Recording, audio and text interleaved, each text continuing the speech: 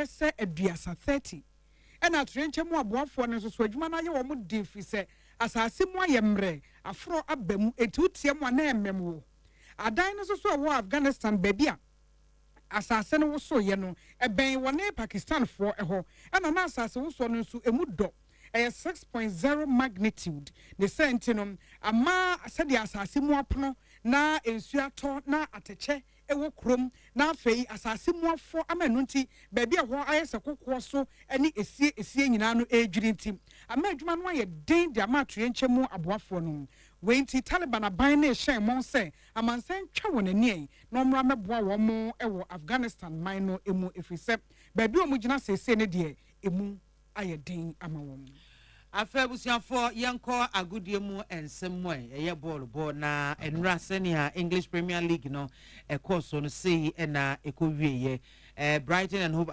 Albion ene Man City eto ehia no Brighton for echi Man City ehia omo ekamienu omutimi etiemu baako Nottingham Forest ene West Ham United eko ehia no West Ham ehia womo miensa womo entimi ante Liverpool echi Arsenal ehia womo ekabako we never walk alone Aston Villa ene Crystal Palace echi Aston Villa ehia womo ekamiensa womo entimi ansemu adabraka Spanish La Liga no so enra sei na ekoye Celta Vigo ene Villarreal ehia womo emugo etipenkro afei Atletico Bilbao ene Real Betis nso ye share Betis kabienu omutimi etimu baako Espanyol ene Osasuna ehia Espanyol ehia Osasuna baako wentimi ante afe Rayo Vallecano ene Barcelona nso obi ahye baako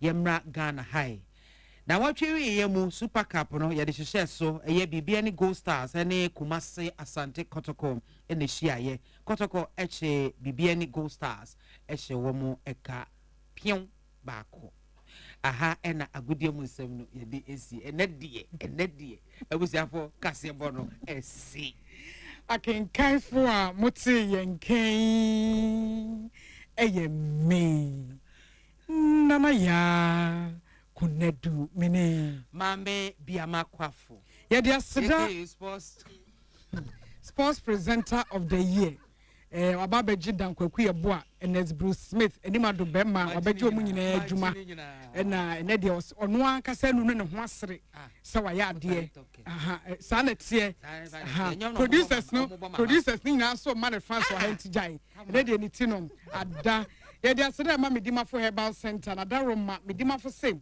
wadna ya rehwe ni bia be pie pokwa se mayira ha nti wa ya re be jeje wo no wo de ni kire ho no ho obeboa mo afiri mu sisia de wo pa wo waposo ni nyina medimafo si pokwa se mayira eho ene nkrofo sanmane Dr. Time da so obegina no aboa wo 0244774282 0244774282 and 0500727215 0500727215 First Atlantic Bank was so refreshingly different. Na say ye when it say wa J Digital Bank of the Year back to back. The entire this same. Yem banki basahare so. The yem rehu yen twa kwantentin konko DQ so.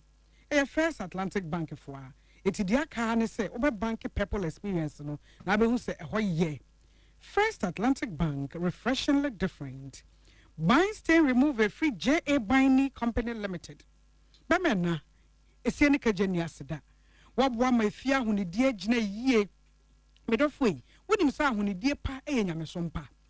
A to a dry ho, or Mukas the kitchen ho. Tiles neso, a fem ho. A me when ye busy basa bionwati. J.A. Biney Adaroma.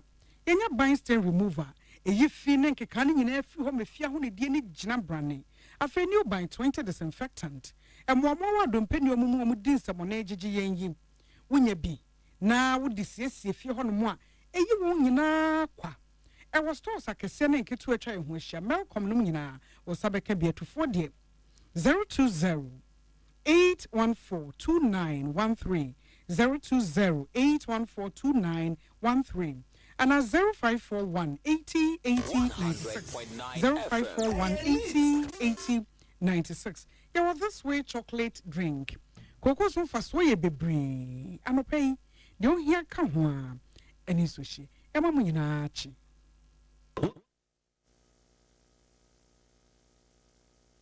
Utie oha echi ponkno.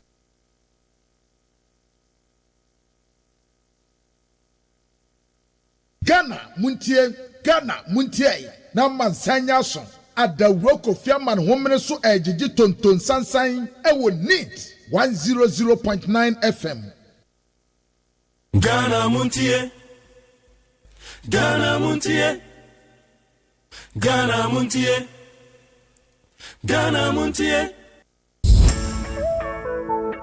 Are you frustrated by late deliveries? When you're professional, no one install with AC and TV and the insurance kura essence Duke every Max Buy abba. Better TVs, ACs, refrigerators, any washing machines, and Max Buy. Now enjoy free delivery and a professional installation within 24 hours, all within Accra and Tema at the comfort of your home. I send you out here now, absolutely free delivery and installation. Order online now at maxbuy.com.gh or visit selected Max Buy outlet to start shopping. For more details, call us on 054 401 9552. Ghana muntie na mansanya so adawro kofiaman homene so ejiji tonton sansan e wo neat 100.9 FM. Ghana muntie Ghana muntie Ghana muntie Ghana muntie.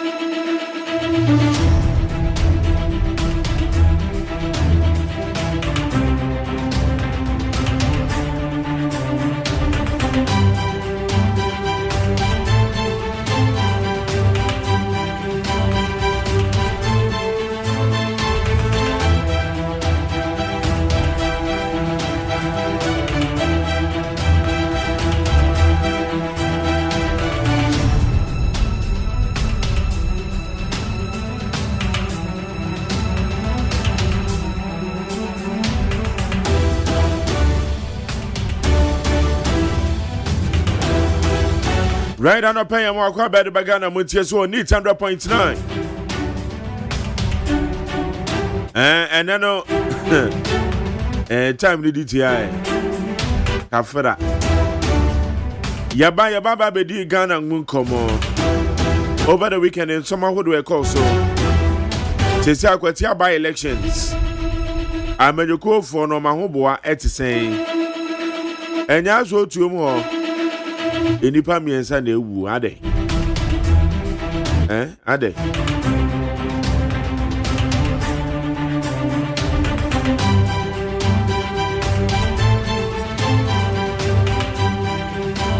enya so tuom so kra de madam for pana say wa ba be MC o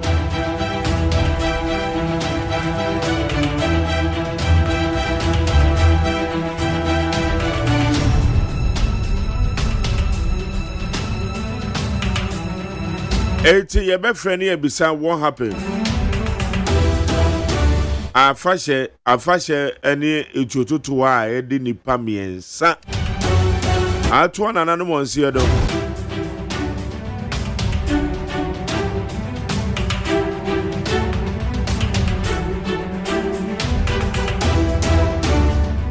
But don't for Parkos as upon transfer. Sarona Masacha make up my phone so I didn't do. The Obokrata most of the Bebro solid interviews. Within the Mark Jerry or OSEI AGYEMAN. Kwado da me ado na me producer. Abena Frima Bankro. Nana ya Osafo mu in charge of the social media handle. My boss here friend Kwesi Abuaje the darling boy. Only me my supervisor, my channel manager. Dr. Father Dexena, executive producer, fully supported by the general manager Kennedy Asantio say. Yaji Adwa ya the Ghana Montie near the Brewe. Now weekend in normal course when himself Ochena and Kwadani B school. Ebiana refuge. Ochena dodo na ABA school. Wamusuku fees. Wamusuku ntade. Wamumpabwa wamubak. Moi momano eko eye aban suku ne de wuntu school fees. Na mu makwada ne bag ene ne uniform ne te ne pabwa no check the awine no na obehye kwada ne suku omanimo ana waka no ahye ne so why se eye dia beto books foforo obi else ne ba kwa yira pen obirim ne de eja nyina ahye ne chi okosoro ba fo beto foforo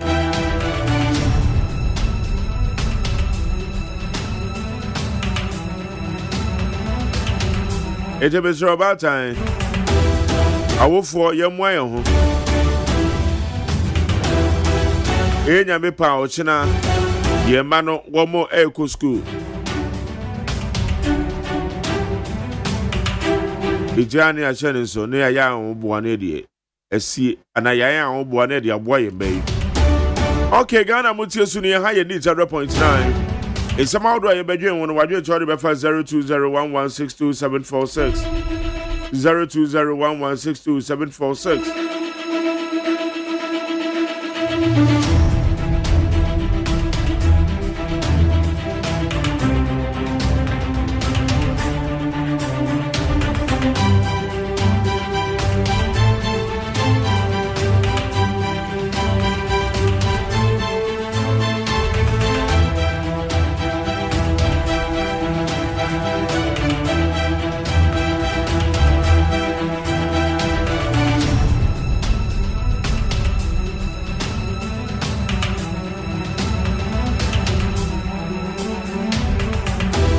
Now, when him say Ablekuma North, a year election rerun, one more equine Yamrasam de Mrasha almost a running new woman, the Nipa watching a police for them call court.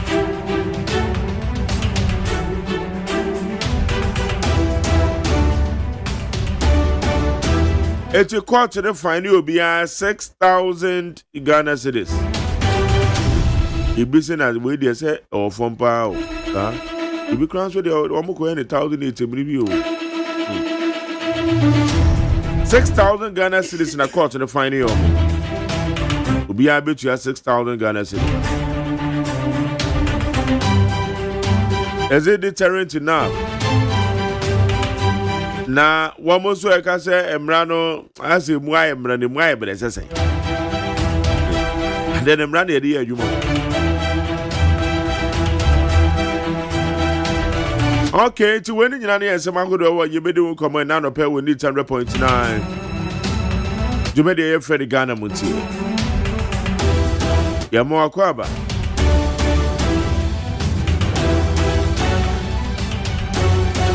Of course, you are permitted of a partner say, Amazon Chame Kwamama for Jack Toronto, my partner in crime. Oh, no, so I goes, Martin. Ya odo. But when I be a quay. Oh, Yamia, we are mobile pa. Yamias. Yamia, we are mobile. In Kakra. You go so. Yeah. Jack. I shall why shit. Una Monday, dear. Oh, no. Ni shirt we so efe pa. O sha ya meta hwe pa. And our combination. It's a calculation. Combination. It's a calculation. What's a blue bee woman of bought down? Also blue. Hey, Bray. Yes. Combination is a calculation. So I won't lie now. Oh, Kabana Saudi when near be. Ah, Obia, you are, obey to me. I can't let me say. Well, you said you only more. Kwabena de nani abie. No kra de e ba ko pe. De nya gobo. Ye kan bie pa. Kwabena no what do be hwim zaye de. Samani abie no. Na se ma Jerry unim. That no na was sister. Yes say.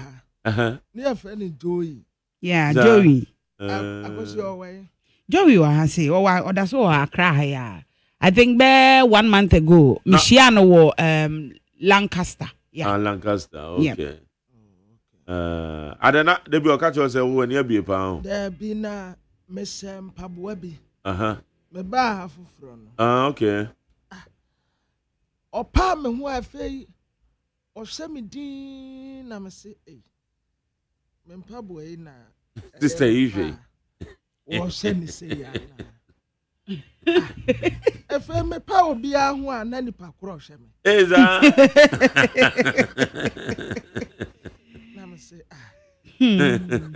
Just na de ma wagum. Wagum. Ma gari bless. Wagum. Ma wagum pa. Na me pa obi a ho a no hwe me pa obi a ho a no hwe me. Anna Mr. Brinya. Ofre me say me we memra. Asam no uni say minima asam kro be ka bat. Eh mesre. Me call ya. O say me wura ho ape. Say kwabra yo mpabo ani si tables na me. Mr. Brinya so de.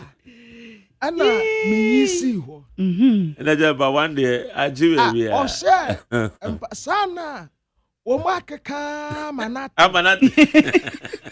But hano say we sa. Where we say menti ase kwa ba. Some me kaba. Enti o say na se no. And o say top no. Ni atro on say obi ni say no a. Yeah. Me kura na ma dwene ma so. Me hu say atro St. Teresa.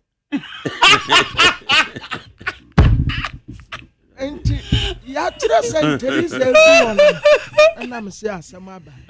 Yes, a man paboa. And no say kwabra say mema dia aya na ase ani say no. Ni na ya flat. I say esi wo pointed dia. Ayem moke. And no say esi wo pointed dia ayem moke. Kwabra mi buya bia ate. Enti opa me tell mama nsebio. And say ma temi na winim sa obi na de bre odi sa won fa nkoma na yire ana anko no ane so ade ma me si o obi na stifi abrochire baaye enti je koma wo yire so opema sempa ntimenye ana odi ya na winim na ma se Togo yellow top say pan. Ati was it Togo? And na me dia say ne Jensen swa no so ya sempa. And na me dia say say siw no. Enti eyi siw no. Hu mi a siw na be no first. Sana ya mampaboa. Enti woni say Mr. Brenya chan wote no aya awose no. E hwa na no na ode ma me say no oje mpaboa ni gu no office. Just say there me say what kama ono no wate. Na Mr. Brenya grant. So o ma keka ade obi e ka obi e. E na obi azu ntimi mme wo nka. Obi anka ntere me. Ba obi apa me ho ano wo se. Ana ya o. Obi aben wa osrewo but so benya kukudura katira wo say bra ade na yes wo no ma mpaboa no obi anka yes wo Mami you have go there yeah jolly September so ya mebosomi okay so birthday no September September 6th ya my birthday oh birthday yes enya ma Jerry na na o tina ha say o ti say we do birthday so onka eduru onka we ya ni rate me fi we the first time we dey wa announce ni year ya tire September pa Saturday It we say no say Saturday no akwa akodi. It ye beba Monday no kind time we but we dey ye beba on dawuru. Ma tell you congratulations kesiye. Enfama aye commissioner of police. Oh okay. Miss Lydia Yako Donko. Yeah. Ye CID boss. That's right. Such a beautiful and vibrant woman. A woman with immaculate beauty. That's right. Director General. A woman with immaculate beauty. For brains in the with brains. With brains. Obano won fa na COP Lydia Donko. Yes. We were history a been see that. Yes. Director General Criminal Investigation Department. Yeah. And so baby awrade apejano. Sure. Say new position here there. Interpol. Oh okay. Interpol Africa Committee. All right. First Ghanaian woman. Yeah. Wetumi akwa koduru ho. Okay. Ebi nsi wo yabakose musa. Wono ne oba wodi kan. Ya wetumi akwa kopi mu ho nti. We de yania ya beauty. Congratulations once again. Na wodi bra wodi ama wo no. Sa pem kwa anim. Sa majari danu mesenkom wa ha. Elfa no ho. Okay. Yeah, okay wa ha say. Makatra wo say. Okekako. Okay. Yeah. Enna okekako obekeka nso akọ. Na obesa akoduru ho nso. Oh yeah, obedru pa. Ya minsra. Ya ma witiri nkwa. Congratulations. That's all. But that's all. Majari kitu bi. No idea. Honorable Emmanuel Amakofiboa. I would say over the weekend, Ogusu to Anamobia will say Elia a year 2462. Or the Akoma Attorney General say unrevocate. Yes, Elia. And Marjorie. Yen support na Attorney General. Sakrata na abeto ne pono so no e ma ni ndile kura. And tempa Attorney General enya ni ten ma no because you say 1,000-mile journey begins with one step. Sure. Once ya o tu sa na mo we no etre se owo pepa se ade anu agana fo nyina su hu no obeko atia. Sure. Enti Attorney General yasrawo entempa ya yasade yi ma no na emrasebedafo we any minority ni majority yen nyina yen ka ye humom we ade a ehye Ghana fo kon a ye pese ye yifiri ho. Yes. Na no ye ya na etena ha na ye kan ye. Ye say papa yi ye pese o ye adwuma ema ni si. Na se airline no ebetumi ama na ye adwuma ni ye a. Yes ra no. Eno pe ne ehia. Onyema yen. Yes ra na another room. Ya be ya emma obi atumi. Na wa akasem kutankrata. Sure. Krata sem bia ni. Eni ho bio. Because Ganam say no. Abaya abatroswa. That's say go. Anu ade dodo kwabena ye bre. Say unim say eni baakofo enchen bi owo. Dabi. Eh baby a. Ensu a ye nom unim say climate change ho nsem ya ye ken. Eya na me ye wo me page nti me ye last time me call. Because ensu no kra ntop papa bia. No. Na say no ne climate change no. Ensu ntop papa bia. Weda na ye enyu ke. Ye enyu no. Ensu a. Ensu de say enyu. Ena say yensu a ye nom. Ena ne nyina say galamsey. Inti se airline no betumi aboa ama yetimi amma abafom de yemfa ne se yentimi ntu asese akra sa abafom a yes better. Yes resem panimfo ema airline no omo nsan ma no ntem enkom ra hye bedwam na omo nye ne ntem ma yen we emergency nipa ba akofo ntumi fight o dabi nipa ba akofo say na some political parties ni nyina ka wo mu hubom na wo mu ne Ghana dabi we nye NDC ni MPP asem no we dey wa wo be ye NDC ni MPP asem na wo ye obi a wo mpe Ghana yie akosia ya na asem bi nti wa ho enka eni kwan se duru ho but ya na asem bi nti MPP for so no NDC for the politics no and this time around no so oka say una wenya wo ko a wodika no dey but eni kwan say na yes sa na te sa ke ko ba no dabi but you ko ye ne sa enti yasra say yan support no na si yan nyina ye wo pepa say ade ne ha yen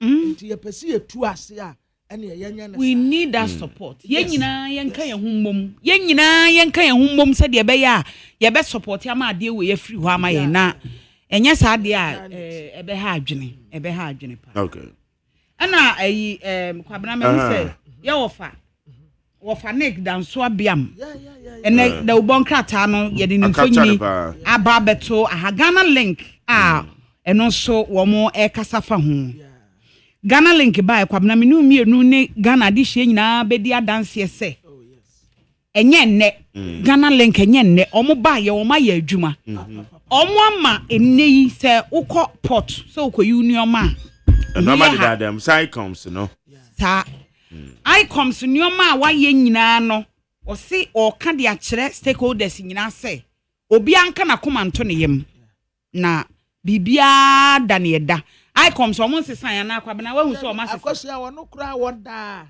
stakeholders no ase yes se wo manya confidence yes e wo ICOMS no and wo se afri bra e ba ya sabio enne pa edi abrenyen no nya ne maketwa sure de wadi kan ne so na chirija woda stakeholders for ase especially wo mu a eye atuma wo port wo mu eyi niama no eye wo mu adaworoma na wo mu ama ICOMS na duru bebi a eduru say jampani sa wo koto sekramesi apata so a kwabena ne peja ne si edi ne si ho nti woda wo mu ase so wo mu anya gidie wo na juma pa wo ye no woda wo mu ase pa okay haye ni 100.9 juma de FM Ghana Montie ya de da obon krata mu sem ne ba beto awso akwama enya so otum so de esi won de young guy young guy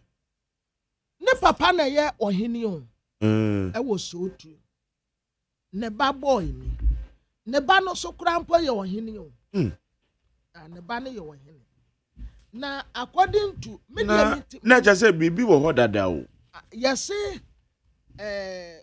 odansi ni bia no wo ho kire se ba bia kwasibufuo no esprinke wo mu pepere o se pekule aba so otuo mu fuo die no mu ana pinte kakresi wo ho se mo aha na mo hye wo enti eni kwan sa mo traba ha enti pinte na wo mo kofre no se de asi wo ho nie enti omra mehwe majari odu ho na na straight bullets kasai yes ana won say sanka nipa na wo tutuo no eye madin o me nkala adene say eye mistake ya kama jari ba ko peno a obeja no ho of fire to aso sa o dani nyina still yes ni bullet no yes etua kanu mu wo dwane na still mo sano pe sabe de wo ho na tese na mo asada se mu bekuna na seden ana se mo setting no up and opie ba na mo kun no what is it na ade a mo ya mo amose aya afase na mo sprink na aduane aba no ni pekum nso de ya da ebem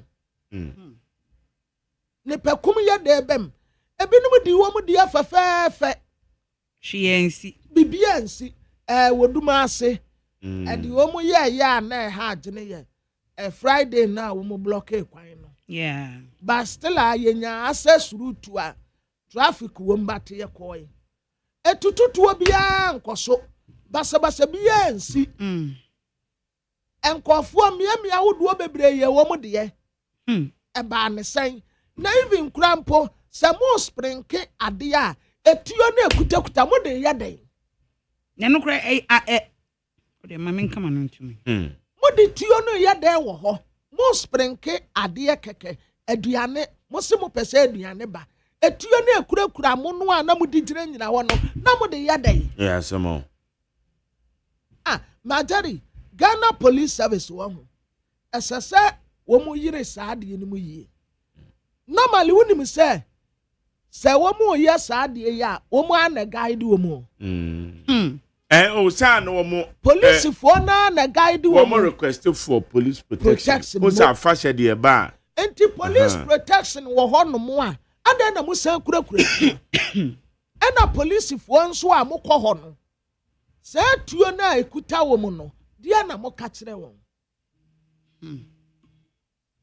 wahu adia na nipa ne ye no eye unlawful eye illegal in the first place no kura no purpose ya ukọ ho bisane se ma se tuo ye ekuta we wa register wa license ya ma wo kwan se fabra ha wo de be ye dan oh it's not nice enye entasum kura enti wo hene ne ba no abu omo aboni tuye kuno aboni tuye kuno nana no so ya se babra wo se makase ayie wo mo ye de ne mama mienu se wo se dipa miensa o kire se wo okay o hene na mu no okay ne ba pani be ma ba ko afiri mu ena ba ko a waka wo no so hwe ya boni tuye ya ana etu na se ka nipa be miensa o mu nyina nso ato na no wonse etu ba kwa eto ye na na se ototo say so to you well we don't wo mo toto no bebre edi gu wo mo so yeah some okay high need 100.9 Jumedi FM Ghana Montie amasachi amekwa na manfu ene akosia sapon kwa mo me fa krata ene na yembubom de wo anu be my go yeah abusuafo ya mamu ate ya sama mu akwaba aha ye need 100.9 eso enie na adobokrata mede mamu ate bio no aye daily guide ya nim ha wode MPP amanyoko mu akokudam mfoni abetoa Dr. Alhaji Mahmoud Bawumia wonna wodi nka wa ha Kennedy akompra kwa Japan so to aso Doctor was say ya wedutum ono de well and sada kan ya dendene ho bebre Dr. Brian Champon yes ono sitine mo dendenden kwabena je Japan well it's good yes na eno no obi sasa hwan ena elidi MPP amanyoko ewo 2028 aba yebetuo no mo Moses Baiting ena Moses Afeti positive yase NIA chairman ena wo praise wo no say margins ID group o ma ya ade pa ya Ghana card ya ye o mu na o mu ya mayen oti regional record 22,000 typhoid cases ewo ho na tesa typhoid no pagya no homene so wo ho no mo pa na aside eno the Bokrate ya side ni Abu Kwasibu ya yebo ni tuo ya ewo so tuo mu ho no ya se ono ena nipa miensa eka ho o ma to ananam wanse do ebi so aprepre mu aden pa em ye do mu akwakogu aya sabia bunyini basabasa ya ekoso no enipa ewuo eye baako edu wote nipa 18 ɛna atoa nananom ɛwɔ nseɛ do saa basabasa ya ɛkɔ so ɛwɔ piano daily guide Mame mfa di chronicle da obokrata no chronicle da obokrata no ɛna wɔka asɛm na yɛdi ho nkɔmɔ yi onimonyamfo ama Kofi Bua ɛna watwerɛ de akɔma Attorney General sɛ we yɛ formally or the akɔma no sɛ revocation of LI 2462 ho asɛm na yɛka no yɛgu so twɛn Attorney General sɛdeɛ ɛbɛyɛ a yɛnyina yɛbɛta akyiri enti chronicle da obokrata de ho asɛm aba wɔse IGP ne Galamsey tax force no wɔn da so yɛ operation wɔn gu so wɔn nyaayɛ enti chronicle da obokrata no ebomu amane ɛwɔ anɔpɛ yi da obokrata wɔ de baayɛ kwabena wokai owura Edward Nurudin kobena ebokwansa ai na papa yi wayɛ nsɛntwerɛni akyɛ papa ai wato anananom onsie do na wɔtwe awieyɛ ɛna wɔnom kogya ne kwan na ninti ne akuku dam wɔn akyerɛ dɔ na na adokra akɔ hɔ bi titiri pa ɛna wɔn kɔpie mu ɔpanyini mi gidi pa sɛ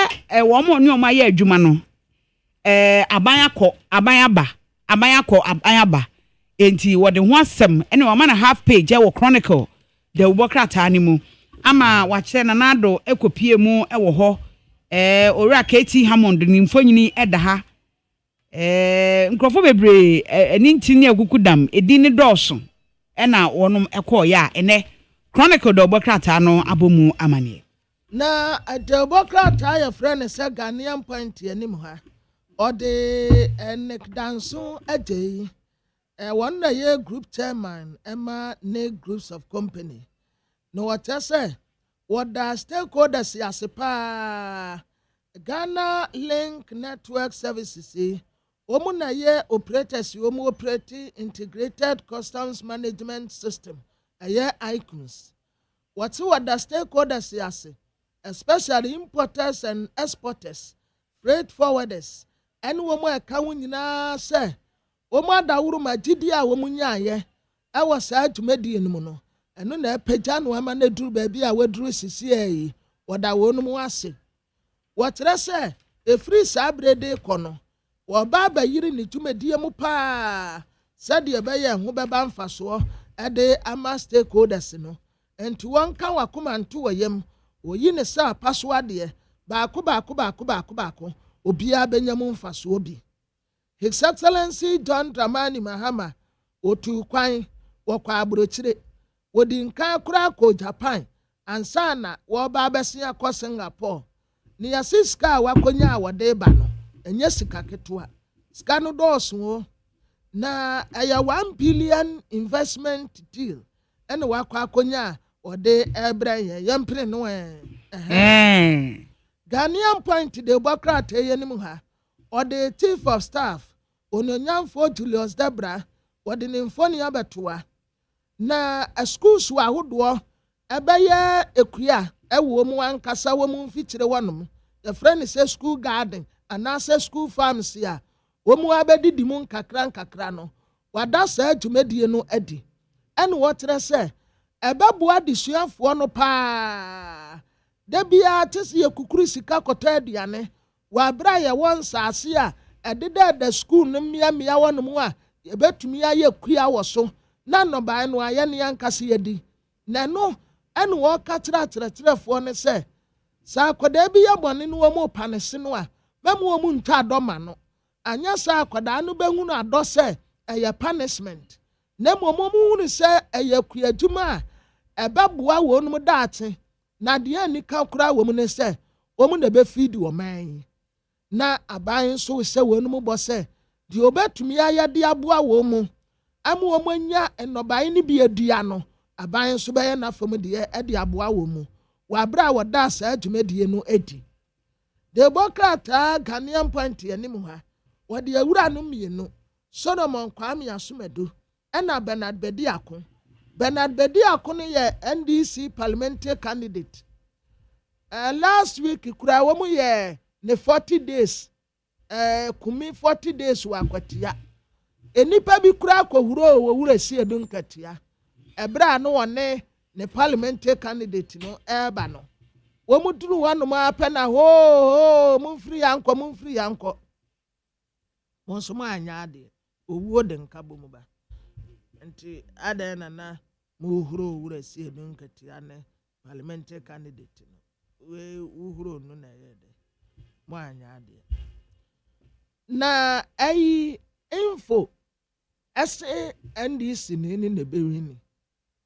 Na say info na seme tumi bemu a na kyerɛ sɛ sisi ade wɔn no akɔyɛ political prophet asɛ ɔka bɛm ɔsɛ itina wɔsɛ NDC ni na bewini ɔsan kura de percentage no by percentage deɛ yɛsɛ wontumi nya no 100% because efficiency there is always a friction but they have a margin and then yes efficiency you can't get it 100%. That's right. Due to friction. And the only bar the basis is anti adamitrim dada. Enti Bernard Bediako ena Solomon Kwame Asumedu otena urade adoma ma so otena yeah meko obekwan meko akwatia akwan ne dem sisi a efri as I said the kwan emu da oh wa yeso yi oh okay that's good me ne me mpani obi eko anti otena urade adoma nti kese why je so umma adwuma oh me Obeba do be free muntem. Ba quantum. But someone say free hair kono. Baby ananka eye problem ye. Ama saman. Yeah. And I just say where you so. Aha, sisi ade wa yeso yi.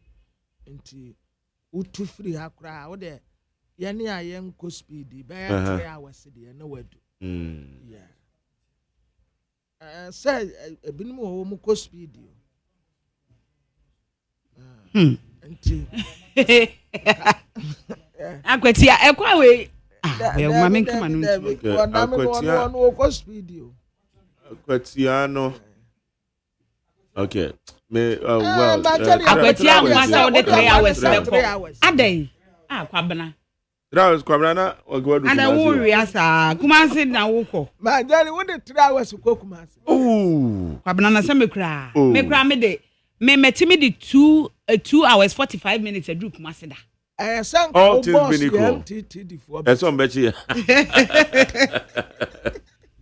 all things been equal say find them ya mo konya speed ketwa speed ben ya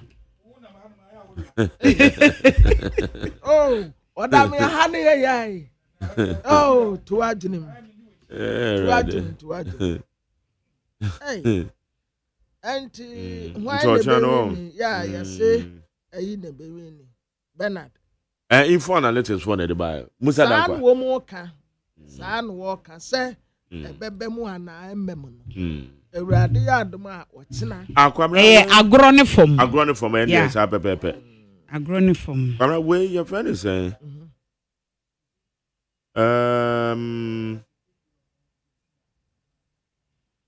yes it teach teaching so yes nipa 4 bi ekowu and so festival ya enu kra na ba earlier enu ba earlier than the see was so to me anya o se den no tashi de no de one say me call Kofi Annan nti we have a page I won crofo mu free hoba na omo de toto so they omo the videos kra toto so kwabena there be added say yeah afashe de kedin kabomun ene entiase na eba hwe de eko na ye nyina yesu a ade nkabomu ba nti minim de enti a we de entokwa na eba ye wo school no ye tro the benefit of festival 1 togetherness 2 to contribute to community development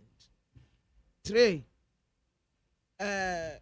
to build public toilets And to build public toilets. Yes, and schools. Mm.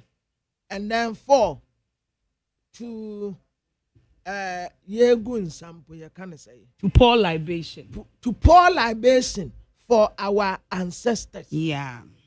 And 5 to Yeah. to think to think about the community development. So kasa menka the benefit of festivals here. Met me a kabeye 20. Man kind of baby say to bring conflict or to kill human being. And to set it's not conflict to settle. So if you are settling a conflict or any conflict among the people, dispute. I was said done in Tokwa. I was said Na done. sa de no kura no. De bia ma jedi mi bisa say. Yeah. Se obi tan wa ho. What be fam? Me se matumi afatuo. Na ma address it to say wo mu di nana na ti no. Me hu se wo gina won mu apɛ no ma bo tuo. Me bo tuo wie pɛ meka say eye afase no ne ya tutuo ni bi ɛna ɛfɛ mu bɛka ho. Es denti na mu kuta tuo. Mu di tuo no kwaya dai. Wow, it's not nice. It's not nice at all. Debbie. And Yanika. Wow. Oh, Debbie. Yaka, so when it's a quatian so no, pentem be copy more. Yeah. Now what you done as Yeah, no mu who is a dunketiane. Nana, a resident Catiana, and a but one the parliamentary candidates in a call, yeah, and Nana or de no chia. Mema, ma Yankwa so na Mustafa Gbandi, Deputy General Secretary. They see in national and himself. Yanu new common in Bisano. For your match, there's a Yanako and I could tell to say.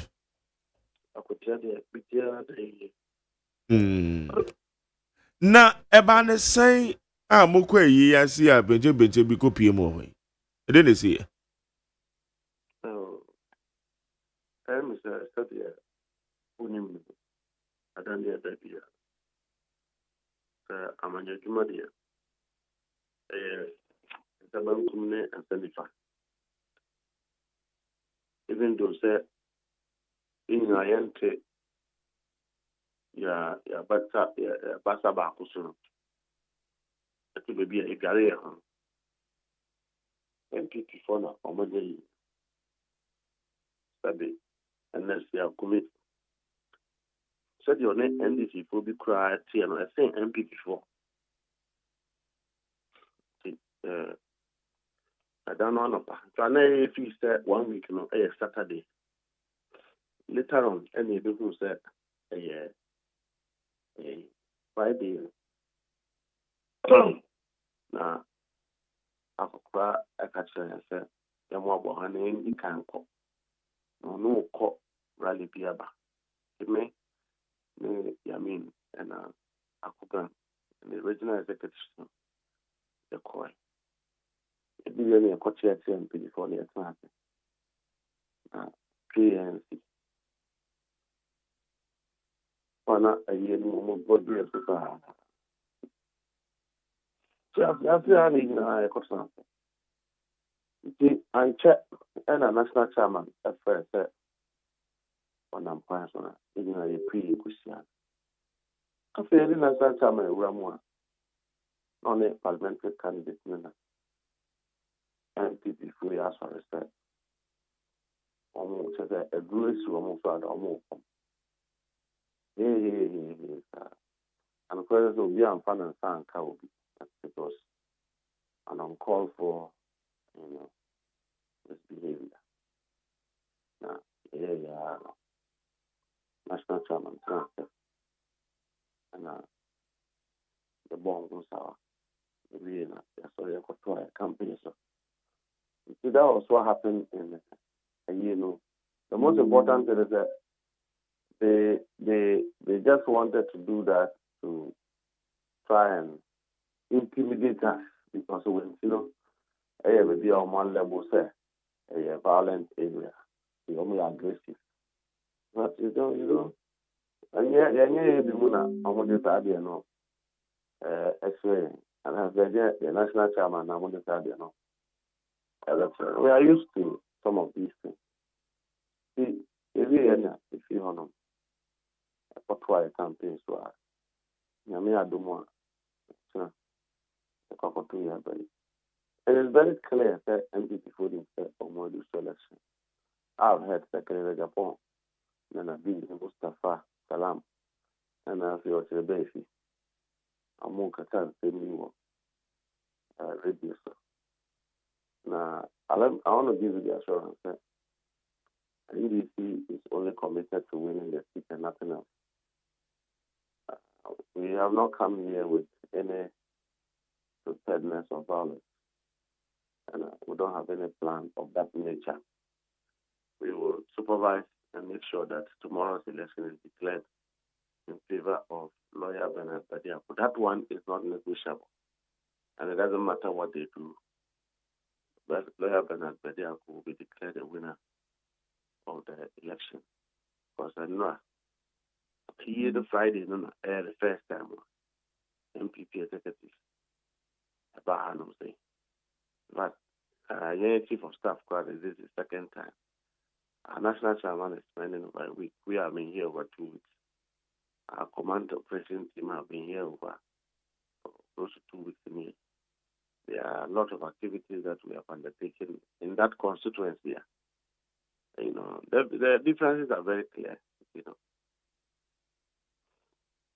Okay. Na butai pa because said ya yehu infoni no ekru enti said ya work on na sa supposed or purported supporters of the MPP and not butai pa na ne saying say no more yes sir. I don't think you will beat him. But you who it's quite very strange, sir.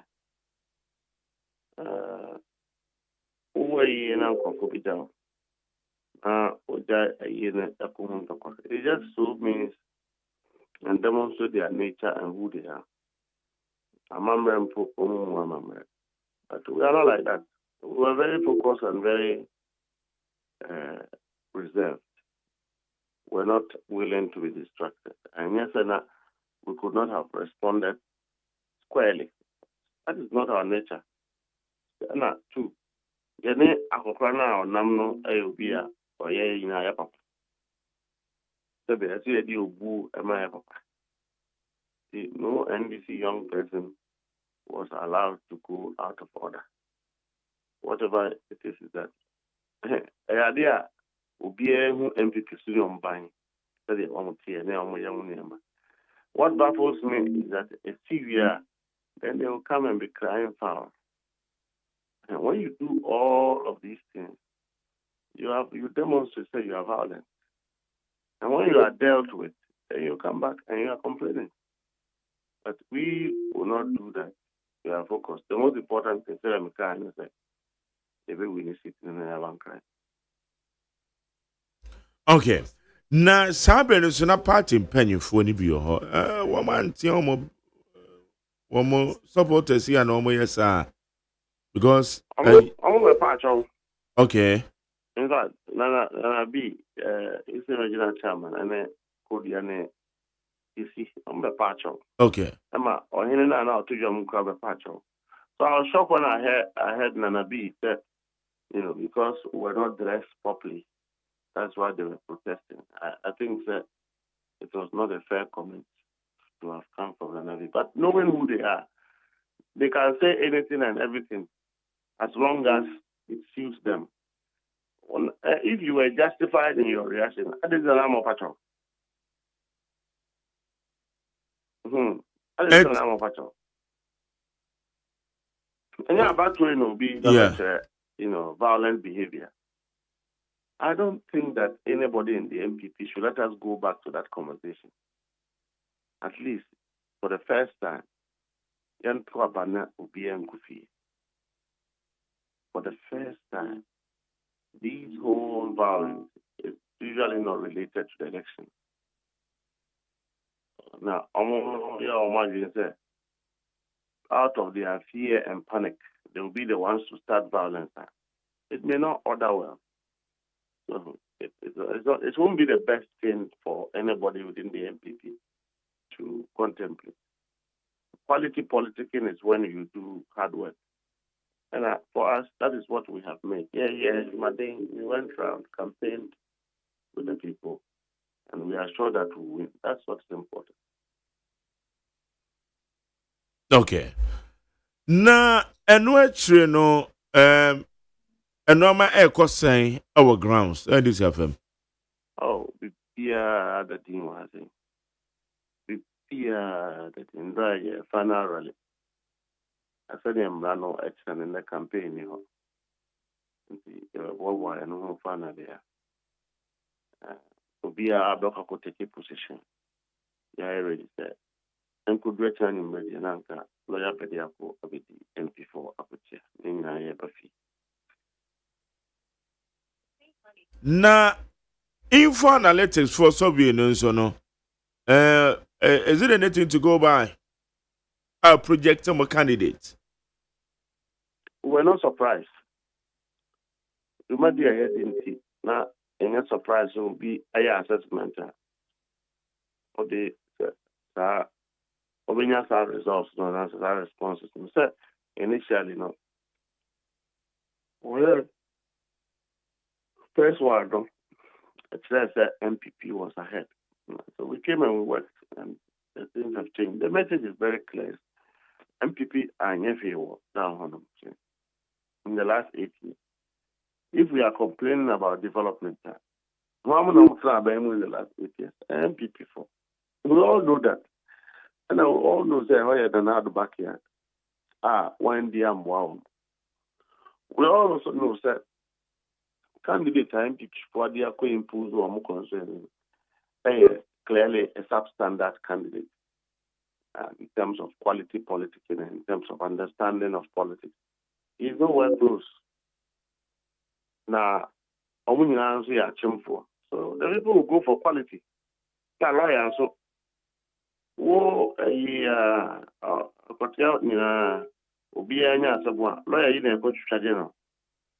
in fact, candidates in the crowd, or their case are lawyer yana kojeno. MPP candidate no nya case lawyer not be there kuya na co-defender. So it's clear. Now MPP have never been in the constituency until recently. Friday no matter American. So how do you do that? Now the Oma constituent Toma and but that's not the focus. We are in government. To be to me, I be Diamawa, Yenny bit me earlier. You know, a system, no. It's very clear.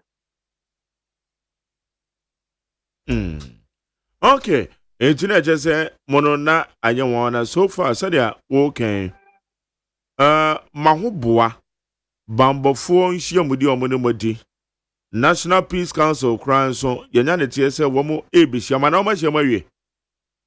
Wo misia ye wo team today. No ye aduma mpanifo be di na chire e dey. Okay. They will feel that agreement. But we have been told that meeting is coming up. I think it came up yesterday. Okay. Enti wo hwe mahubua mo agents mo be yusu owo ho. So far no ma ekosan. Matimi atoto ni nyina wie. Deployment be as say you know, we are done. We are just waiting for tomorrow. All right. For you better say anopay inti yesu ye de anybody akire ba ye jimi di say bibia be boko because asumdue ni ehwehwe o hwe dem botaye te say National Peace Council bi shia mo amanyokofo ya na ye nyina no ya asumdue ɛne ahwehwɛ sɛ mo nyinaa maya krado sɛ mo bɛhwɛ sɛ mo mmeranteɛ mo mmabaawa mbɔkyitaafoɔ wɔn nkɔyɛ nneɛma bi asɛbi o ɛnsɛ mfata deɛ yɛdeɛ yɛafa mu deɛ saa nneɛma no ɛnni hɔ ɛna madi kan ka na berɛ biara sɛ the current crop of executives of the NDC, we operate like Americans.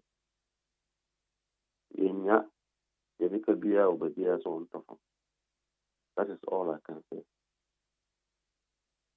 Okay. And I pay you dance say when you didn't come on. Nyame and council to be any anybody actually. All right. Mustafa Gbande, Deputy General Secretary Edema NDC. Inti dia koso ewa kwetia. Eno so na pete beje se weekend idie. Weekend idie. One meye festival hey. 1 weekend so hey. Henry Nanabuache oye lawyer ni oye national organizer dema New Patriotic Party. Owa amane so. Your son and brother friend Nana B. Nana B mache. Na ebo mo te say oh. Chedi ambo adaramo biabo. Ye de yakopa ase. Na eba ne say amunuanom ebe chie yiase a afi mo mrante bi ne anamochita afo yi bi afi no mbo mututu. Ade. Na omo ba eyebi. Wama me Oh, minini. Na wama de what happened? Na Mustafa on kasa and oba o se ono no sebe. O mane bo amato fo ma o ko yi no. O se kaki brown de boy. O mane bo amato fo eye o pasapon. E to fo ma ye na yi no. O se kaki brown de boy. Joseph Yami e mane bo ama ene NDC penimfo ne ono ane wofa sapon. Eto for me. Yami o say t-shirt, I mu white, emu yellow, emu black, et say camo, and the boy. Candidates now, no. Jabe, and as you go to your brano. When Jimmy Cocher was your poor and Cocher will be or no about your white was a pink. White was a pink, and a summer. Here I said, get to Moody anymore. Or she said, but a colors be. And all then is actually minimum all year, which I would sign. What are you talking about? Or then is that minimum, if you chose. Let's have company. What do you are yet already know? And this is for Mona watching a branch here, boss one. Mona Mahan one. A branch where we near back over 2,000 votes. Now, 2020.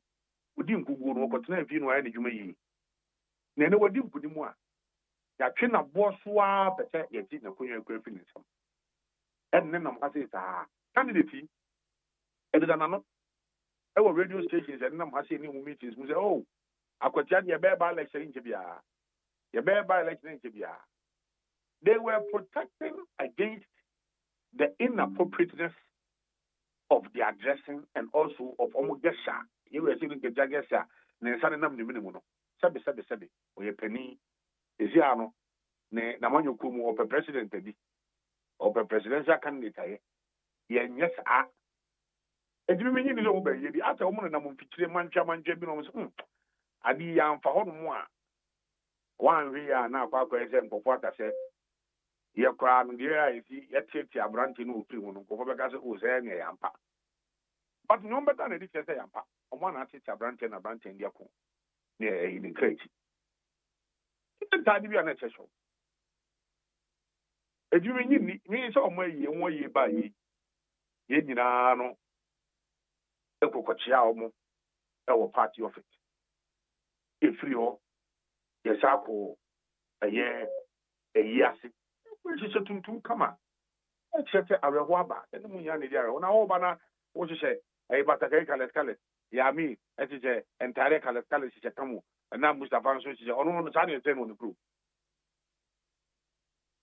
na mo safa so se ati asabosa bi na mo no ma oba ye bi obia no attack you.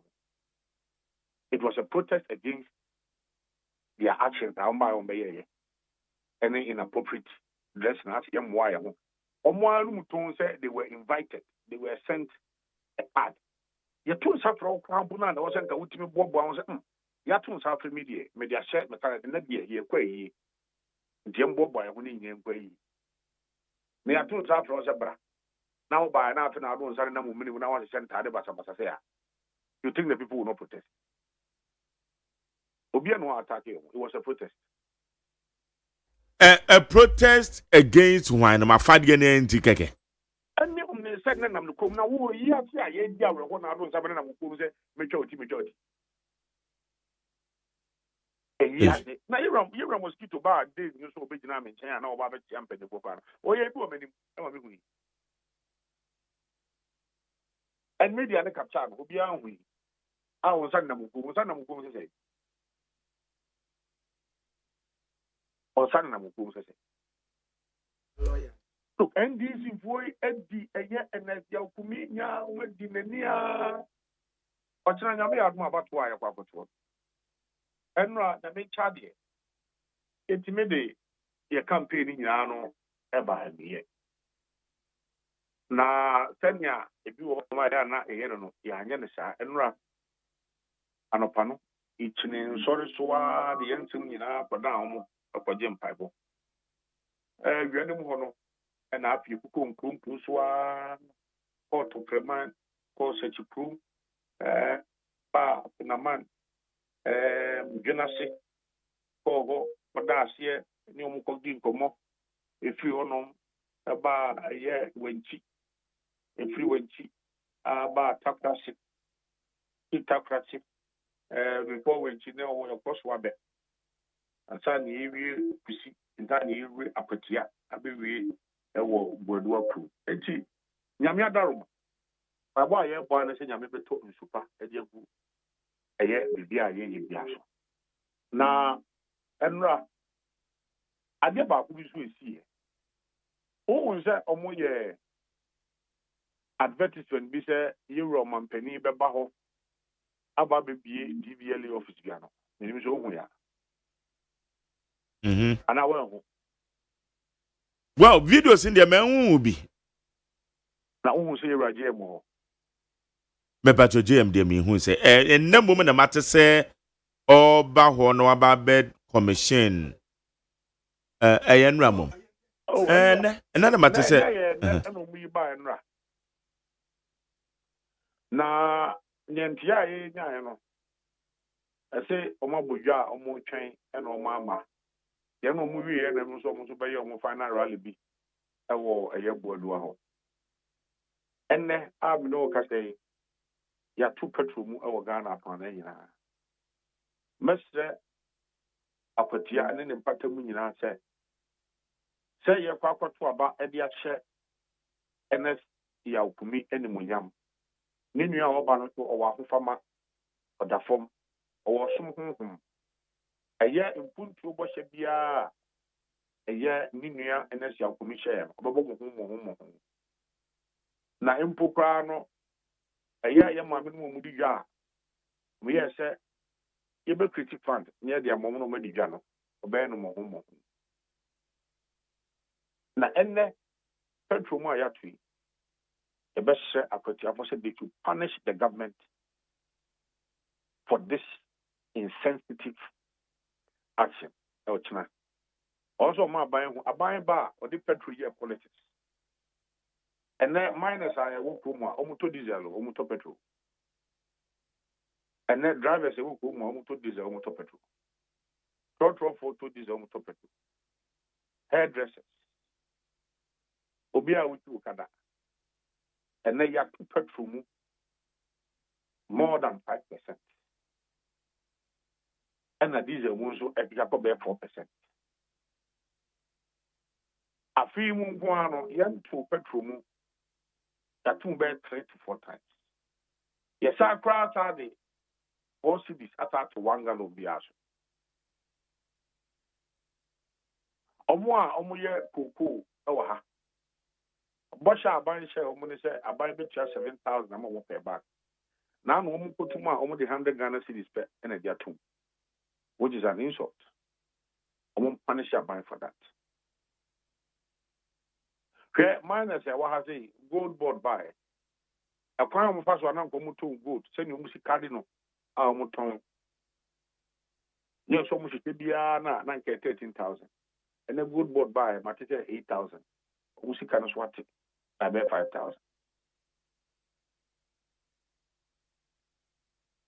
ɛdiɛ deɛ yɛka sɛ nyame animonyam sɛ nyame yɛ adom a ɔkyena nyame bɛhyɛ no bɔ animonyam nkonimdi bɛba ebiem mesrɛ wo policefoɔ nti a yɛnya ɛnora yɛnante nyinaa mede video bi bɛto wia na yɛsi yɛ deploy 5,500 men ɛnso checkpoint nyinaa na ɛhɔ yɛ empty checkpoint nyinaa mede video no mede asɛnde o producer ɔde me checkpoint nyinaa na ɛhɔ yɛ empty yɛsa te sɛ nipa bɔneyɛfoɔ bi akɔkɔpempam fake police uniforms ɛno ɛna ɔmbɛhyehyɛ ɛde adi atutrasɛm bɛsɛ agp ma ɔmma nkatebɔne bi ɛmba mbɛfrɛ ne dwumadi a wɔdim ɛnɛ Ghana oyone no ɛyɛ adi ato sɛ dodo ɛnɛ wokɔgo Jalanda ntɔkwa basabasa asi hɔ bɔko nso asinsɛn yɛ kom dada na ano yɛde hɔ bɔwɔ ntɔkwa bi asisi a nipa bi nkwa afirim mɛsrɛ we want to come to Akwatia in peace and live in peace. One more I remember almost have fake uniforms, he be Kumase, and then I assume Moshaba. The rest say IGP. Mehu video na me producer ede akyerɛ me. Na wo kan bambo ho no de ehu hia epa o. Mo de mani to form na mo hwɛ sɛ the arrangements here be beyond this text be a ifre ne kɔ no yenim insakra betimi ya ba ba mo de mani to form a it is arrangements that is saying oh na me guys say Director General Operations Dr. Gary Babaka some of the 5,000 yeah yes we have seen the presence of the police okay but checkpoints no I know na you know equity lapse ebi man amaka na say obi bia obia no hu hia so many max also be attack born boso you hu ni pakro no omo so why man so the fake in so ba no also police fear we want to have a peaceful election they are calling Jerry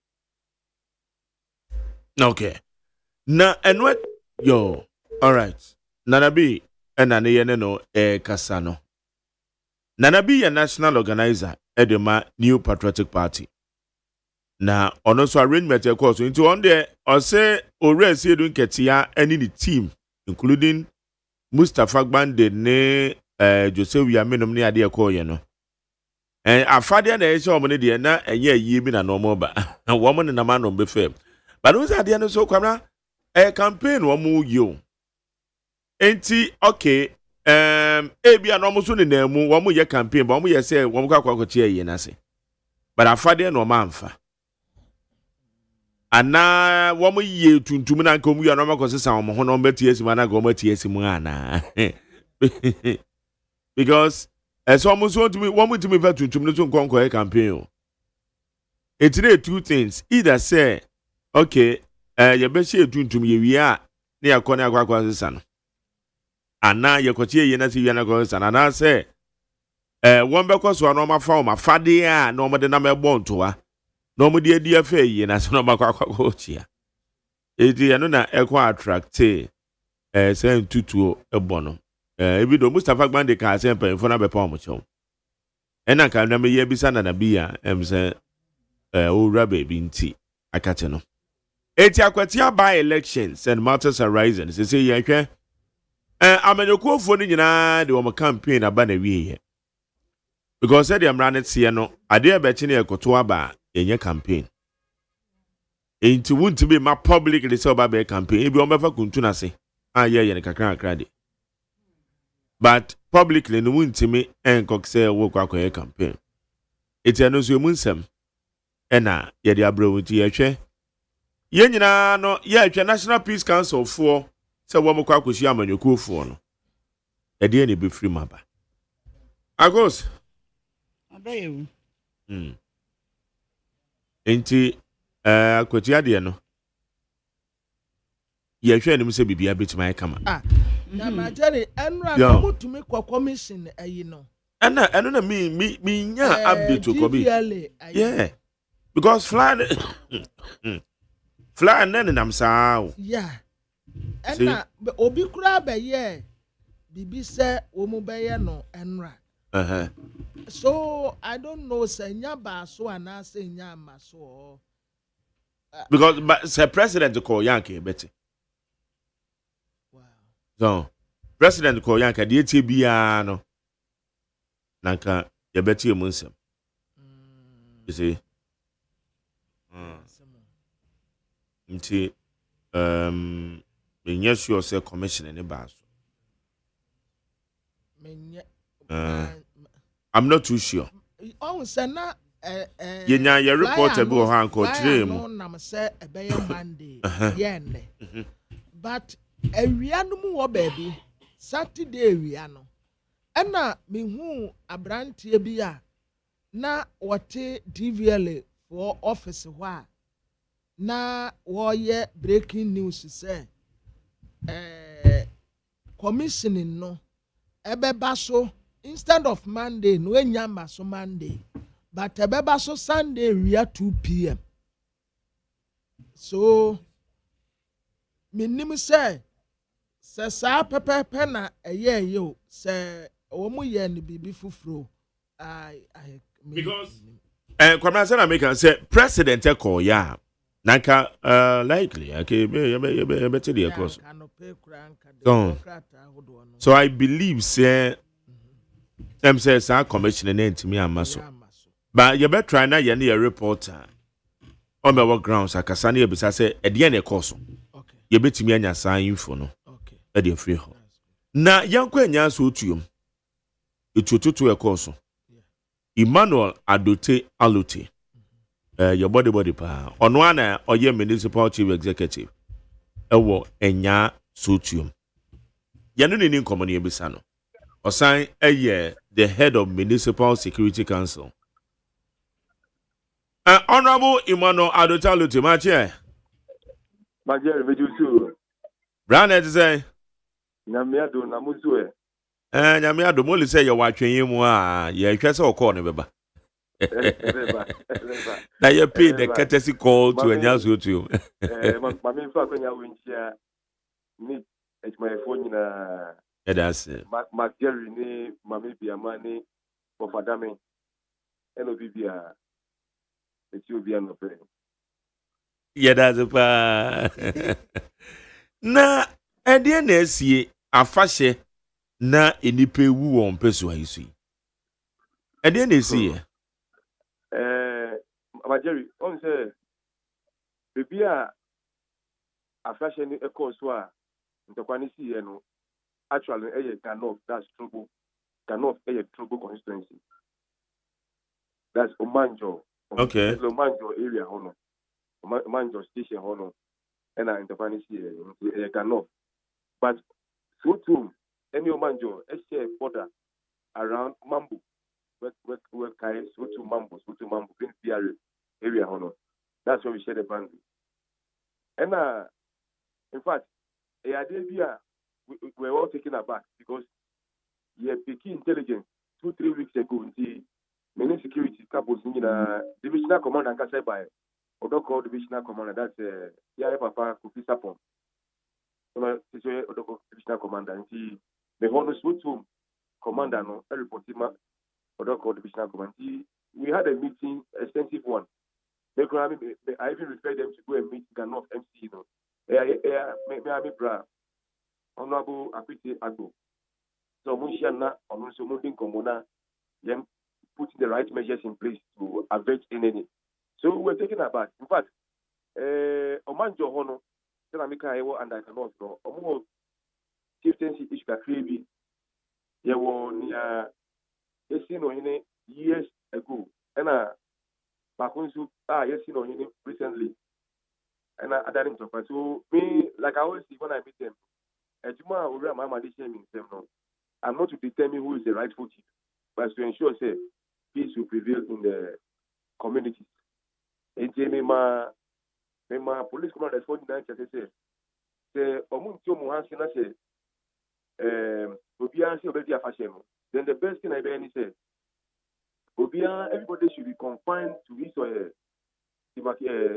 demarcation. Ufie and Ufie him. That is the only way you can do whatever you want to do. But in fact, near you know from Ufie and back Ufie and answer from a far distance, there be because there are issues. So those are the things we put in place.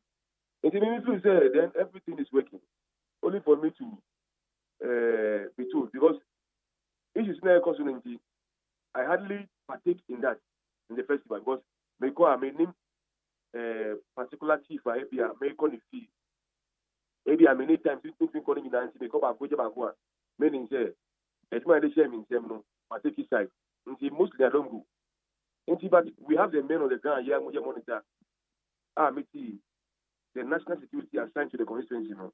A friend me and say, they see you, but Baku, everything, but all the way to a location where it's supposed to be so. And other fashion is to heading into Kaneko Shion. Maybe we say the Quadia said to me, see, where can we come here? Then the police will come in. But I don't know where the gunshot came from. And I feel so in Kofoe, they are also not thieves in Amanjo. Wow. Me and Papa, so to Heneno, Ni Ufori, Usabu, near Onaneba. I also owe you healing for Kwashibu, Eben, Kwashima Highway. So, my name is here on no super. Once I passed the two friend, other community. They be a friend in that capacity, Kwashima Chief, the bois, and Yankoti is in there, or also to Tokano, as you say, no, okay, won't be, or no any two other people. I say, this is what happened. As I say, the police is in full control because over the weekend, many honorable MC for Ghana, they mean at the police at the commodity, you call other divisional command, and we ask for more men on the ground to keep us. It's a minute can say, yeah, Papa, Professor Paul, the divisional commander, any Sultan command, I must send more men on the ground to avert any further escalation of the issue. One is once a two chief or in the bomb, but also a branch in branch of more all the way from Jamestown, Economity, the Vonina, Onoye, Mantini, Edima, I don't think so. Oh, you come in on men. That was the reason why I made start police policy. We should have more people, more police on the ground. Now, APA in Kokonusu, Anko, have different routes to, retaliate. Which is even Danyado. They bear the police for every Juma. And we are expecting, say, or more years, and run. Yeah, now won't say a woman make you arrest to be out there. For now, no, they make some arrest. And I'm not too sure of the details. Also, some of these incidents, essentially, but for now, no, they made some arrest. And I'm sure, say, they will drill down to know the actual people. But details in the gentleman can't ever wait because yes, I don't know. Okay, say na maybe you'll be able to say na or their film, but the men are on the ground, so you can speak to the Sutu police commander. And I say, boss, the don't call divisional commander no, or officer so now will details in that regard. But for now, the men are on the ground, the policemen are on the ground, and then we are controlling everything. But the ayatete say assassin won some said na wo church mu na we kra de adentina e te say etu okototo manipa miensa say it confirm enipa miensa ana ebika ho I te say wo mu ewu enipa 8 ba miensa na ewu ye Enipa 8 in April. No, now come on, you prime 8. Okay. But that's a confirmed one from the police. Police in almost but trainer and they have been injured. But I think 1 or 2 have been treated and discharged, but the rest are still in the hospital. That's what the police have picked officially. In common, how many police go ahead, that's what they have picked on the ground. Say 4 or 5 April, but trainer it was the Because the yebi san say I didn't say Kobanisa. Na bibi woko dada. And a trigger sa action way and I said it because wuni your cannot ese mutimi establish you and hwe ni year na da chibi mono na akwa kofa se bebri akwa koba. Yes. Like I told you from the beginning, a chieftaincy issue na on say obi wo sebi ni won fano but obi wo and there are right ways by which we go around some of these things. And yes, for obi another young man. Wow, that's what has created the whole thing. And of course, once the chieftaincy dispute, it's over a particular jurisdiction, which include land and other assets. In Jokas and Sema, that's true because a man to honor, and the other things over there, and it's not Obi when I'm a wow. But the whole thing is about the chieftaincy issue. And I feel so police for the moment say Ebia who say who know the rightful person. I say you sprinkle the people now. Do it within your compound, any will fear any, but don't move at a distance beyond Ebia 100 meters. That is what we set in place. And in the often time running there, we have to deal with the person. And they say, we'll do the person. Because the focus is all like on that side to prevent retaliation from other fashions. But when we are done, whoever violated that rule will be dealt with. That one there will be dealt with because your name say free fear echo be fear and I say a very far distance a very critique issue. That was the reason why you put it down measures and say be confined to your place. I say need to have maybe I'm saying ship house and road that and no just be there and do that. But who trim road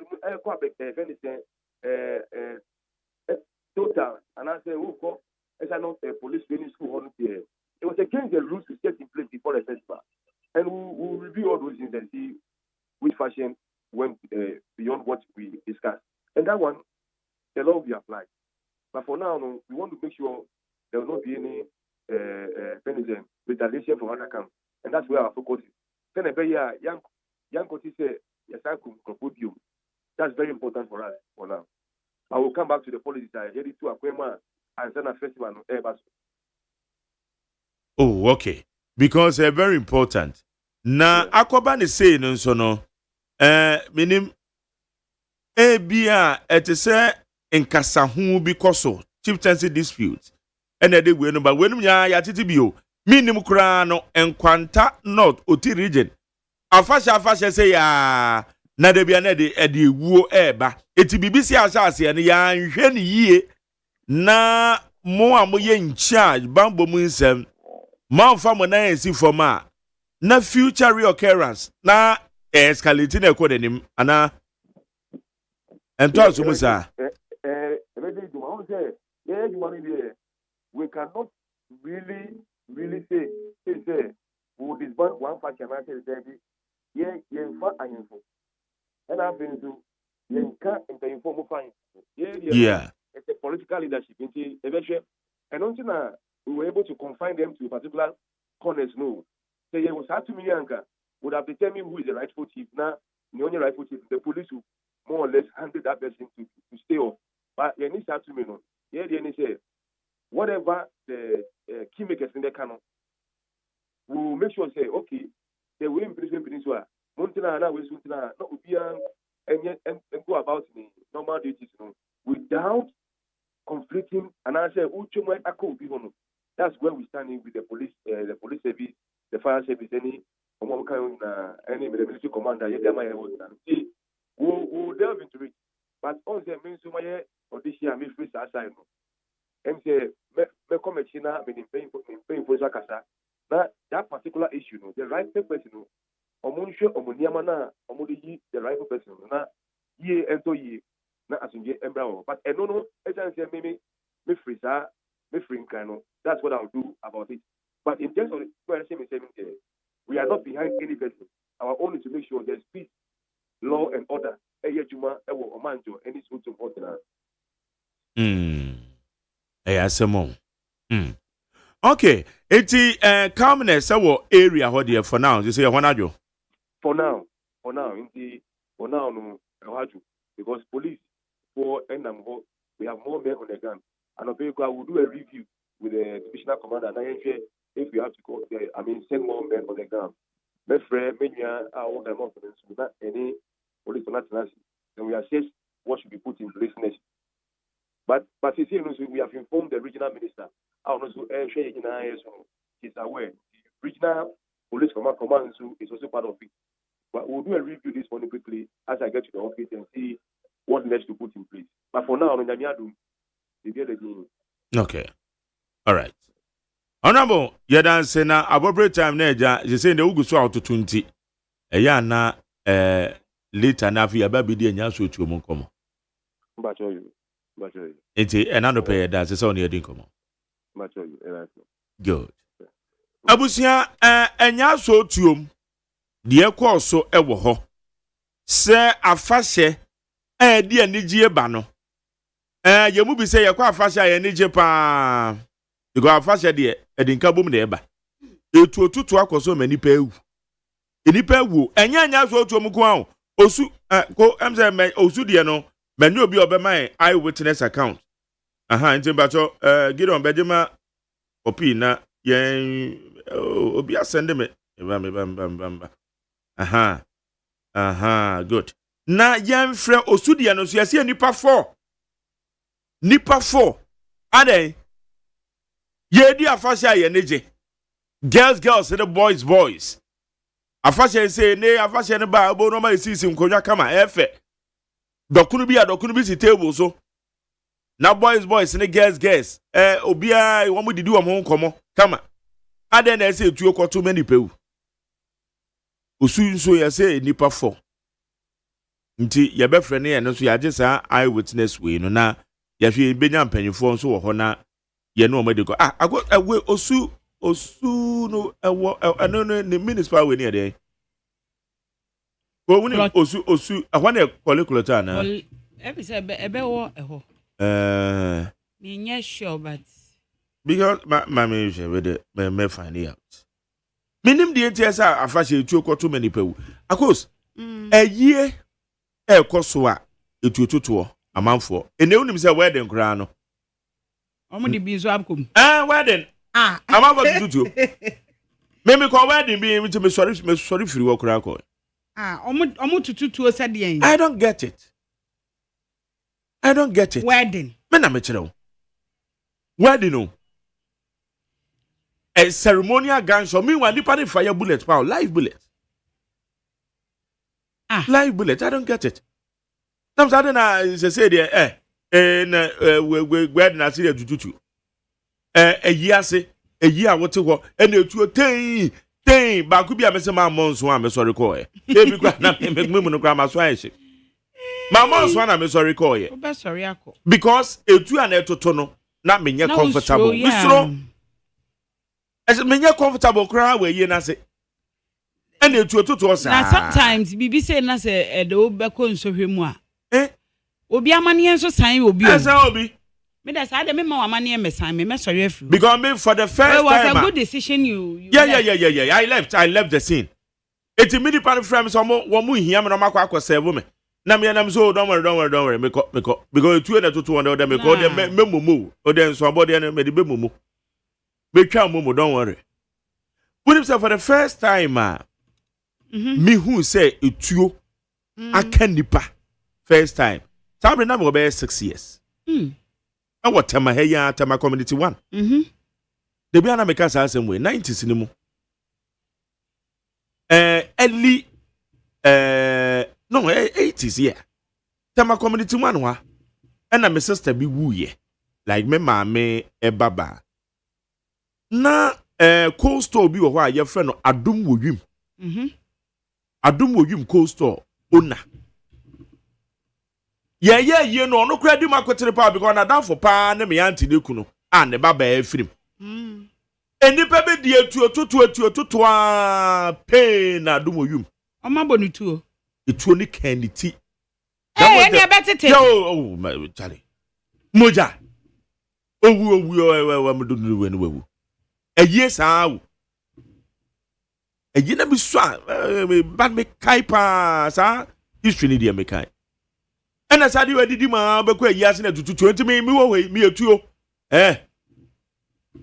otwituo na wo se wo de say yes ceremony ahwan maza me njira hokra eji ebi as attack ba me so na me so mi wotuo ni bidi a ene me so attack na ba me so and I'll fire back but say ebi me na mba bia wo kwa yie na etuototo sa de na say etwa ne yebra eye no ma mienu ene me worry driver for obi wu a sa de ade na mo fe na twetwen uze hwan no wo mo drive carelessly wo mo yo mo so wo mo di show o twetwen na kai yo de betwa ne ho saa wonim se ebitimi ya na akwakonya akwanhia wo mo ya no mo de abom ebi kura timi fa hu adan a obi awu na eje se wo mo display wo ye we sa no ma na de ba de no enu so free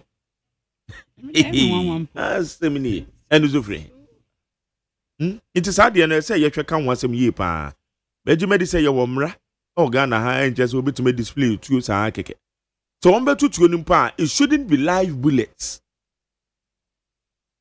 It shouldn't be live bullets.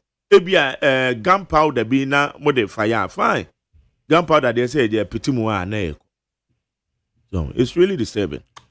It was so the so you be call ya hwese you benya e konso account na. Yeah.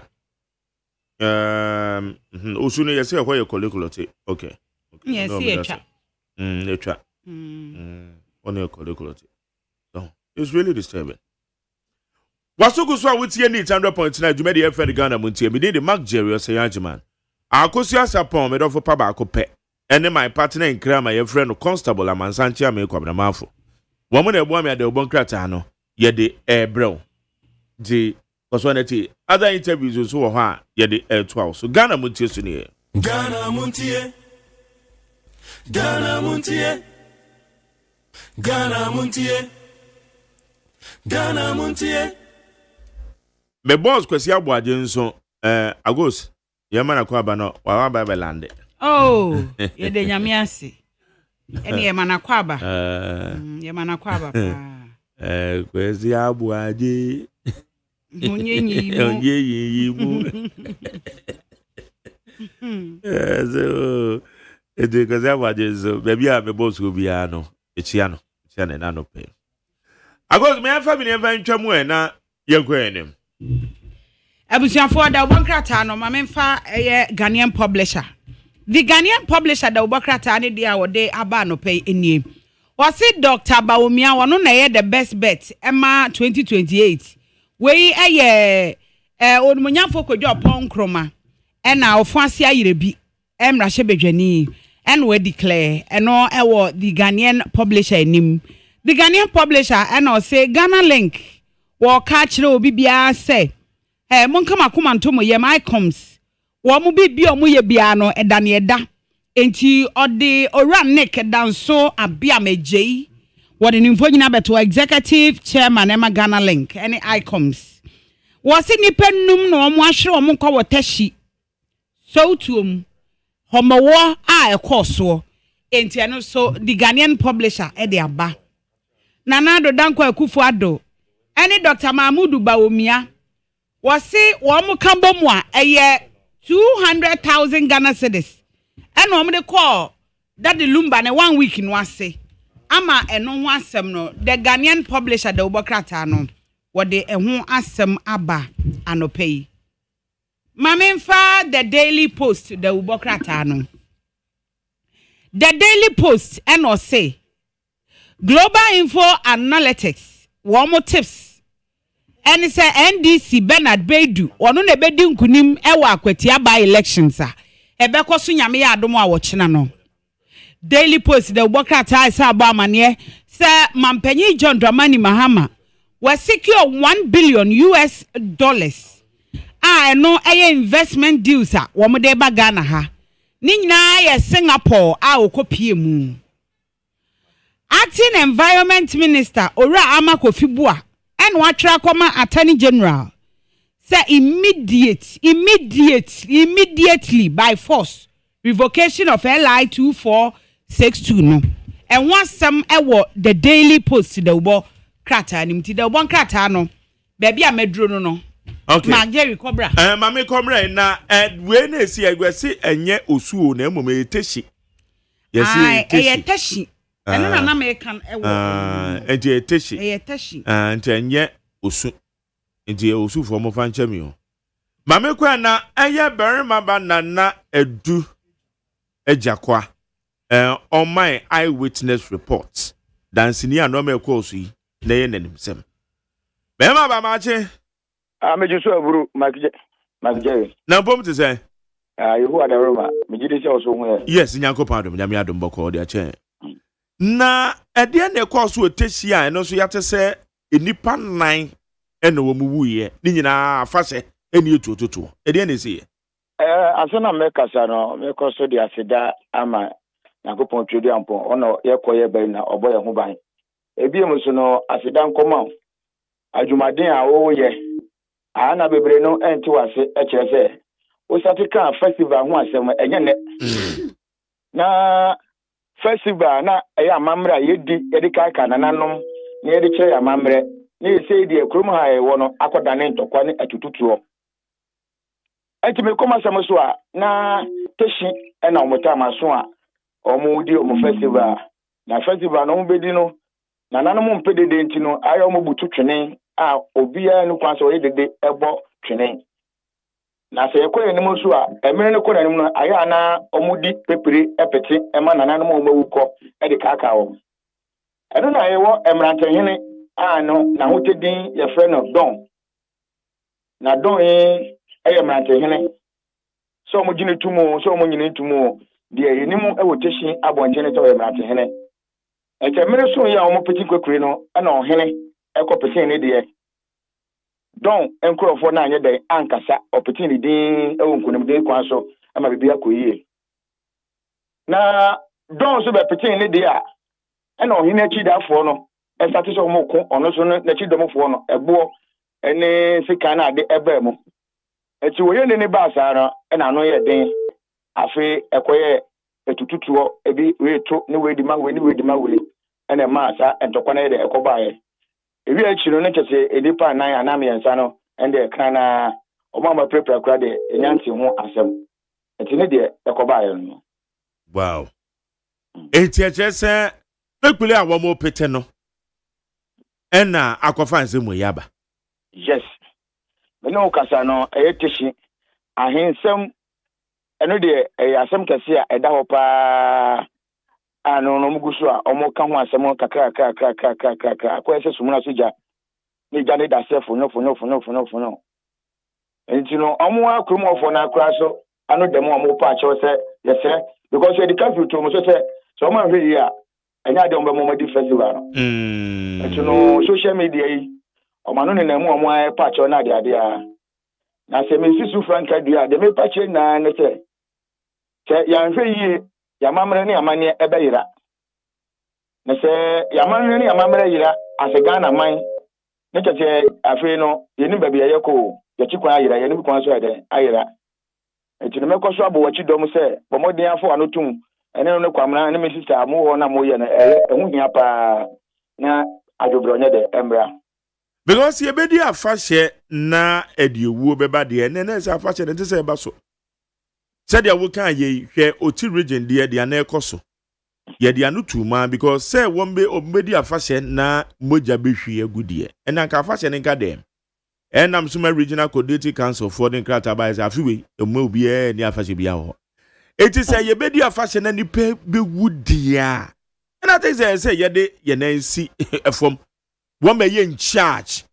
The regional security council, the municipal security councils. Where's one kabom? Na ye bedi afashe petit kwekule kama na nke niji yaba na de tuotutu obeba na nipa be wudi a ese bebre na what say ya ti obi de Omo ma show me dey see the report na e station police station omo no omugumu a adofo ehwe ho asema dey aka but dey wo mun ni say amanfo no amamre no any festival ni si omo na so no aba out social media omo ka say dey see ye nye eto omo e condemn you know, almost aka. Yebeka last year, the same thing here. Now, Okoboy at the Teso. Anaja offer reinforcement in number petting su at the Egu and Kofu is send a bayer, a Bema Dubraba. Omujina so there, the editor by the Hetiano, and detention there. But the festival is idea, and just say, I have to catch up. Some more. Na, what is saying, see.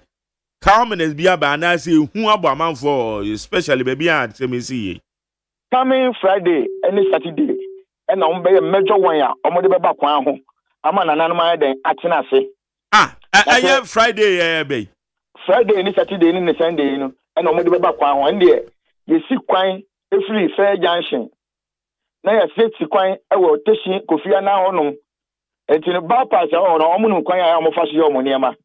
Is if you want more copy sa fa janse o de ene otu wani a eye nipa nkoa na obehu nipa nkoa o mo koba na ade a o mo mbeso akotoku o mo him franka eye festival eye ni gisempa but na say bonyum a bata ho ni nti no ana ama sei na akwakodu sam pompenso no. Wow. Na akwakoba ne sei no eye Friday, Saturday, Sunday. One more better that they aba kwan ho no. Na just are they afashion one full week oh. One full week na omo ye alagbemi na ye ka alagbemi na ne chese sa mere no na ye nye dede ye monyum. Ana soru bia enye dede sa. Na alagbemi ne Monday bia no aya na boys no omo joge no mo kokuro no mo bo mo so samomre na de up and down. Enti na ye nura Saturday and Sunday, I'm going to be prems. I'm going to be back one and no so and I think it was. I don't know and what the BBNC. It's no a free coach Friday no. Now from the back one Abuja, the Obeton, the ton, the bubble live valuable, the bubble spinning and then over the Obetia didn't come and it was a festival annual. Obi atimi den ebonyom sana akoya okay yen hwe ye ne bambofo ne be kasa ne ahwe because ahyase mpo na nipa ewue na ye bedu the climax say ye be hye fa ne kese pa na ede nsem bibiri yakwakokoba de o kan sisi ana me dase bambofo ne se o mo donso because station na meme no matina ho no good 15 years no anya de o mo suro nso hye esuro tu eso sekan bambofo ne de moma o mo no nya so nya de enye den pa nya sade a be gensem asemo bema ba ya dan say any eyewitness account with their brain why majere me damase na me sure Jane Berima ba nana edu ejakwa Teshilo di nkui said okay what for the past 15 years adie we ababisi wo ho a eno nso eye afahye korea wo afahye yehu ani ani age nkramfo afahye papa just utumu say yes we mu display cultural activities na ebu amayensu ye de susu anu ama na nipa bi efam wawu yu ade na ese banisa why ade ye shefa na moje efiegu it shouldn't be any sanity says okay high need 100.9 Jumedi ye friend Ghana Muntie wadwe nchire awowo odi be fa 0201162746 0201162746 Ghana Muntie Ghana Muntie Ghana Muntie Ghana Muntie Jawo other interviews said about also you better messages in so near who said you call which na no watch about pound simano edu. No watch about pound simano edu. About Sancha me Kwabnamaf constable. Ene eye medofo pa akusia sapon. Woman de boy ya. Enkrate yegusua ye yimu adwuma. Na yede abrel.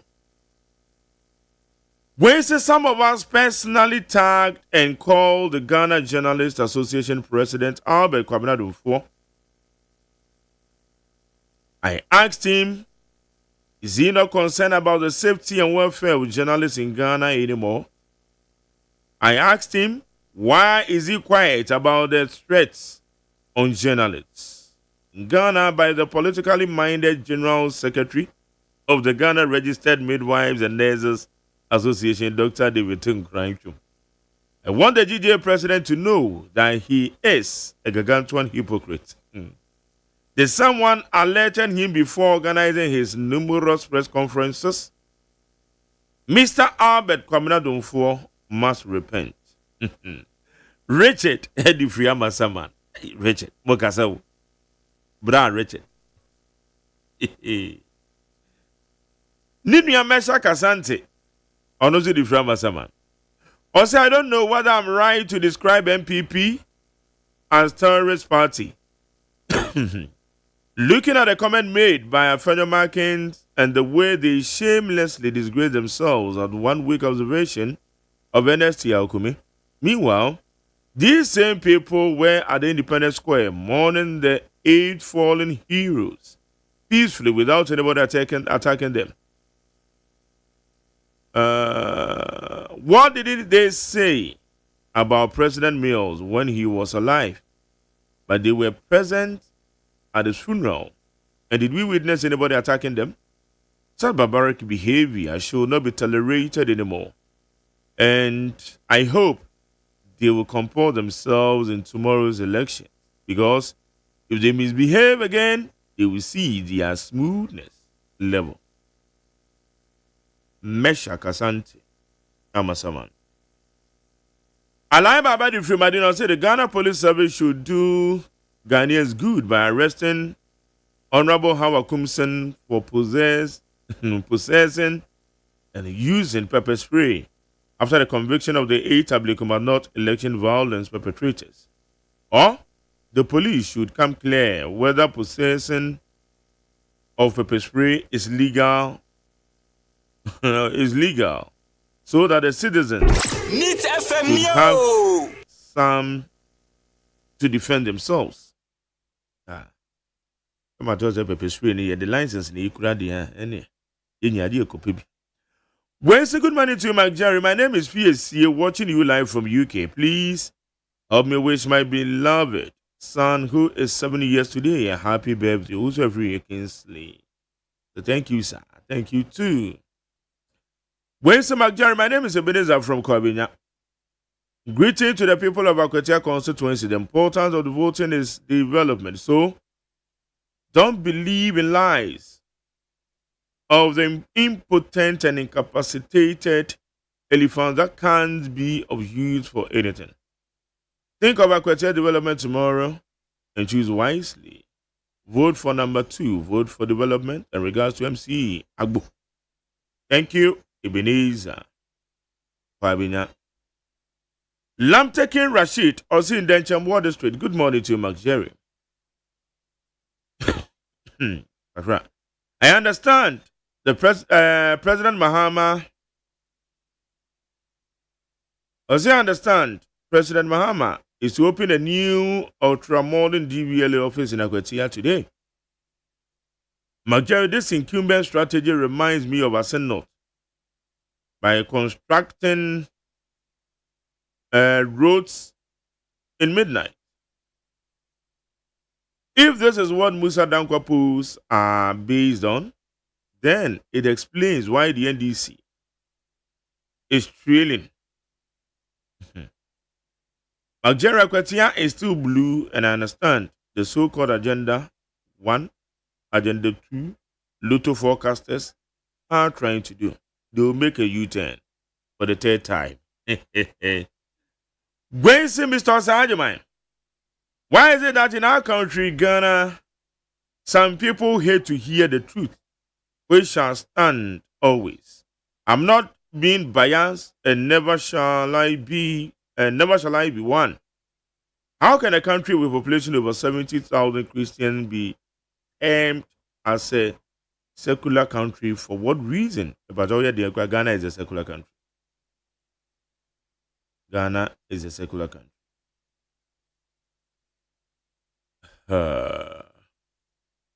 If you fail to set up what NDC shall never choose as a leader, they are just tricking MPP people. Ghana, they already a secular country because, and yet, say your those who Christopher those who said you assume bibriwa. Well, so no matter what NDC will do, or the violence and propaganda, inshallah, MPP will take a Akwatia seat back. Who mensa dome hele too. Amisco Spelele said, you don't need a rocket scientist to confirm that Akwatia will remain blue. In fact, Mr. Solomon Kwame Osumedu will win the by-elections for the MPP. Joanna Ernest Iyaukume. Best regards to Honorable Maybe Sawakumsa. Amisco Spelele. Whereas I hate hearing voices from the old MPP ministers and the appointees. They make me sick. If I want to come back to MPP, I want to see MPP. But for now, all my prayers go for JM. Kofianan Edifri Madina. Well, it's a good morning to you, Jerry. My name is Okain from Bantama in the Senate West District.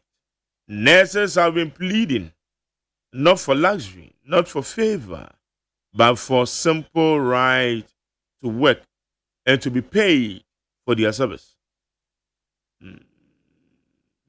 Many begged just to be posted, and when a few finally were, they carried out their duties with diligence and compassion.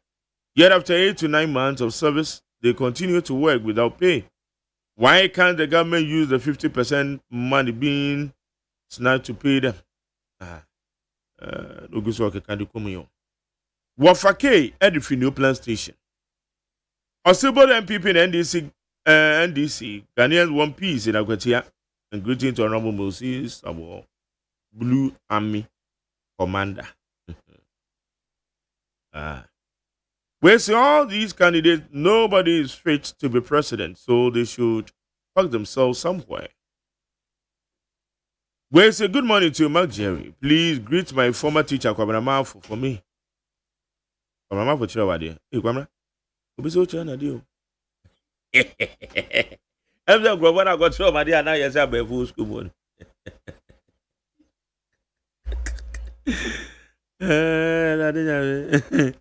Otherwise, some people are moving copper wires, replacing them with the aluminium wire. Saying ECG is going to change the meters. So they are first changing the cables. I want to know if they are truly ECG people. Hey, sir. Go and grab what is out there. Hey, it's a coffee aidu. Community night, ma. I say, Cobra for H. na dear. Hey, we're a community in America. Community 9. Hey. Where's Mark Jerry? I miss the voice. DSP Efuating, former police PRO. He has a sweet voice anytime she speaks on air. Please, let us speak one day. Yo, Mati, a befriend. Who don't a befriend one day? We see if the NDC executive didn't see why the ladies were hooting, then they must be living on another planet. It was the hand on the throat gesture that did in front of the mourners. It was distasteful, possible for the Free Sydney. We see we know where we are, getting what we are, getting the inspirations and what the Lord has done for us. God bless everyone for supporting and mourning 1 week observation. of the late legendary Daddy Lumba. Daddy Lumba, you so the weekend, the whole Ghana. And it's a venue in the year part of Muchenyi venue, no. Yenny dear. 1 week, you know, and a yen de bedroom one and easy. Easy. We the ordinary Ghanaian must be deeply concerned about how our leaders are running this country. Today, almost all the strategic sectors, telecommunications, banking, mining, stone quarrying, wholesale trading, agriculture, aviation, and manufacturing are in foreign hands. Yet, both Ghanaians at home and those in the diaspora have the capacity to raise billions of cedis to invest in our motherland. Instead of empowering local investors, our president continues to grant foreign investors attractive incentives. Michael. That's all. Where's a good money to McJerry? Please tell Nanabi that he can't lie to us again. The truth must be told. MPP has fallen apart. Tony, Edifi, Ashaman. Where you say,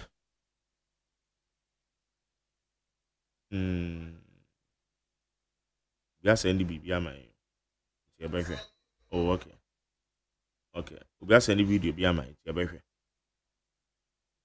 Where I believe if you go, Don McJerry, Solomon Kwame Osumedu, aka King Solomon, is the best choice for Akwetia as MP. So I'm pleading with the people of Akwetia constituency to vote for him 2nd September. Masawudu Edifri Kumase Bantuma. Also, the good people of Akwetia shouldn't allow NDC to deceive them.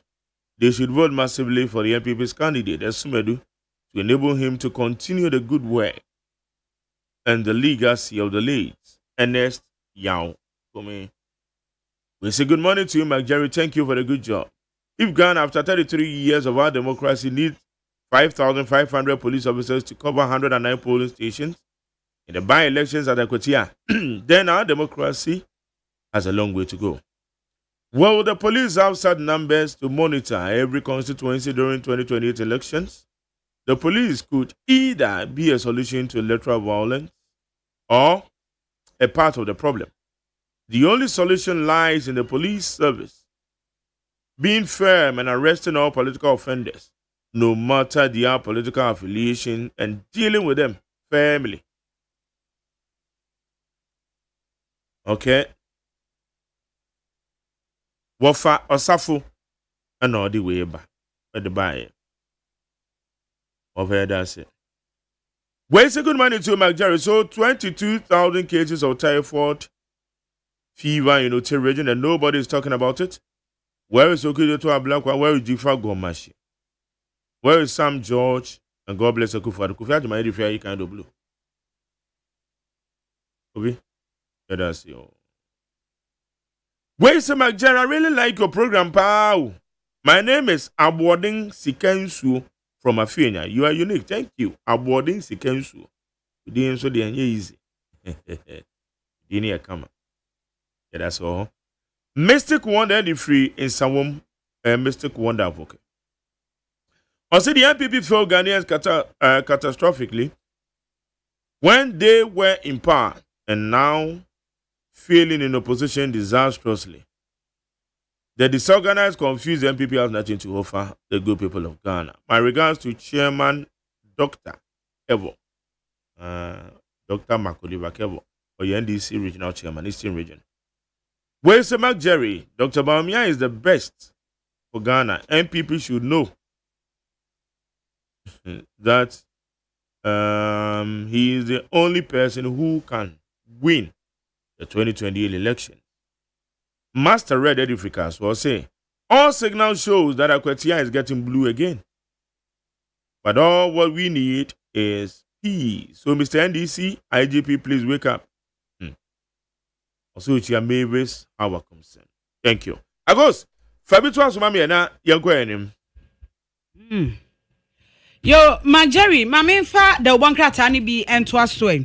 Ene na me fa the new crusading guide. Was say ukopie mu ewo Sege MP. Ene nkofo de omo setene ne so.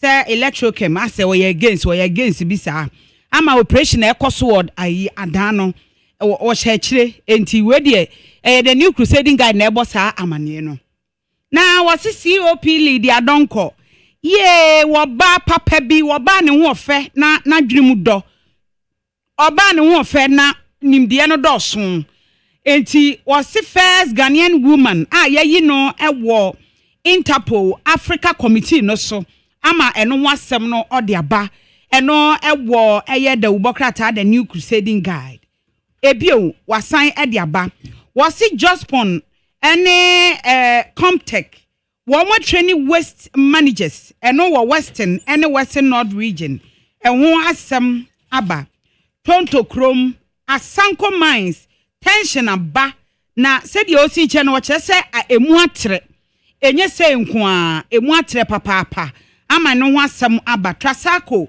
ena wo kire se ye de sobo obo wo mo se wo mo nam lands commission so na wo mo fa enkrofo ensase eti no ho asem aba ewo aha ma me fa the supreme de ubo krata no na o kire se say obibia wo betu kwan akọ United Nations General Assembly de etoso aduo woche no age say chief of staff e fa nsem e ma ne veto e ho asem e wa ha we directives for fra aba wo che say free mampanyi atenaye Jospon any Comtech train omu training na omu aye e de ama waste managers one more Western any Western North region no what the ho asem aba TDC boss yes ono so no for fresh land say won sem a eno ewo TDC tema ene ne importamu no eno ho asem ewo aha enti ene ya ye ka say wo de ho asem aba ewo supreme de ubo krata ni mu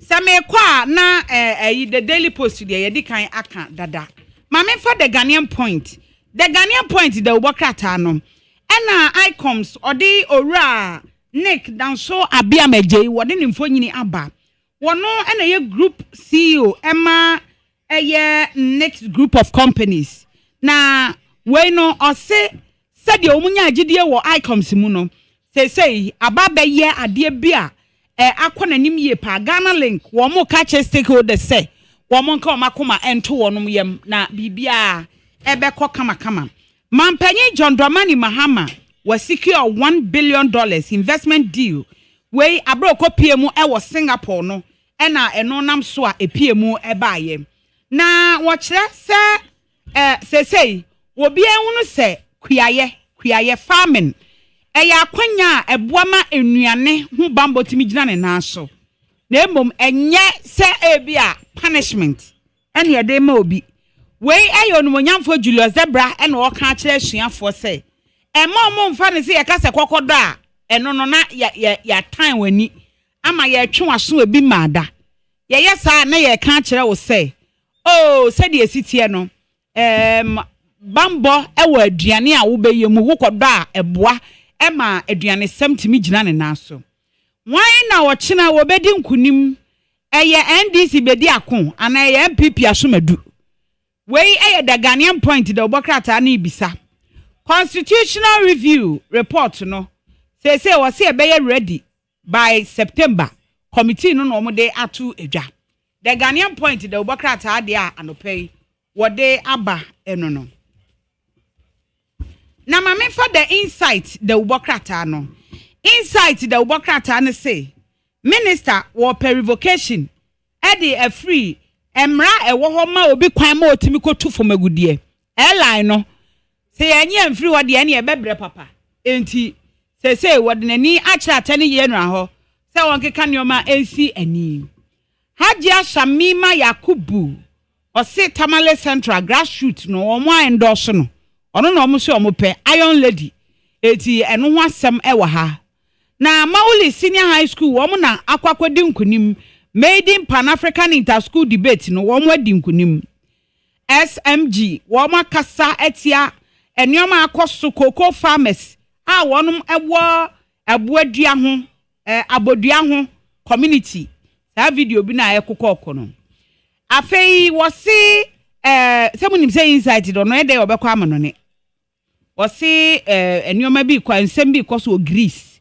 wo mu demand freedom every Palestine for ena ntokwa ekoso ewo Israel no womo eko ama sesi e de omo se se de tie bia no munya imanenka ena wode la shiketele simetwa de a eye ngowala right a omo koye homo wo afahye no eno ho asem so ewo aha na mamefa the Daily Democrat ebo amane revocation of LI 2462 no eno ekire se wo matu omo ho asi wo se galamsey no wo mbeko onimonyafo ama kofi bua na ekasei Ghana oil palm potential no wo se ye huge pa Paul Ameni ena wo de asem ya ba betu edwa abra omo kopie mu ewo Tekad 9 de toso nkono eno ewo Japan eno ho asem wa ha bust omo ye rebranding nti bust foforo no new was now bust energies to omo ye foforo onimonyamfo Julius Debra na adan school farm initiative achi wadan no edi se school bia kra nko mutumi ye kwia na sense ase na de omo de ye den wo betimi aye omo farm be kakra kra omo abedi omo aduane COP Lydia Donko wa making history papa wono na eye oba wodi kan ya yi no ede na kan Interpol Africa Committee no ho oba oye Ghana ni odi kan tese omo mu ko nyina ye mema oba odi kan ever ewo Ghana na government officials muntimi nko United Nations General Assembly no de toso adu wotwe no wo New York da gisa mu fa chief of staff ne nsem gisa wa akoza da mu ko bi na ana we there Debbie ye de no ye climate change climate okay we United Nations General Assembly me pacho we no mu ko New York eti eno ho asem eno kra de kamiko bi anka e fan ade na me sua no ehun ne oma no mokoye nti e wo se nka mekobi enso eja mini capacity no anka mekobi Daily Democrat ena ebomu amane medical aka the new crusading guide dada mamenka the exclusive we the exclusive no say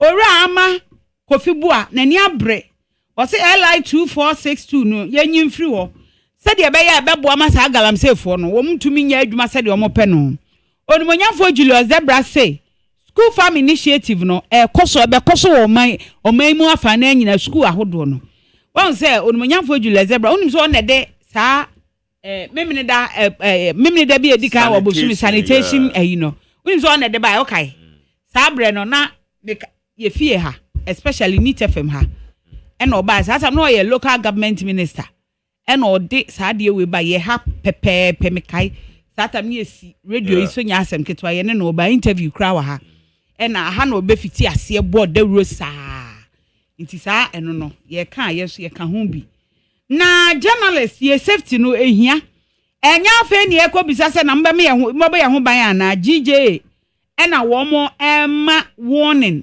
tenkran twum wo mo ma no warning wo ho na wo de ho we haba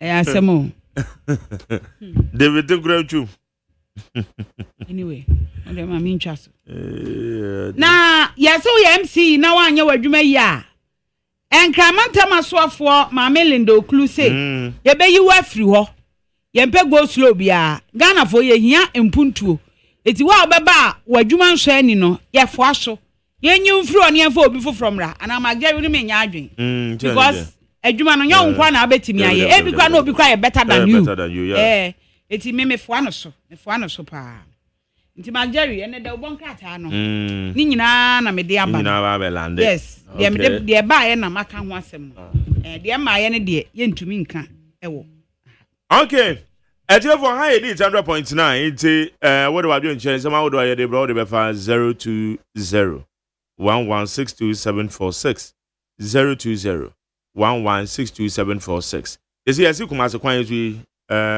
agos o wa fa so me ba enra over ho me ba enra na me man fa ho okay me nenam ofuru dia ho na ya urewure mu ho okay well enura meba no enura meba no na impact no car na metim na impact ni nye bebre sa okay na eye ara enye kra but na eye okay eye sin first no but yenim so mbetimi aye more nti omonyere omho no omonye ne more because ekwan no so de ehu wo say let me see canon yeah ekwan no so ehu omo betimi aye more just that eyara improvement aba afein so yen ka say yen patem o assemblies na drip machines yisisi eye den say enkoya adwuma sana say me kai say omo ka say omo mfa ni nyina samra regional coordinating council na yes na story net here mo say o na wo say wo machines ni bia eno no wo region ni mo regional coordinating councils ni mo yes some machines na no mo ka ho asem but drip machines na kasa de de e be koso wa assemblies ni ho na wo mo de ya nti ye kra ye te na say ne ye besan ayi na regional coordinating council wo metumi a contain san bebrebe from nti na enye sa na na story net here ama many a coordinator honorable Nilanti am I go fancy bi kura bai en kwa ko fancy maba ngoma yedi ye no because na say no wadwa nti atibidi kura ne ade be but in any case say insuo no aba form it yesre yempatem akwan no MMDCs mu utilize drip machines no mo charge me hu say baby for ye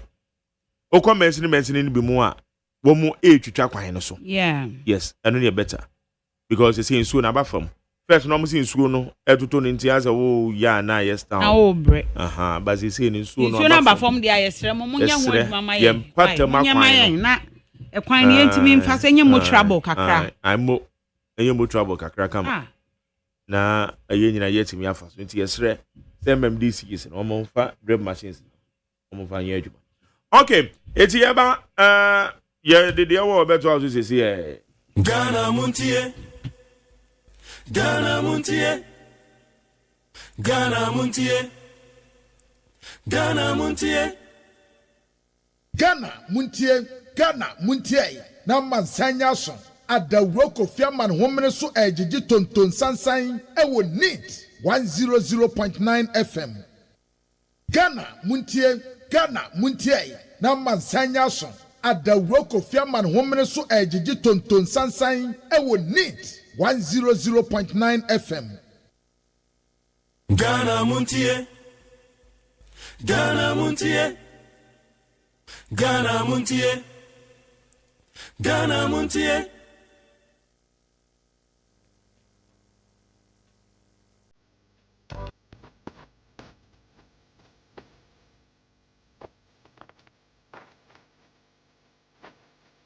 Ghana Montie na mansanya so adawro kofiaman homene so ejiji tonton sansan ewo neat 100.9 FM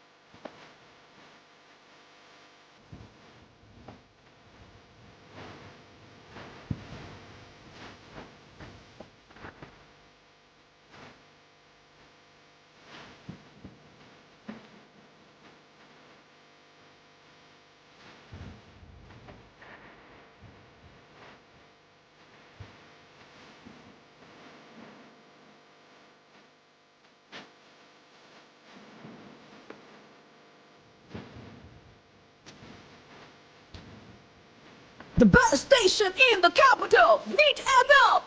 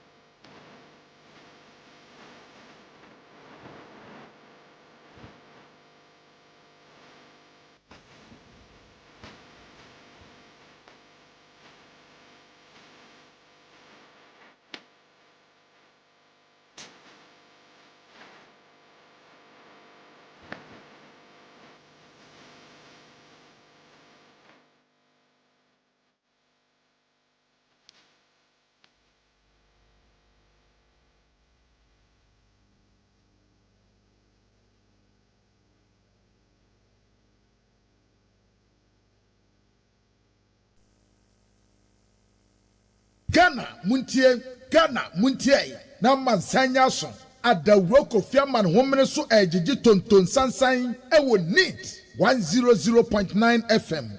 Ghana muntie so ne ewo neat 100.9 iti yen say da and we tell so wadun kire said the American ye bekin kan ebi na ye di amount akoso ye winim say abrante bi on be the message ni ba be there be a baby Monday so pen or send the message no.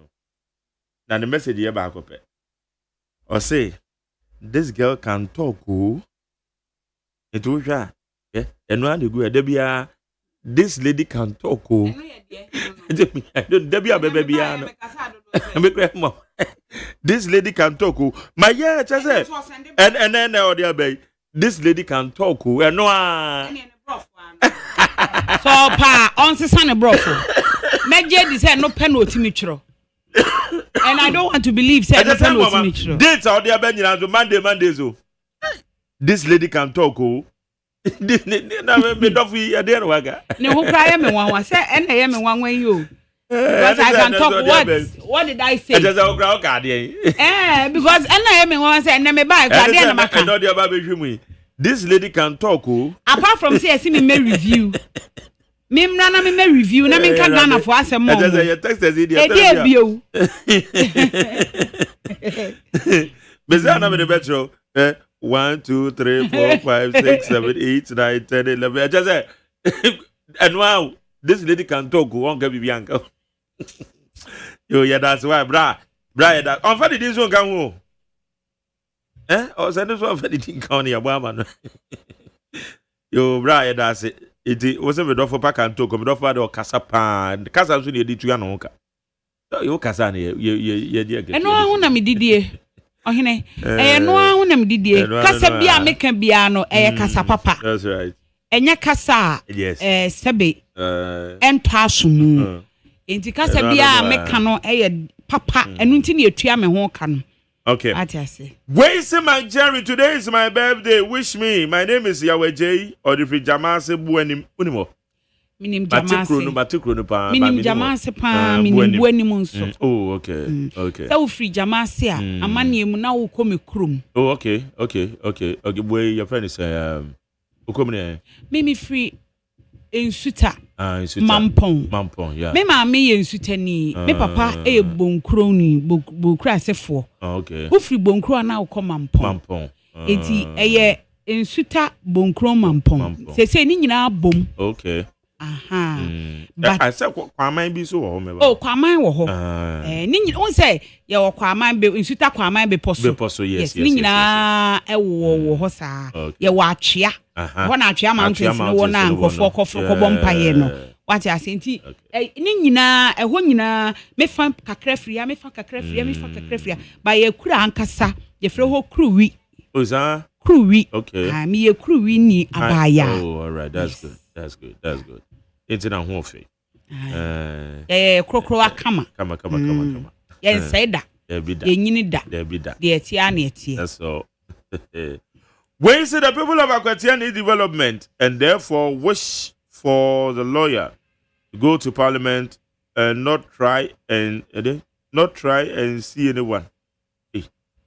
I wish my brother-in-law David Owusu of France my sincere condolences for the loss of his father Alex Kofi Yarini Adenta Commandos.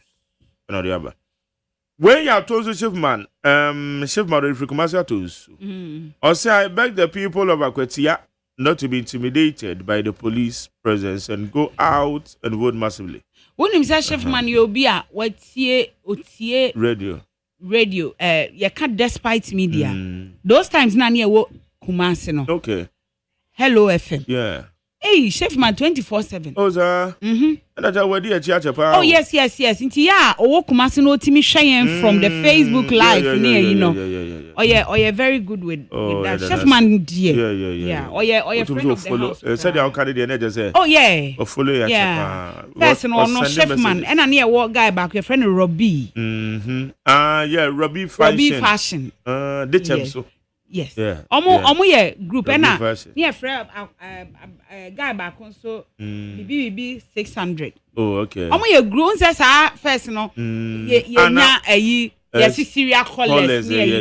Omo they no ye serial texters and hey crazy but omo they are still there. Yeah. Robbie say oni Ghana enso so da so tie yen. Oni is so oni Ghana. Oh, okay. Yeah, Robbie Fashion dey. What na de pam na copy mama no. Me kai pa no send messages.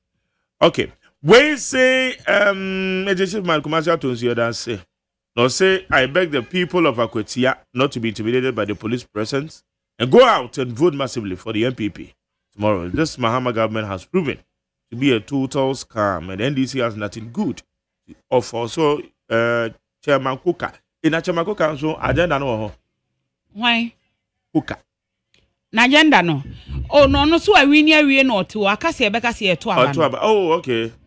Chairman Kuka. Oh, I win dada. We win dada. We o ma to aba no wo dem nti akase. Ye be we ni pe. I think no pe na aka. All right.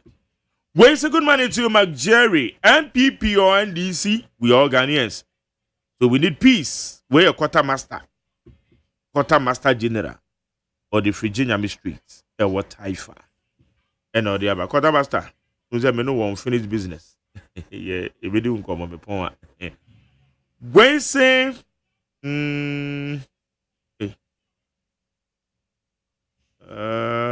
top down Solash. Top down Solash. Okay. What the message be about ne infoni abehwe. Amwani fita say under President Mahama government Akwatia by election will be free and fair. Regards to Honorable Kwame Owen Frimpong as a Mike say amwani fita.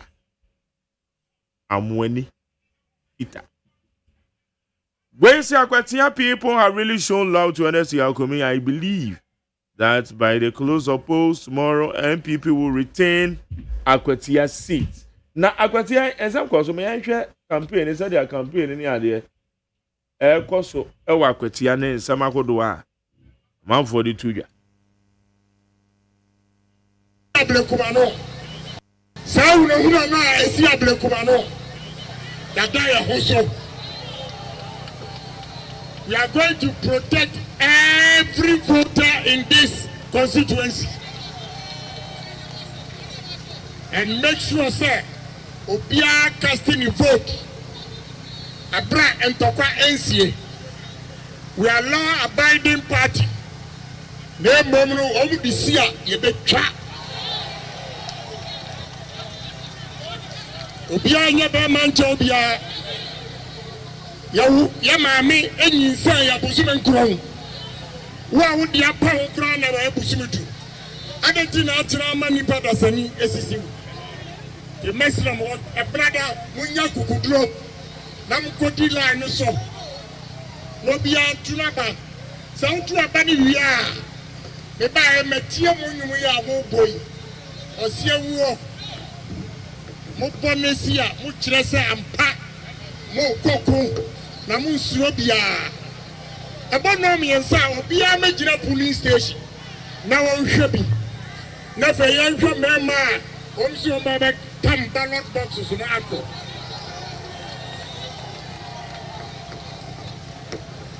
a police force me touch na wo mo ye respectable ye bumo na nanu bia bia mo ye wa blekuma no mo ya ye baba mo shoulder.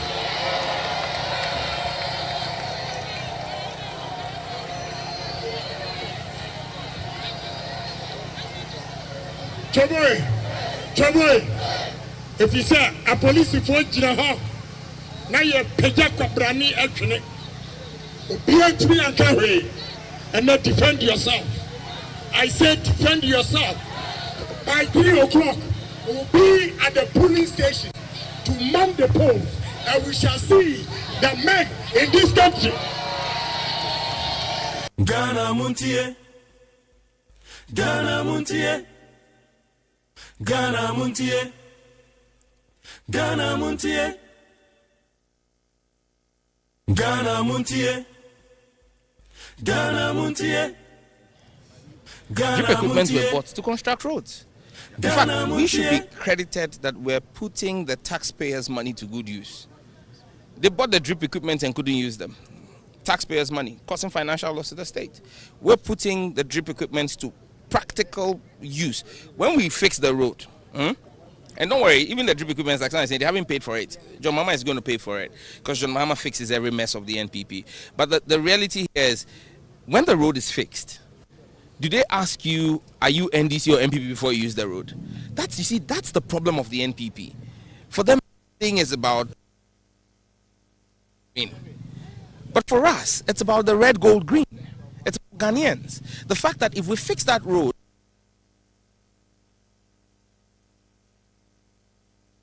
near high school, they're not going to ask the kids what their parents' political affiliations are before they use those ICT equipment. In Topraman today, when you're making phone calls and your calls are going through, when you call, the network doesn't ask you if you're an NDC member or an NPP member. That's the problem of the NPP. That's why I say that the NPP is our national problem party. They're the national problem of our country. And the earlier we keep driving them out, the better for all of us and for development. So last minute vote buying, I don't see that.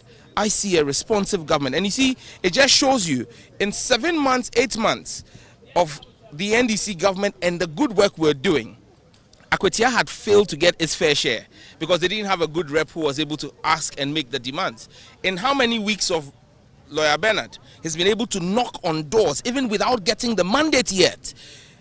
You see, Unimowa, Shenda. Afenya says you should have just pulled out. Afenya. Well, tell him that we're not specialists in pulling out. They are. I mean, we go all to the end and make sure that it bears fruits. Ghana Montie. Ghana Montie. Ghana Montie. Ghana Montie. The margin will be very slim. I believe we'll win the election, but the margin will not be too wide. But we'll win. We'll win, I'm telling you. What makes you so confident? Because of what the work we have done. We have engaged, we have engaged, we have campaigned. We have prosecuted a campaign that has not happened in the history of this constituency before. We have done whatever we have to do. We've done everything. Everything we need to do, we've done it. We've engaged so well, and the people have given us assurance. The good news is that there's a young man who had so much a bright future, but he couldn't achieve his aims. So the people want to at least give us the opportunity again to continue. And the fact that this guy, to our candidate, has a very strong goodwill in town. I mean, he's somebody who has done so well for the people. He's so generous. He has paid people's school fees. He has sponsored a lot of people education and business. So this gives him advantage, over his competitors. So I believe that we have a false start.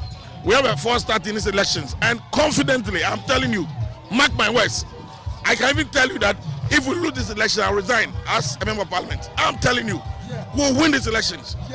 We'll win. If we lose these elections, I'll resign as a member of parliament. I'm telling you, we'll win. By close of day Tuesday, you see that we have won the elections. And that's what, because I believe the work we have done, MPP will retain the seat. The margin will be very slim. I believe we will win the election, but the margin will not be too wide. But we'll win. We'll win. I'm telling you. What makes you so confident? Because of what the work we have done. We have engaged. We have engaged. We have campaigned. We have prosecuted a campaign that has not happened in the history of this constituency before. We have done whatever we have to do. We've done everything. Everything we need to do, we've done it. We've engaged so well, and the people have given us assurance. The good news is that there's a young man who had so much a bright future, but he couldn't achieve his aims. So the people want to at least give us the opportunity again to continue. And the fact that this guy, to our candidate, has a very strong goodwill in town. I mean, he's somebody who has done so well for the people. He's so generous. He has paid people's school fees. He has sponsored a lot of people education and business. So this gives him advantage, over his competitors. So I believe that we have a false start. We have a false start in these elections. And confidently, I'm telling you, mark my words, I can even tell you that if we lose this election, I'll resign as a member of parliament. I'm telling you, we'll win these elections. We'll win. If we lose these elections, I'll resign as a member of parliament. I'm telling you, we'll win. By close of day Tuesday, you see that we have won the elections. And that's what, because I believe the work we have done and the God we serve. The God we serve is a good God, and He has given us hope that we win the elections. Thank you. Ghana Montie. Ghana Montie. Ghana Montie. Ghana Montie. Baba Jama. Nana owo abande mu. Nya this year and deputy minister from the Bunyari. It is young one, Mo MP no be no Safata. Na me lawyer Benada. Na me ya domnas woba. Na yes sir, ye dey raise up on ye baby. Ni yes sir, ni reference or Safata. Ebia for the first time, Obeya minister. Ezu Omunya minister. Wetini about the card John Domani Mahama ho. His Excellency. Aman yes ye yama kweti amai no. Yetimi aye. Akweti amaka chi o. Embre weni mra. Asa mo sore na munya. Obi obesi wanamu wabamu. Wetimi aka asamo. Amana to be yukoti mu. Na umetimi aye bibi amamu. Nesra mu bebre brother. Na ko hebe bia hwe na betuwa. Na to abaruma Bernard. Enyame ya dum na ba bedum kra. Ye nyina e vena mwa. Na ne yaso wo ye e de boa okweti aman no. Wa ye. Bidi manu sie no. Me fra papa ye ne nam anu a. Oma ba titi apasam no a ama ye ho kire ye. Enyame ya dum ye ba ye ya won se ne be ye yie. Akutu a ya e kosuntia. Na papa e Dr. Kwadradufor. Meja agasamuna ma. Na asembia o bia no ma bia masum. Na ma tie.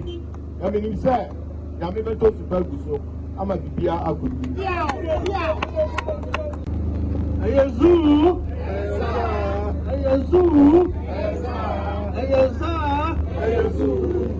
Ayezu. abusuafoɔ ɛna mo adi kan kasa ama mo na omi yɛ vi paapa apetia odi no sɔn ɛyɛ diamond bus city de bo a mfie bɛyɛ ɔha ni na bɔfoɔ tu diamond no saa nanso ebutuo biara ma kuro no mu de bo a abɔbɔ hwɛ ɛpanyin a ɛwɔ ha ɔfra a ɛpɛ adwuma a ɛnni bie ne kasa pii bɛhyɛ mo bɔ sɛ brada wotoma lɔya a ɛnyinaa bɛboa na kɔkyea yɛwura dramani mahama president na ɔkɔ akasa ne tia mp sɛ president pakyɛ boa me mapa nyɛ boa me mekura no nyɛ adwuma a woyɛ na nkɔmu sɛ The best station in the capital. Meet FM. I'm a country up a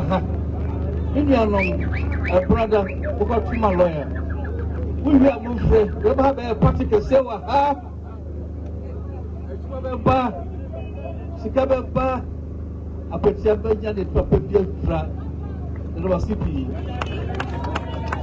Ora kwabrado fo na atene kan no edi kan no di kan te ye raya watching jan na ni di kan kasa ni akwatia campaigns ekoso na mawo bobi ama wo no honorable ochirebe afi oso akwatia candidate na wini a no go be resign ye mu zembebre yakwa amalo so na yenye yapom de no mu nsem na afi memben kan nsem bi mfa nkyerɛw yakwadi weekend aba yanuma yakwa yie wa mekwa bedi nto wedding yakwa wi no ma de agu awidiem nti ya de na say ye doctor medical director de ma C4C ewo awoma no so ye ne doc ini nkomai na onfo yin wurem doc mache ya ni awoma jere abada say Obadi adaro mabra me hoye me didi se wo yetifo na cruise obi a hoye nyankopa adom nyame adom boko ode a cheye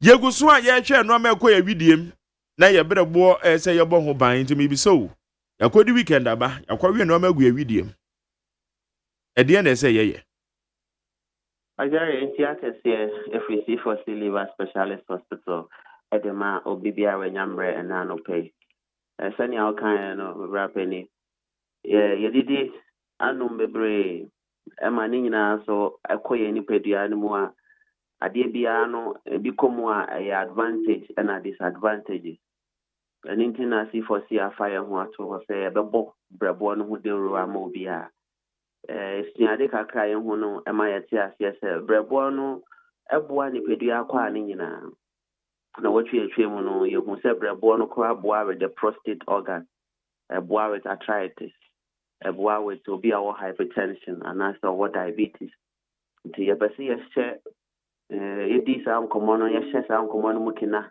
na odofo bi a otie na no pe na ye the first time no so we hu se organ ye brebo no a very important organ when ipedua no a arabia no hia se ne 500 plus functions no ebesi aye juma ye ti and then by popular request the person share the functions of brebono and some of the signs and symptoms of brebono and who touch him sani esiba and the obeya eduane a we di na what you twem na what you nyina no with me detoxify body no na ma efiamba metna ni peduane mu the pacho yesuo mu se brebono is the largest internal organ ewo ni peduane mu a na ejuma edi no ese titru no esone moja so our two main blood supply the arterial blood supply and the portal vein supply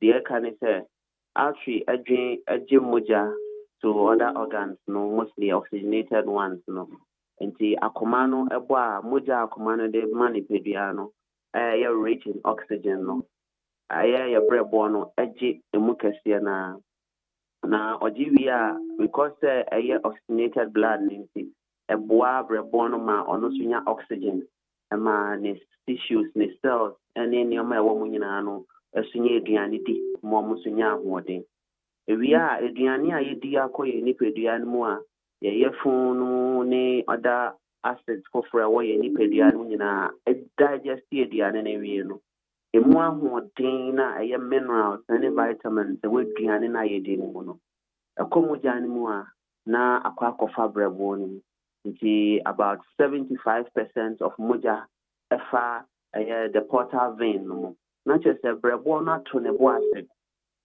ɛtumi asɔne saa aduane no mu ahoɔden no so na ma wastɔɔ bi de ama yɛn mpakyɛw brɛboɔ no ɛstɔɔ mogya so ma yɛn abere a ɔyɛ saa no nyinaa no ɔsɔ about 1/3 of blood ɛnso ɛde ma yɛn a ɛhia saa mogya no a na ɛno nso so aboa ɛde ayɛ adwuma ama yɛn na ɔsɔne aduane a ɛwɔ mogya no mu no ɔyi mu ahoɔden no ɔproduce deɛ yɛfrɛ no bile mpakyɛw bile production no yɛ very important ɛsiane sɛ aduane no ahodoɔ na mu ahoɔden bi a ɛwɔ mu te sɛ vitamin D, vitamin A, vitamin K, ɛna B12 anaa thiamine ne nyinaa no brɛboɔ no bɛ absorb anaasɛ ɔbɛgye na wastore de ama yɛn nti ɔwɔ storage function where ɔstore nneɛma ma yɛn te sɛ vitamins yɛabɛbɔ din no vitamin D yɛ very good sɛ ɛboa yɛ dompe no mu ɛma dompe no ahoɔden bɛm ɛno koraa saa boa yɛ blood circulation di adwene no mu ma adwene no tumi dwen correctly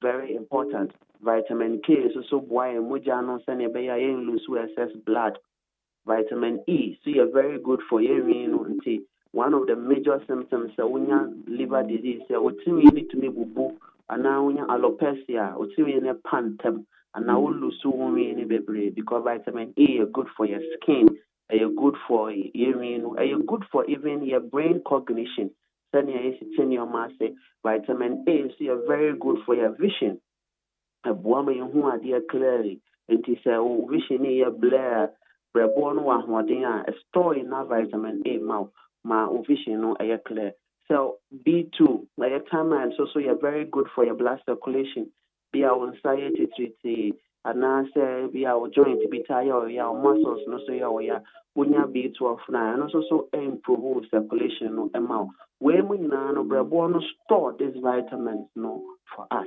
nti abere a yɛhia no na we release the ama yɛn na yɛ unlock these vitamins ne biom apart from bile production or the store wei no yɛdi kan ka sɛ store mogya so ma yɛn nanso yɛ nipadua no yɛwɔ organs bi te sɛ spleen ɛna yɛwɔ bone marrow wei mu no nyinaa no ɛboa ne sɛ yɛ produce ɛyɛ red blood cells anaasɛ mogya saa mogya no yɛgye mu ho ahoɔden ne biribiara wie a ɛwɔ sɛ waste bi ɛfiri mu a yɛfrɛ no bilirubin this particular waste no any kwan sɛ ɛtena nipadua no mu kyɛ nti brɛboɔ no akopɔn ama brɛboɔ no special ahoɔden no ɔno de ho bilirubin ne sɛ wɔdɔɔso wɔ ha a wotumi de ɔhaw brɛ nipadua no nti ma yɛnyi wo mfiri nipadua no na brɛboɔ ne ne bile production no ɛyi saa bilirubin no aba abɔnten ɛno nti na sɛbe wodidi afa kyɛ me wokɔ baabi so a na wo stool no anaa wagya ne colour na yɛ gold yellowish kakra no because of bilirubin no nanso sɛ bilirubin no brɛboɔ no ntumi nyi mfiri nipadua no mu a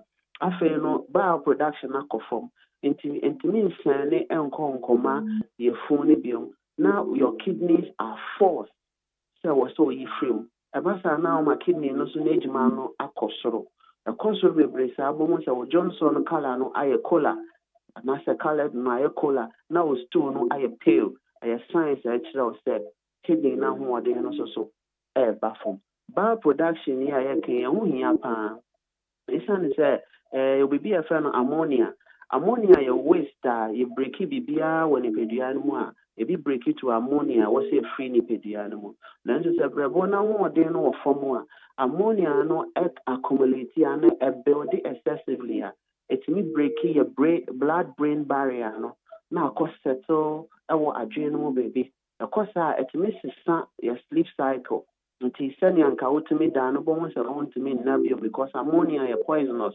nti ɛkɔsesa neuron transmitters na ɛwɔ adwene no mu ɛbɛtumi ma woyɛ confused ɛtumi ma wo bo koraa fo ntɛntɛm ɛtumi ma wo refi nneɔma a wɔsu ɛtumi ma woyɛ unhappy o system no sesa anigye ba sisi a na awerɛho aba sisi a na aboafu sisi a ne nyinaa yɛ because all these ammonia waste and also free nipedia settle down or adrenaline. Bar production also so call for more, which me accumulate a lot of toxins.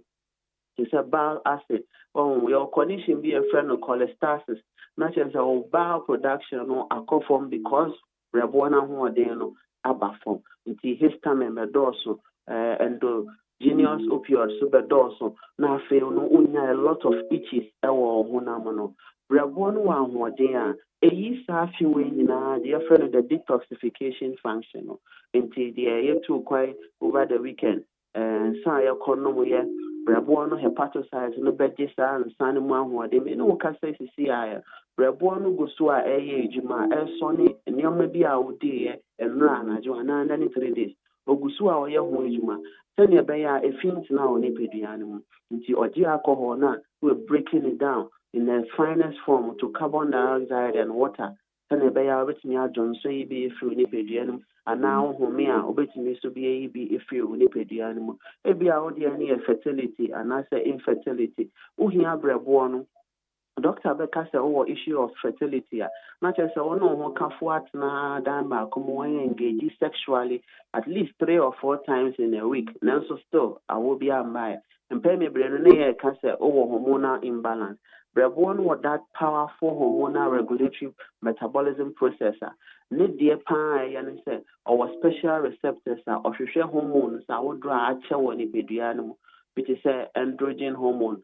bi te sɛ estrogen hormone thyroid hormone cortisol hormone a ɛtumi ma wɔ stress level kɔ soro nti sɛ hormone ne nyɛ balance a ɔkɔsua ato so ne sesa wobɛto kɔsua this month next month wobɛhu sɛ ayɛ biribi foforɔ o flow no so to me very scanty na kyerɛ sɛ ɛmma yie ne nyinaa no brɛboɔ no wɔ ahoɔden a ɛhyɛ wo ovaries no ne wo hormones a wodoro aka ho na ɛtumi produce ne yie na aboa na anigye aba ebi a wode no yɛ infections pakyɛw ɛyɛ candidiasis ɛyɛ chlamydia ɛyɛ genital wart anaasɛ ɛyɛ PID pelvic inflammatory disease a w'ani amma wo ho so a ɛbɛtumi aforo akɔ fa wɔ fallopian tube no ama w'anya salpingitis anaa hydrosalpin anaasɛ ebi mpo wode no anante akɔka wo ovaries no ɛma w'anya ophiritis na kyerɛ sɛ wo ovaries no ahoho no ayɛ infected anaa sɛ infection ba nipadua no mu a brɛboɔ no wɔ the immune function a ɔde boa to fight infection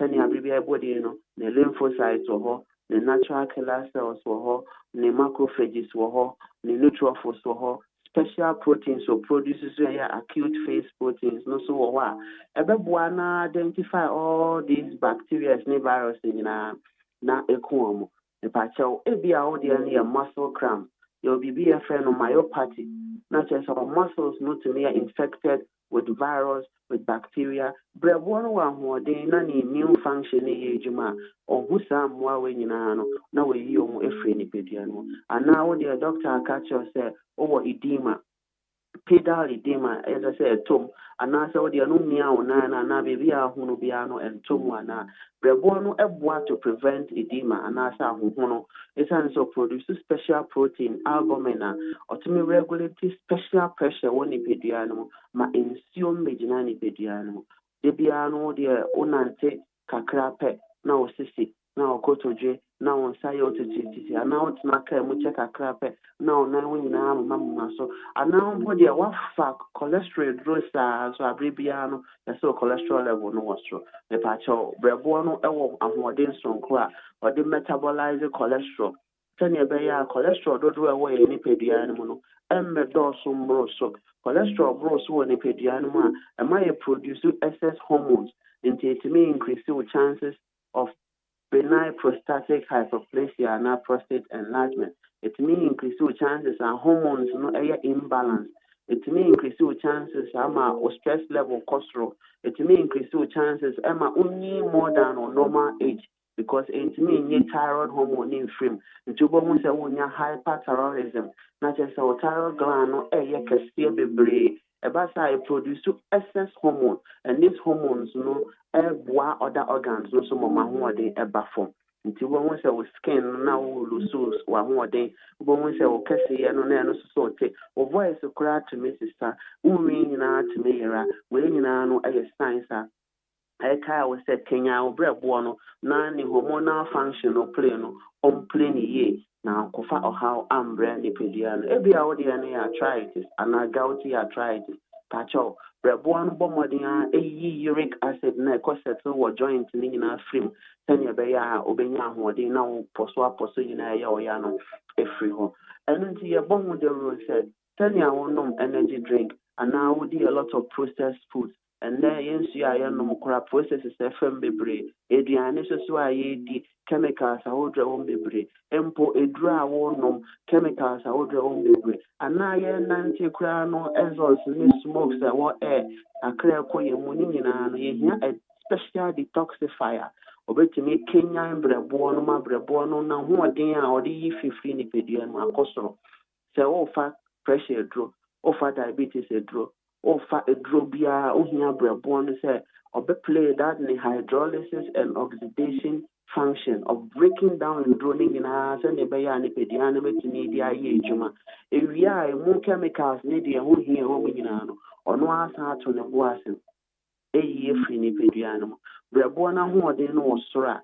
Oh, yes, son, your ma in our mouth. Well, fee, save your sorry, and pay what proper hokama, we you hokama. Again, Kenya and Brabon tissues no woman. No, soon claim no fee in our mouth. Maybe I will start to car no pay crown and start it because you see a fiab, if you banny pedianum, send your own dana or sorry, who namutimia or mreno, and who didn't was a better yapako yejman, Brabon in Kaya and Gusua, a boss said. Bibi koso na essence on no over that regenerating function. So no area optimism who are into. Oh my own one in term. I didn't think yes, man train my doctor and today so hypertension and I say problem with the breath one other say hepatitis A, B, C, D, or liver fibrosis, cirrhosis, and now liver steatosis, that is over fatty liver around liver no men train over hypertension bibiano men train ema yariani nkonkwe ni muansana wafa liverton abamo bia from 12 years and above FDA approved that oko pharmacy outlet bia obenye bi wo e bia na we nye bi wo ha mepacho number me to je ofra yebetu yebo ase ne we di nkomo se wasi ye delivery de ma wa yebeya ma so we see a teleconsultation, tier was some tier the coso, a bia na doctor to yare any diachta or that. It's any in area near mouth special nutritional advice as to how our befa level to know. Dosage in your pet. It's a dim comoria, a bachelor how our befano. Nenija seven say a free delivery promo no that's through yejuma.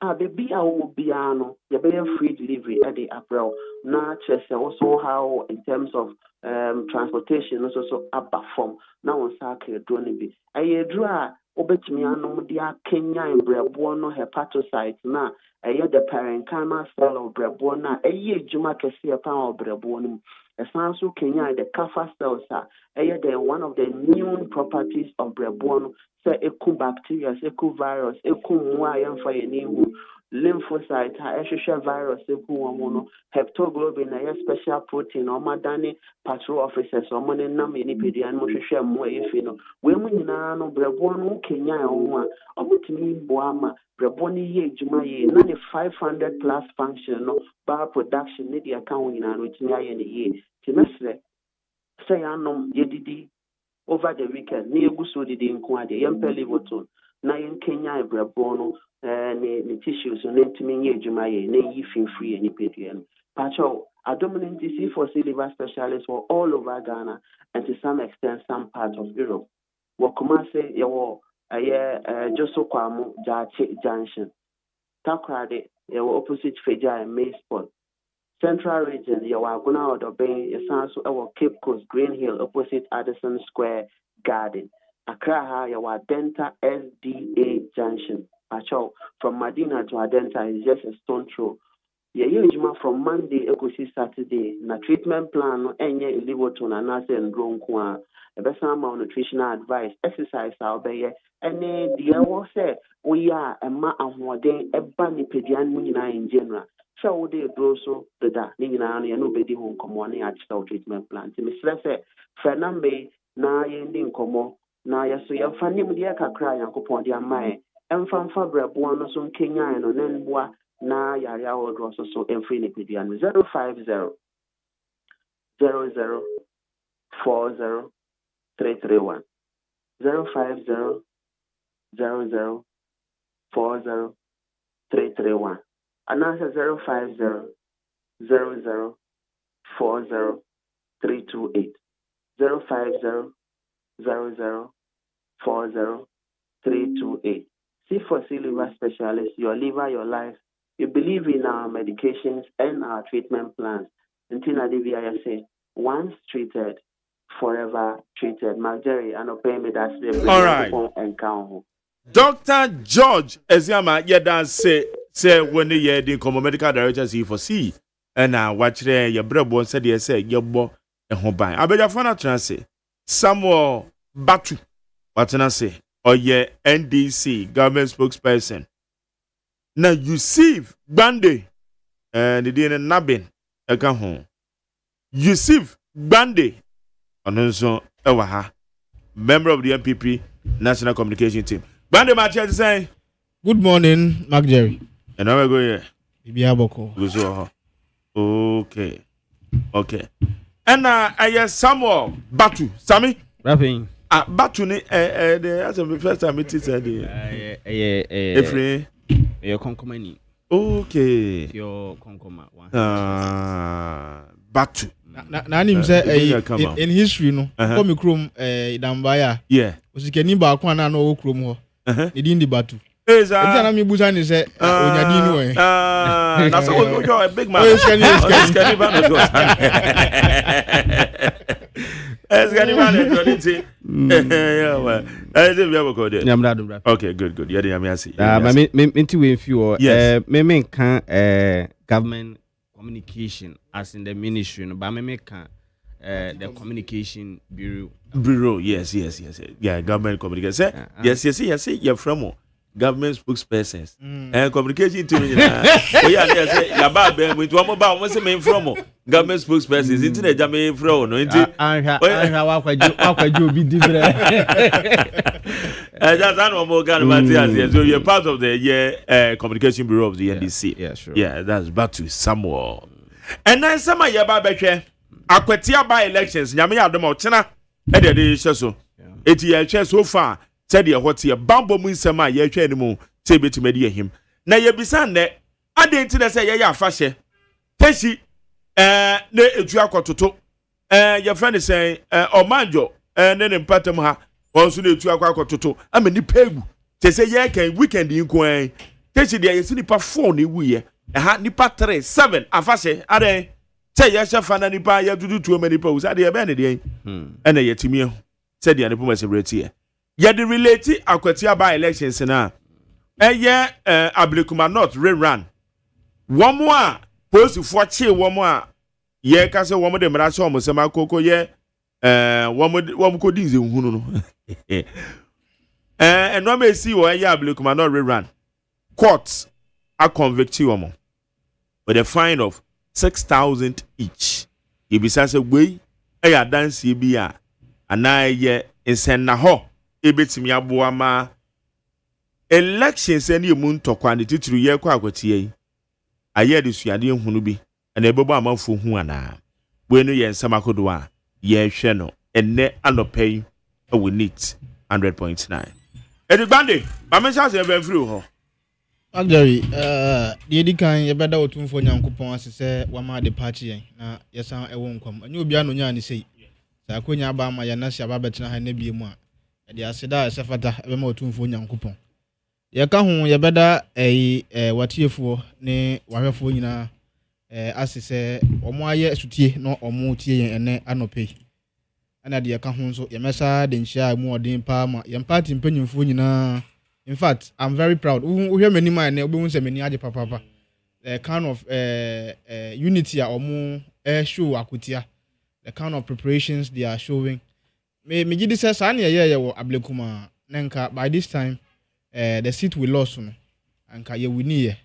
But the lack of coordination, the inconsistencies, ye beko yanko echina na yebeko adecha na yebeko no e ka ho bi na yelusu sa Ablekuma city no truth be told but so share a kind of preparations and general secretary national organizer women organizer aspirant for omo here's enim say nyame ya omadoma omo beka akọ contest internal elections ni bi party mpenim for formal appointees members of parliament omo nyina obia edene modemo akopie mu wo akwetia na omo prepare say nyankopon ya adoma akwetiafo de omo ne MPP asa 5 and 6 enu nso nkyerɛ sɛ yɛbɛbu omo nimtia fofie na ntoata na de abei aba yenua Ernest Kumi adano me bɛkye na ha me kan sɛ na ɔwade so ade hu bebre a ɔhwɛ anim sɛ nyankopɔn yɛ na doma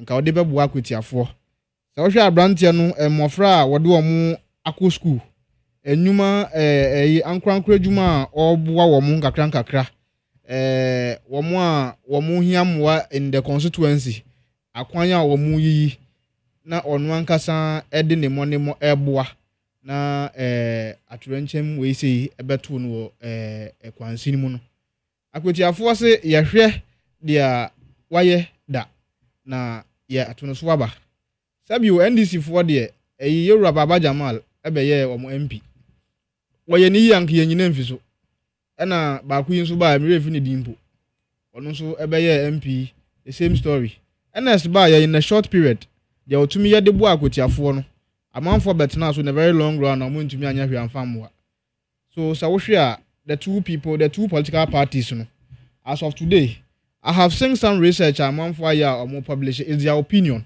but the reality on the grounds yakɔ nim dia yɛka the people of Akotia are saying say mopa sikana mo kye no sikana mo so a waka mo de kɔ hɔ as of enra anadwumpo na mo appointees ko piepie mu hɔ na mo kye no mo kye mo de ba ye beje na yedi na emom bebia ye nim sɛ yeto a nyankopɔn ya no bi de sika kɔ oh sika de sɛ ma gye wa wani tua sometimes all the things we should be factual what you say enkrofo yi di aban sika enra anadwo me ka kire wani ma akɔ so enra anadwo a omo de aban sika kɔ oh moso mo aban mu sa no ma accuse me say mo so na mo de aban sika no but if you are accusing us you should come with evidence who opposition and now they are working evidence in their case there's a by election ongoing na regional minister ajai ne region wo ho na osi Akotia se me ye campaign na me party ni bagye sa na ya de as of enura sa na mo ye ne da 2 days ago 3 days ago drip machines ya enkofo ye hu dede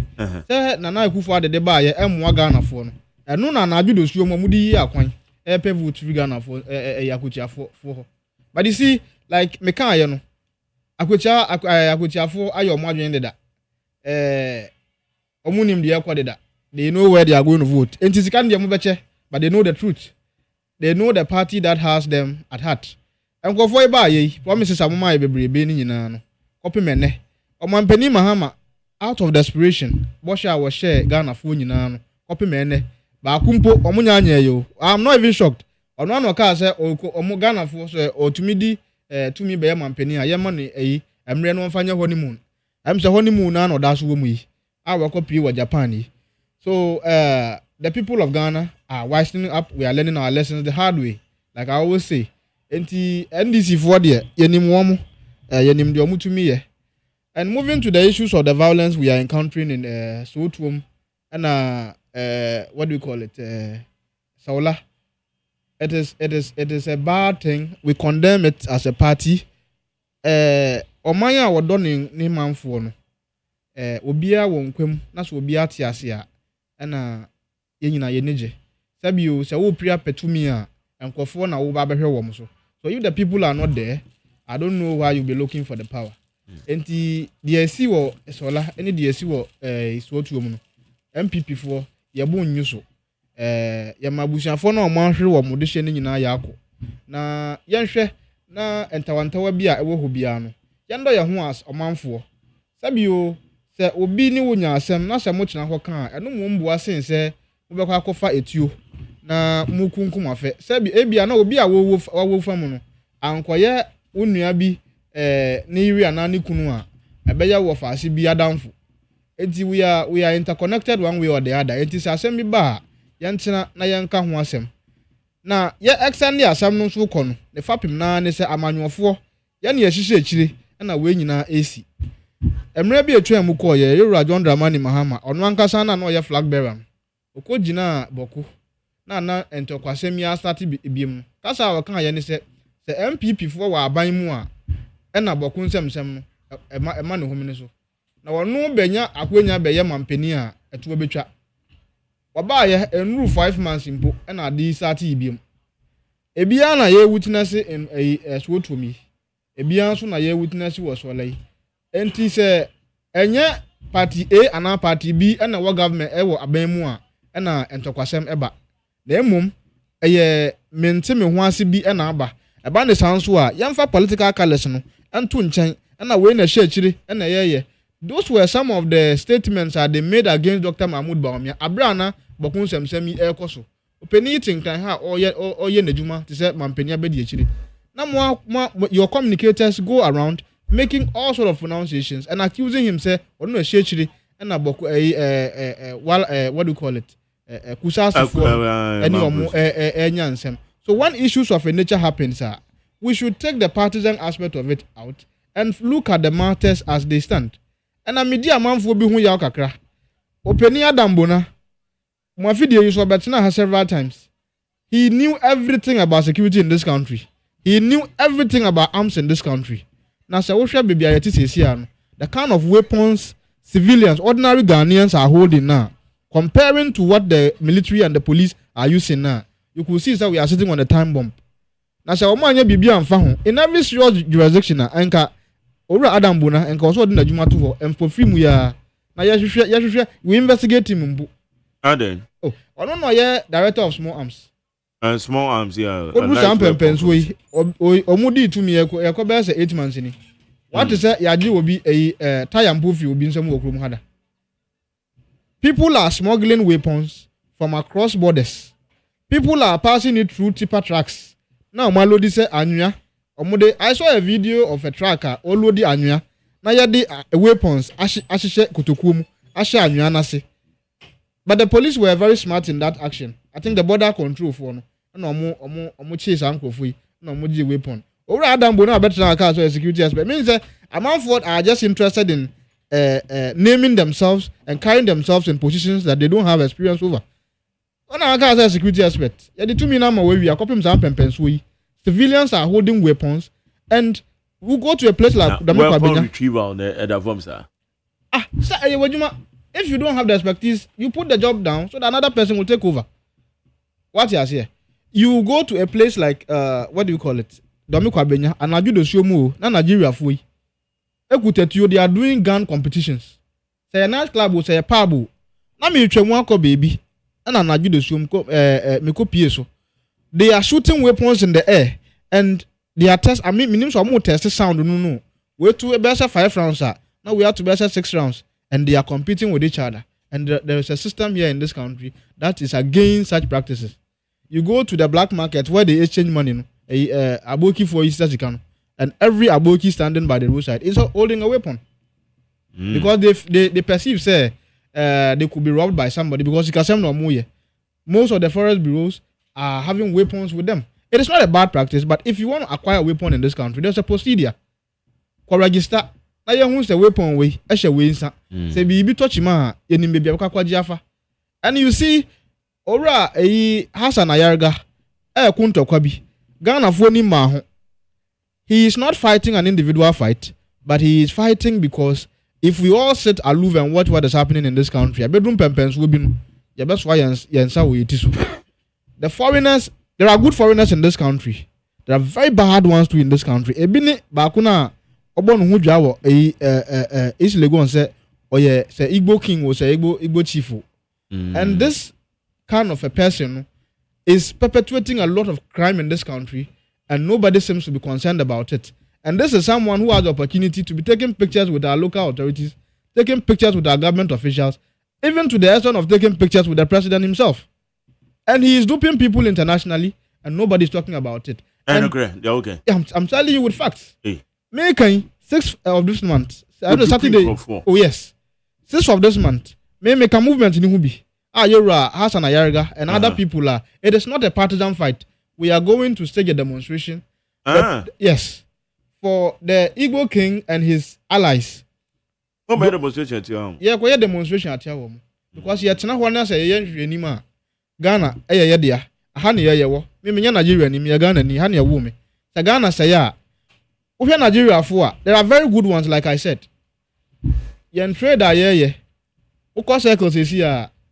Before a foreigner is allowed to trade in a retail center, I guess all the goods sniff in the chrome. And our manufacture on the chrome or the abba, yeah, man, so abeton. But it is not as it is in Ghana. Omo no ko import goods ni free China. No mo the abba Ghana. No mo ma take you over the retail market. Na yen Ghana fo no emom ebre. So some of these practices no ye be campaigning against it. Now the Nigerians now wo mo hihye amanfo fie within the greater Accra, Kumasi, all over Ghana now. They are fueling crimes in this country. They are taking our people for granted. And now yet way say rented down area beer. The prices of rent now cost through because of some foreigners we have in this country. Or no is willing to pay times 2 of what you the citizen of Ghana is paying. And our landlords are interested. So if tomorrow the nipakona would this dining man aboarding or some of Nigeria, so whatever now and you are using your property documents to help them acquire our passports and our legal documents in this country and going to other countries of targets such as Germany, USA, Canada. Now omu passport and documents now they go there and commit crimes and the traces are linking them to Ghana. It will come to a point where so we are Ghana ni that's all copy who apply for visa to go into these countries you'll be blacklisted. So in the nutshell, no, the issues of insecurity is becoming because we as a people do not love each other again. We are politicizing everything that is happening in this country, and we are not letting the appropriate institutions handle issues as they are. And I don't know DSC was what to me. It is uncalled for. In the videos we've just seen, no, there were police officers around. They didn't have a single respect for the police officers who were around because, for all you know, obi mu wo obi the phone be free IGP akacha ni say ya me boy eti release no. And the police officer who did the arrest wan hwe here baby awo on the station ho no ya transfer na akoshe baby wo wiram baby ono so one person nti no nsa se nechi. So at the end of the day the people will do whatever they want and it will go against us as a people. And yakika kono akwetia de yes, it's a down deal for MPP. Oh, really? I can assure you. I don't know era be fika say ono no wa kwetia ho. Say ya to abano na say we near. Or the nakunya beto. I side with him because we know the work we've done and we know the kind of social contractor yani akwetia for ewo. So at the end of the day I'm confident and very hopeful say era asumedu beba be MP akojo ni the other numbers we have in parliament, you know. So we continue to give the NDC government and His Excellency John Dramani Mahama the kind of constructive opposition Uganda.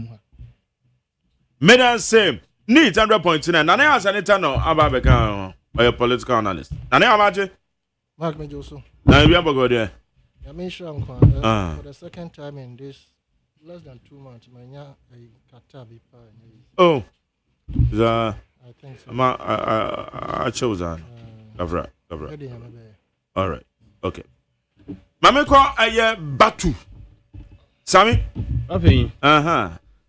Mame fa akwenye so na mechia me brapi.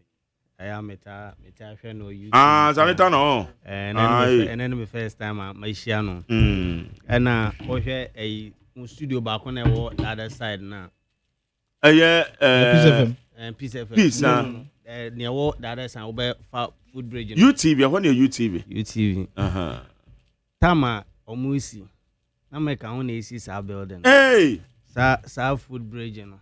Na make on hobi. And every we be papa. It's na your drop. Batu for na every moment. my in and now for my and I friend Koa. Okay. Baby, omo package your friend the same. And this way, yeah, now yeah. And that's if you had the back right. I said, Father, but oh, fine. Mame fa kwenya wish so na minchia me brama omo studio hanom na minchia constituency awutu senya east minchia the chairman of the constituency Stephen Ofosu Ajare and honorable Phyllis Nakoyo the MP for the awutu senya east constituency na minchia me bra Obed Opinta na me boss Delali Sewakpo. You see Omanya ye timu sometimes na ya na mprempi no nyachum no ya do so too much. Nyachum in which way?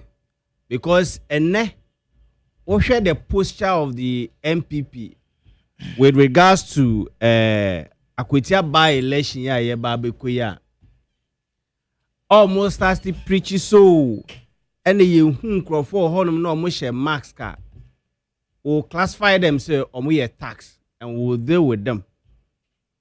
You see me in every day, in any day, I always say me nyo bia me political line me fasono me indulging in violence, because at the end of the day no, if there is violence we are then ekokan obi na sebi ofre ne nkwa Abekang sebi onosu ye ebusueni.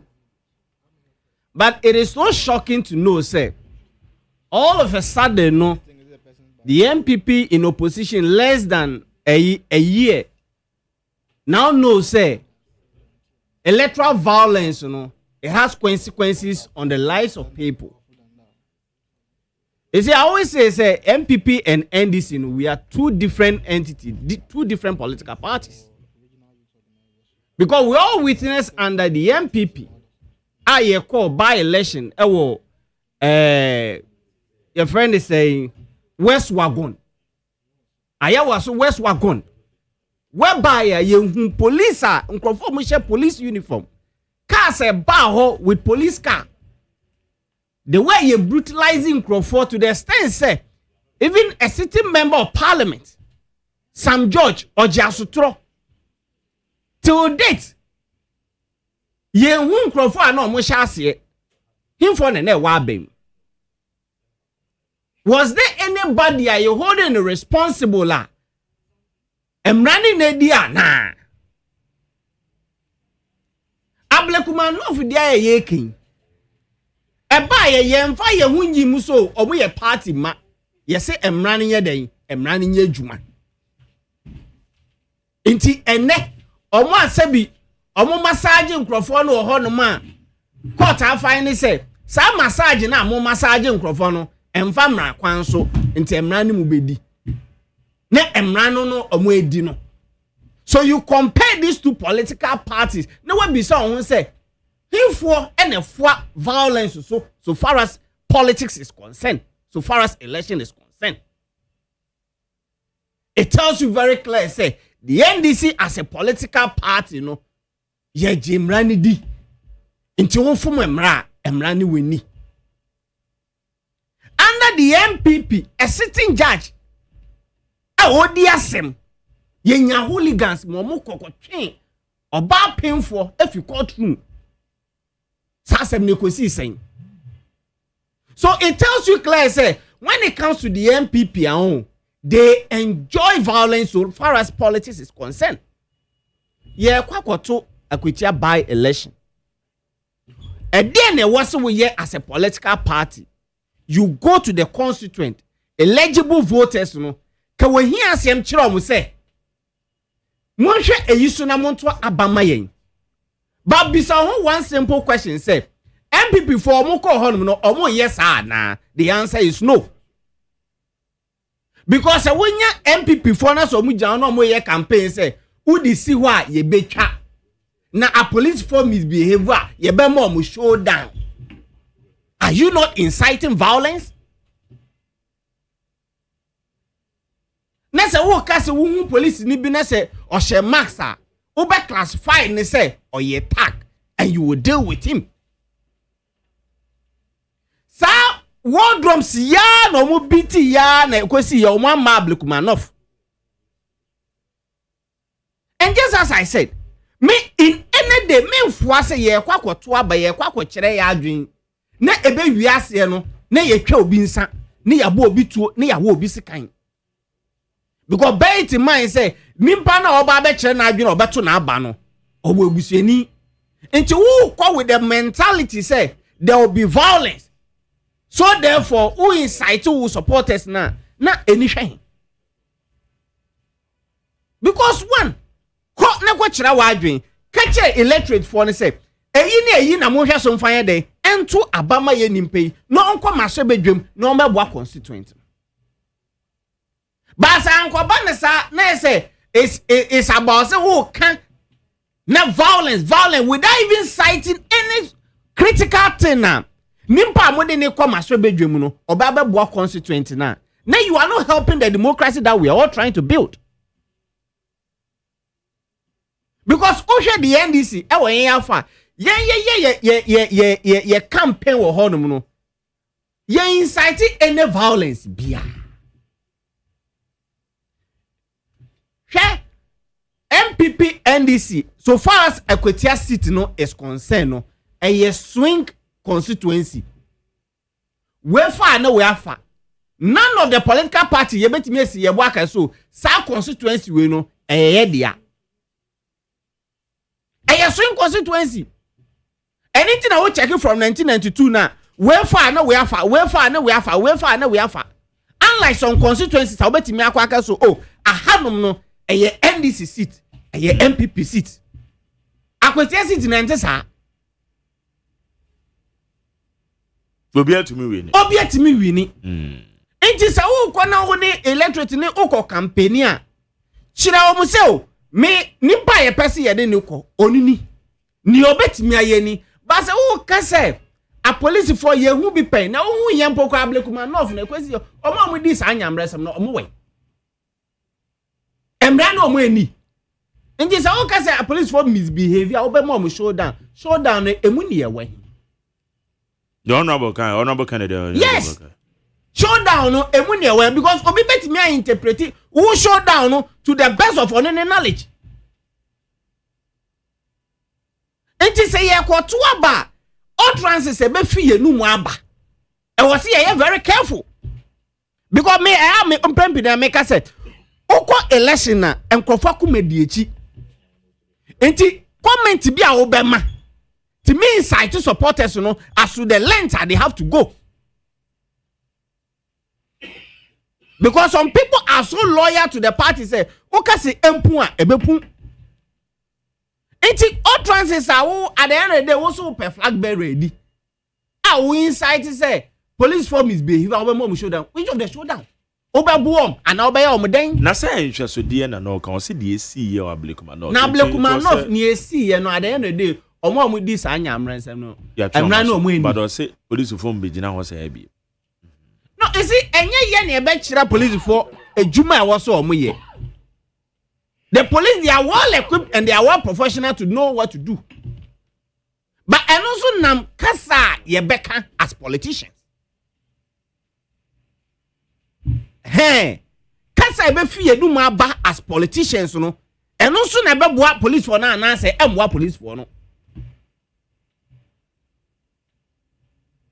Because Ablekumanov dey say Moses Abo ekwatena radio so e ka say ohonum no oba na ni obejimi no eno so ebeji kakakaka wow okoho Malik di okoka Malik Costa ti na bon Malik kan eno so onu oba ho Moses Abo okoho he only retaliated to what Malik said okoho wankoho.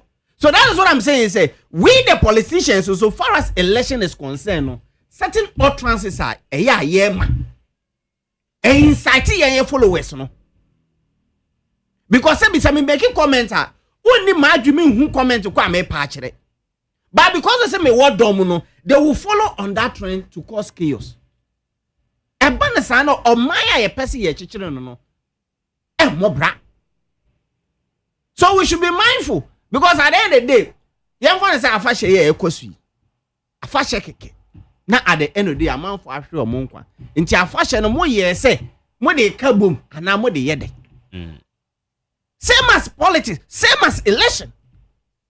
Kwachira wadwen enye say kokum nimpa ana kopre nimpa.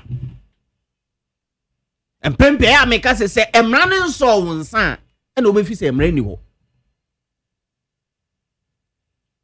And so nine politics angasa no se ukodi sebi nkwase asemi wi a na emra no so wonsa, then you will understand say him for na tie wechi, him for na enter wechi. It is a who call us will be inside to say, hey, we are bomumu ekuo, we are bomumu dwa as a group. Emre we munye say. Bisa who say, we need family members, we need yire.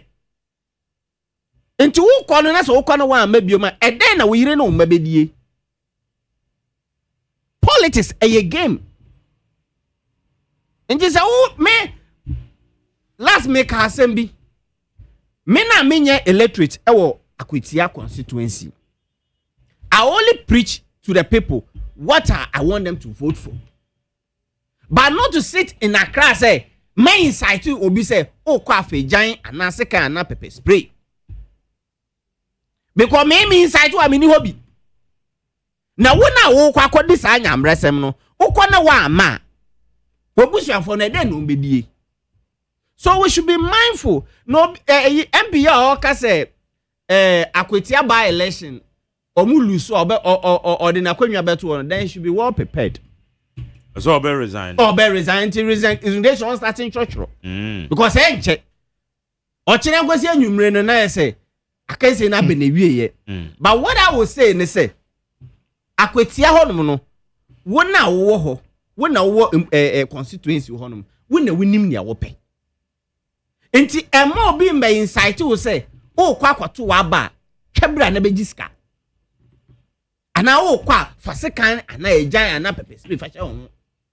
E ya adwenkyere obi am fasekan ana etu offensive so say Thomas mensi ana obenten. Inti development na ye pe e de ama ye man no. Young politicians so send out utterances na eba no. We should be mindful of it. And MPP for so mu beat war drums no. You don't need to beat war drums.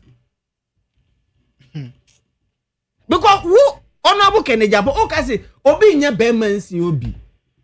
What are you trying to interpret and what are you trying to say? And this is why you call her ye call the two ne koi. Obi di giant call ho no. So what is the meaning say obi nya bemansi obi? When was the last time omu call her koboa e friend say omu candidate no? Campaign. One more, enye 1 week ya no omu twi omu hokoi. But we have been on the ground.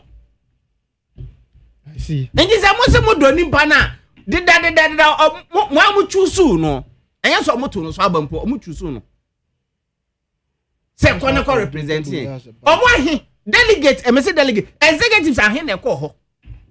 From the beginning. Enye 1 week ya no mo koi. So you don't go there inside say Obama showdown. Oh, what showdown be man 31st January. No wa we showdown. Oh no mu hia we showdown. Enti brapen ochina enkwa wieye no me mpa ebo ne say bibia bekọ jojo. Na the end of the day no lawyer betimi awini kama. Na ye enkote say obi ato pepper spray python bi enhura ankobo obi ena obi empushu obi na at the end of the day no bibia nya jojo na constituency ho so no ohonyo na oman no emfa no tuma pemfra. And just as I said me enye me desi ebe wie no na ade bechi na afi na yesan ba radio so ni TV so na e ba be defend electoral violence na ho keka ho nti wo mo amukoto aba mo na mo constituency ho mo bi me insight o mo bi me fa bibi me sha wo ho nsem se ko okodi sa anyamresem we ba ye be ma wo sei ko eye kokromoti na wo de kwa kyere wadwen me nkwa mo bi ngokun because minim krofo bebra through election omunetwa omunsetwa and as we speak their homes party no pokura masa onwe ho enti wo kwa kyerɛ wa adwene men ko violence adwen kyerɛ nya violence enti omo so omo biti war drums no omunyai especially na bi ne ye friend say ne deputy ne omo executive no emwa man no emwa election no enye no ene ye hwehwe ye pempuntuo ye penkanko me da asebra pe won so me da say need 100.9 nana has anita no Mark. Yes sir. And there was some mention in the production team. I mention I have 4 TF4. I mention Bandy. I mention many Batu. It's nice meeting you guys again. Now, what do you make sure that you say okay? Yes. Mark. Yes sir. I said I'm Melco by elections and such. I said Bisa said, what down for no 10 crime? Is he still in office? If I had any powers, I'll ask Dr. David. He doesn't deserve even to be described as a doctor. Yes. Academic credential. Okay. A puto academic credential. And why then? Who now will be some heading? When interview Nana. Man, you disappointed me. You should have sacked him from your studio.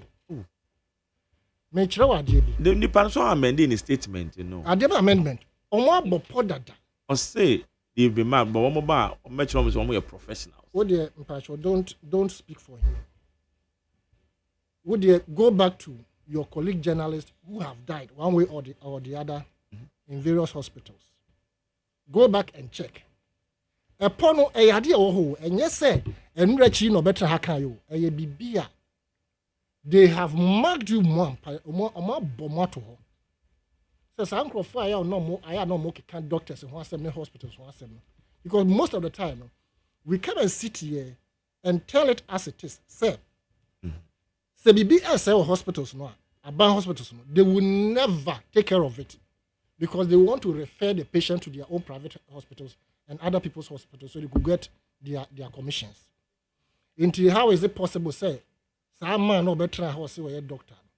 Now, rich or more MRI, ne I break it down.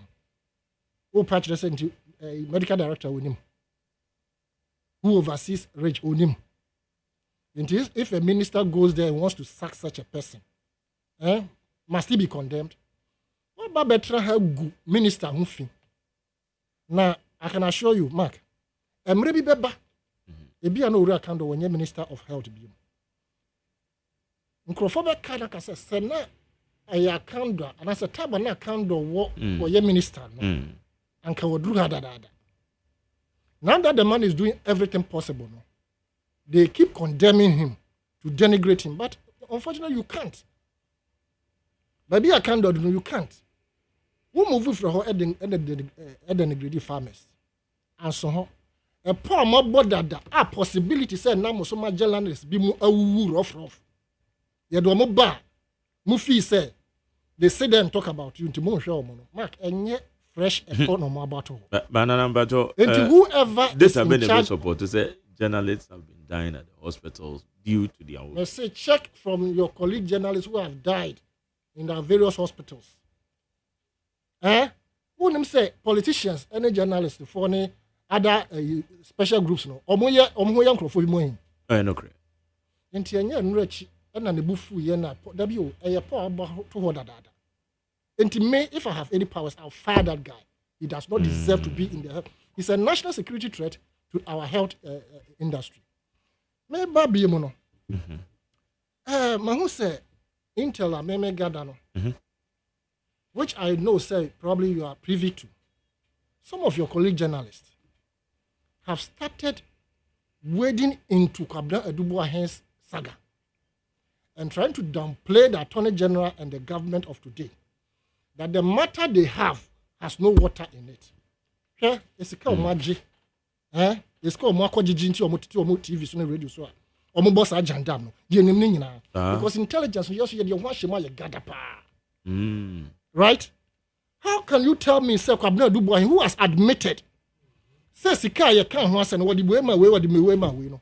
Moti mu radio so mu TV so na mo ka say asam ne kokota emma because mumu de musuba ne say yenkoje nipa bo man from no yenkonkoje sika mfi obi ho say ne nkrofo mu di na chi o say de so no anka say ni yefa be bo jandam say de be ya asam no mu ko the public opinion would want to make it as if say eya rodo rara. Mark, I am urging this government. In fact, it is one of the cases, sir. Sabawe Lusu. He will never be forgiven. Attorney General, His Excellency President Mahama.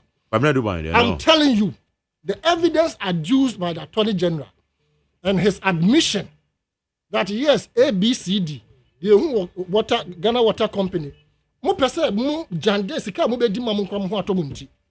Journalist for nibi. Mo boss a jandam no. Amankrofo we afọ mo ho ndi. It won't help this country. Mark, again, the issue of Galamsey, it is in the public domain, say IGP Special Task Force has been withdrawn. Enyano correct.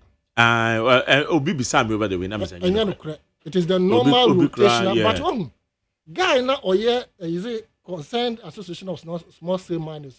President Oba out. Ebe issue start statement. I see a channel. Kwajo Pepra. He has to be arrested because we're inciting Nkrofo to still go into the illegality of mining. Nobody, no government can ever say Emma will be any mining in this country, but do it responsibly. And I'll be very hurt and disappointed in this government. Say of bad say Nkrofo you almost show mon kwan tree. Yan faso anshi shamra fufro. I bet 2 san Nkrofo so sa. Omo nya no kwan papa so no ye betu omo so sa na ye nsuo ne ye forest reserve so mo asem no ehu ada ho a I'll be extremely disappointed. And from what I'm gathering, it appears that within even the NDC there's a clique against His Excellency the President and the Amakufibua, the sector minister. And we must all rise up in arms if possible. I'm sure that some of our voices can even can be described as arms against this illegality. The goal is for us. We must mine it, but do it responsibly. This is what we are all calling for.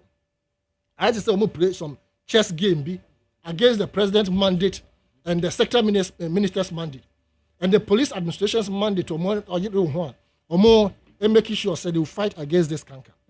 Now, yabo, Madam COP Yako, CID boss, or national basso.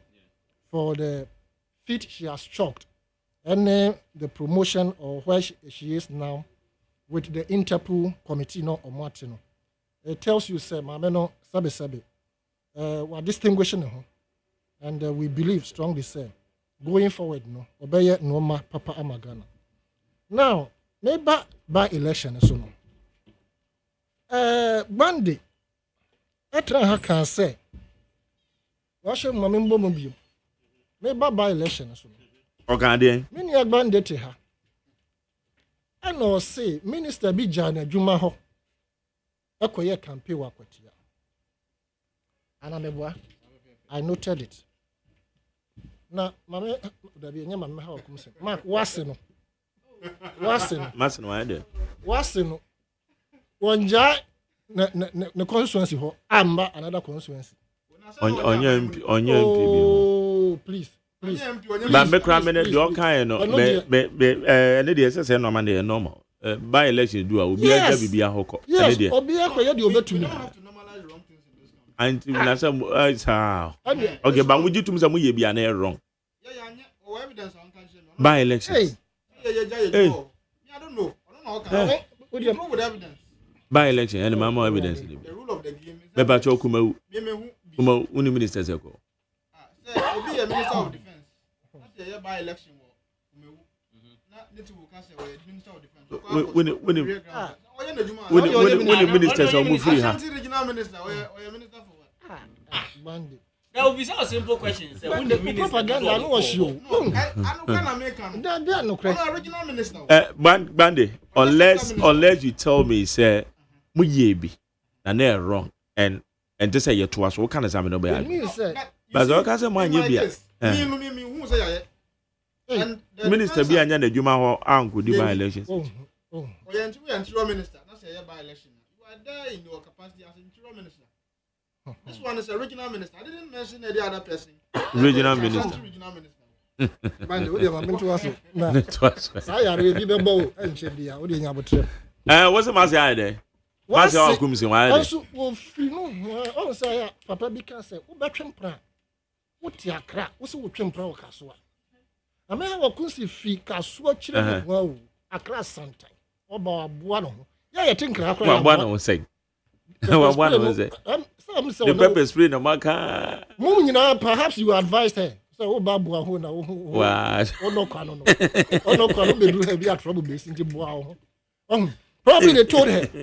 Oh, Mark. When they carry, it is neither here nor there. One crowd of better now, and this is I say.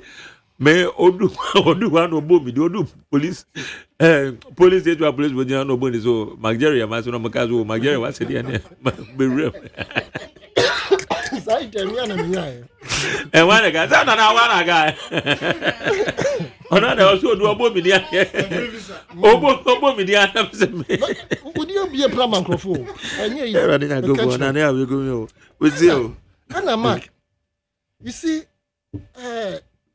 if I were in Akotia, I would have voted for the NDC.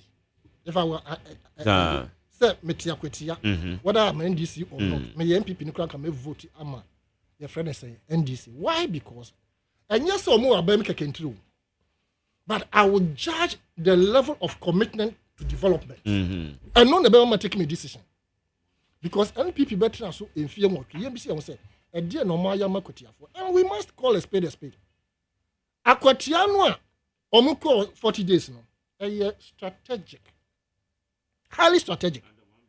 Nanado ankokwe do akwatia onye saade no da ana wankoketi nanado akwatia no bia na okoye nanado ordinarily would never have gone to Akwatia appear to kura bombo atonkrofo wu enna me no kese nanado ntoni nansi ho Akwatia omko dada ulma yanko papa ni ho ya hin dada enti modi na akọ hokropo no nkrofo krabu ofu wo na utra so mfie wotwe a wo deprive with development and na wo ba ha ba dey enti ayi 40 days ni ene fence owura community ni wo ni dey agenda set no mo ye enye bibia they are committed to what they were doing. The number of people who went there no just agenda setting so that nkrofo na wo ho no be can say bia so and so they are omun hu ye humobo, and I've said it. A humobra batu no emfa mpuntu emrew. Mark that. In the sense say ye hwempuntu duma say aban we within 8 months asha see omoye. Mark, we must commend this government, and they see then people who claim bande enko almost yo the government is not spending until ABC but you were not spending. They allude our 8 months in government compared to these people. Put on. Na say mo mbe to skali boom. The way mo ye economy here egu ho na ye we mo beto ye no. E dey no mo nya biem. And you claim spending they've been corrupt and all that. 8 months ni. Bande see you. Aka me be say 1 year ma mo fi aban mo. Contractors were complaining. In fact, they complained many years. And in your last tenure of office, the last 1 year, you were not paying them. Into your bank for buy, you know. Now you are drumming it home, say the government of the day is not paying contractors. That is why the CD is stable. Oh, the whole year, you know, I will see the no annual stable. No? It's not even stable. Oh, it's not even stable. Today the dollar is. Man, they be honest too. I'm being honest. Be honest. More than 17. The Musa before some be fair, but more policy rate 14 point something. Yeah. And to be honest, and now my top petrol, man, just say my top petrol. And kakra me to be no a good came mo say my top petrol. Now first, no now 1 gallon is near a first 100 Ghana cedis. And now you're doing this. As you you see, Saba way I had the money. I meka. Meka. Right. Now the echoes were Quetiano. Uncle me mobo. And the family the family of Yao Ernest Kume. The MPP wants them to feel like they are a part of them. It is never true. Sure. NPP will do anything anyhow, even if they have to kill. To get what they want, they will do it. So this Akwatia business, they are going to go all out to say, Abrantiano NDC for and I time any son or dear. That is what their campaign mantra, one of their campaign. So, Omono time any son or the drink. It is not the case. Sometimes you hear a friend say, a homie, a majority you are corporate. You hear a homie kakra, we are Jumabia. This guy, I know him a little bit because now you share UTV. Yeah. He will do any and everything possible in terms of the person to want to achieve it. And to say you're running up and down, it has been part of him.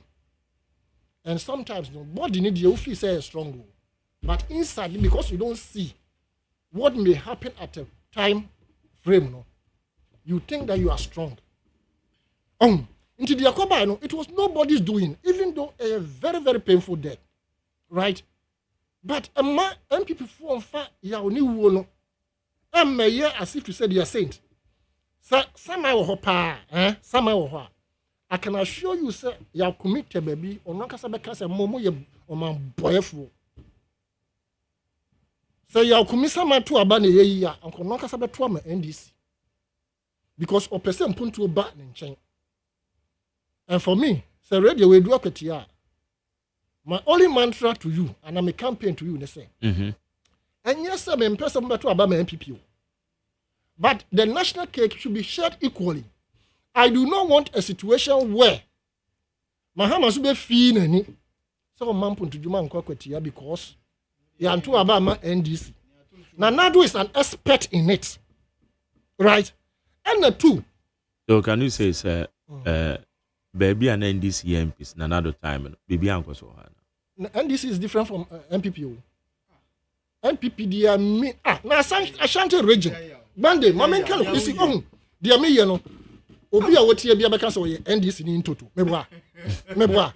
Okra party who said, they all shame him. My Jerry Premier, one Jawa NDC in some phone. Nti Jerry sort of when him say me NDC in Sana Nadrian. Baba Maka. What the assumptions in you, me from Gadget when you're NDC. Now, me Gadget when Jaisa. NPP actual power. In few more trade. Crossroad market up Urakufo. Yeah. NVCG. Drawings ni bibia mails beto ye. Ana mails was a meto aso. Amed meto aso. Ana meto ado sa na kan. And the blocks near Young Road bibia the market is sometime. Fofi and Twata and you two NDC. You two NDC nanado by 8 years. Now Casa nanado bibia we bia na need the home or year. And you say unima mamu. But vindictiveness has eaten into him so much. Backed by history. All no develop Ashanti region. No more greater than Achem. No. And to be able to say interchange. A general was some to me of all people. Abeka Brofaka said you're going to so through press conference. We have conglomerated here to draw. Yes, I know. And I will have a for and I will have a for no. My wood to me in the Brofun by a press conference. Okay. 1 year interchange, you know. And now crop from market. Every Ashanti person, especially the TikTokers, the Omu Bien Crofoni, almost say, Jimmy Brown and I see a way to know a chum. Because Mahama bag crop from market, Kadiakosu or Baby, Kajetia face too, a baba. In now road, the China or Korea said Singapore. Most of the deals will be connected to the Kumasi triangular inner roads. Any acquire for into which it is a Kumasi for and Asante for. Omuti ya din so much to the sense say some puntunjuman a bamo money sir. Ometo abeti ya NDC. I fear for the MPP. Sir, by 2028, Kumasi for near Asante for the money be development. I'm sure I'm reduce more MPs no drastically by your mobile. And instead of finding strategic means to reform yourselves now. Mujra bonti na mudidi muwatem. primaries nti mo ma your secret behind the closed doors mark obayansafo yebu ne be ayenka nasem akotiafo mechiamo yo high elite 100.9 meko etiofo ansa na ya peke last comment na ye ho de ko but oni ma saloon bi epe eye nipa no no ma ye adwuma eti wo obi a wo ye tire woni betire ye woni ne osi hyehye woni wig ye je wo ye obi a se no ma ne de odi mutintiman pa pedicure ne manicure yi wakwa kosunya bi mesro Lucky Beauty Salon ameke omo hacho omo se omo hia ho no mo no wa ye adwuma ombe ma oba bi ada na wo matua woka eni ti frɛ ne mu amopa adwuma a mu wo se nsa no adwuma no frɛ 0244 571 468 0244 571 468 0244 571 468 One Lucky Beauty Salon no more hacho a wo mo hia wo na wo no wa ye adwuma so wo tire unim tire ye pa ye wone oban ma Lucy enkasa wan wo no enye adwuma ye beko awoma no so na mechia Add Value Consult na unim say Add Value Consult Philip meka bibia cho sisi 0302257902 0302257902 and 0302243540 0302243540 na yenje wadwe nkyere anopay ewo neat 100.9 pato mache Major Magdari. Yes, I'm right here. Yo, Magdari, friend Gaskia, Bill and Abom and Steph Avimco. Yo, Yamisi, I need my power about my Ghana. yeah, that's all. Yo, and I did come and tell me I have friend easy to do running spark here, a dear friend Annabelle. And a coach or dog of that town, the Tishy Papa, on to super. Magdari, maybe Kakabeka, actually, on my Ghana, Titu, and this PP. Omni put on mine. Yes, slow, Mr. Boy, Mokotui. Omunya pinchen no na batwa ne nkopoko ma omagana na omagana de bia ye pedide too much ene ye kofa ba na se de bia ne fa politiko no mu hunde peple che ko tia ba ye ko che politiko ya te mu ndo ko ni omanye bo muka o omanye bo muka da de to so che MPP for adibi o mu ya emfata amwa wo mu cha bla se dinga tia ko pie eyi ase mo ko bu na nza mo kwa ni dai it is a baby to say, not to the Panso, I can pick us a phone as well. Lay and to quite a move who did in Korea. And Jappy before we are no we say woman who must say, and don't we and yet, what if I can play campaign or want to be shut a little too long away campaign. It is a beginning to a kind of a far on one. Again, it took the devil. And Jappy before we are no way. Madam say, Mammy Vadio, maybe so much. Yeah, Yamado Mokreben, it's your happy down as well. Meda se me nyama ge. Mama mi apenye ma me share me papa elikuma the honorable and the MC honorable Aldo of the East and ko kon share ma researching agenda and we go to be implementing it. TDC board so me share no from the more than power honorable Apostle Peter deputy chief executive the machine and the mama the NDC ni aso ne kan o to do the NDC I will do my part. And can be this and come on company and now they can another call with you and the company among. Now, so this MPP to me seems so catchy. Same way up with your mama. I put your mind. It may make slap with your mind for catch up. And that will be anyone of the not to. It's more elephant that is very important and incapacitated behind that down. In control, on the now, like now, more for also control not up with your fault. So that is, you can make strategies for in the Adama Mobita, the Maya, catch on the pressure. And on the amount and before the amount. Maybe so, that's your pressure. Uncle, where? Oh, that's a question. Uncle, what is that? That's it, that's the Papa who wanted to go and get our name, your thing, and so much, and not to do. Oh, you know, you see the court, the process everywhere. What can you see? No court. But I'm Dada, Michael and Anthony, after no matter. I change. Commit the late, young papa, the same thing. Young Conomo, and no, I am cool. Into a can't care. No, let's start with if you are among two about Punto, Nanda, Okay, Madam Sam. Madam Sam, my main for you. Marche. Champion McJerry. Yes, I tell. And a penny, I'm some drink count. And council. I mean, Chairman MP, Obatampa, Ida, Adua, Asidua, the William Kennedy Basmo. I mean, Chairman, Abula, incoming constituency organizer for Okapu Central. Madam, I mean, country, and it's funny when you're able to say, saying, Punto no shot bar. Back at Aquatia for say, Mamma of Cassie in Punto, almost Obama, NDC, and you had the individual baby Marcotia for. Because you have Baba Jama, I am MP, our Patiada. I didn't Punto and a also our Apatiao. Aquatiafumla and Fuka, and Namasha Ashamai. But I said, Fini Santinia, almost Obama NDC, no, and Punto Ben and Akoswa Shamaya, and the Omosia Aquatiafon, Master Aquatia for say, almost to Wabamaira, to Asumadu. Na ejuma pana yewura and yakumi esha no omna emba to us because ono the ofikrom ho ono na atena ho onu omo haw ono pe no beye MP ewa akwatia mpeso so a obetama impunto aba akwatia fo so na dia fo na school a that yakumi den koflo kono papa ababa to us because NDC ye desert na why say ye sitting kaka na mo pewu aye say dia because no mpade aba ho ayo mo di because bi be ko because on be ko wa Baby, any October or Kunkatama, any Ashama, which is Minister on one year and two, nothing put the paper or Kunkatama, so any Ashama. Okay. Madam say, my main for you, Marche. Major so Mike Jerry, now what is it? Yami Adam Ra, it's you. Who has it? Dr. Newman is my committee too. Mentia, Mr. John Board, maybe Sawa Consent, and he did not say this way. And he was honorable to it's sure maybe will be Minya, and the menu calling Mr. Asaneta, no, Mamma did who yell papa, comment or making about Doctor No.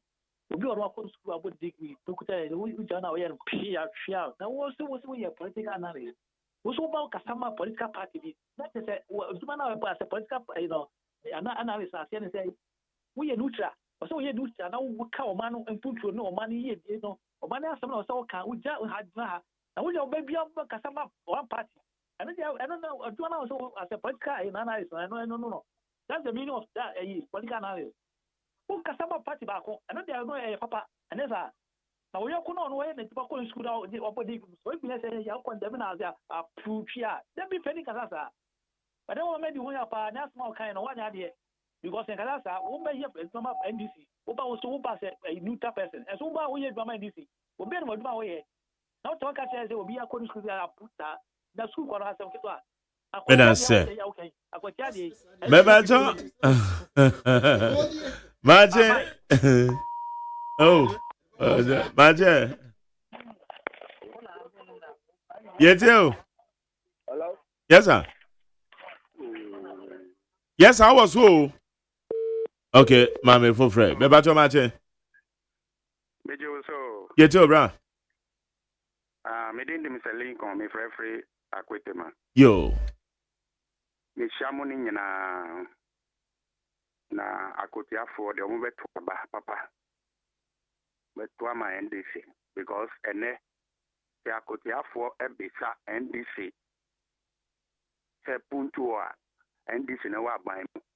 The good people of Akotua today will not ask the MPP in opposition to give them development. Because some of the country are more by more. And the Ukotua bar, to Abama NDC, no. Because President John Dramani, Mama Enra, 3 days or so, Enra. The admission fee of nurses has been dropped drastically. I'm repeating it. The admission fee of all nurses across the country, they are dropping by 50%. Who pay way now? Many who cast I present, I'm stress free. Who write university? I don't know yet. The man who forward memoir. And you're free. And the NPP near all country was all my no more yadino. Who the who got tough fuela? Can say young Toma President Akufo-Addo Mrena echo 17 to 18% elite. My own Toma because who say no man no more yadin.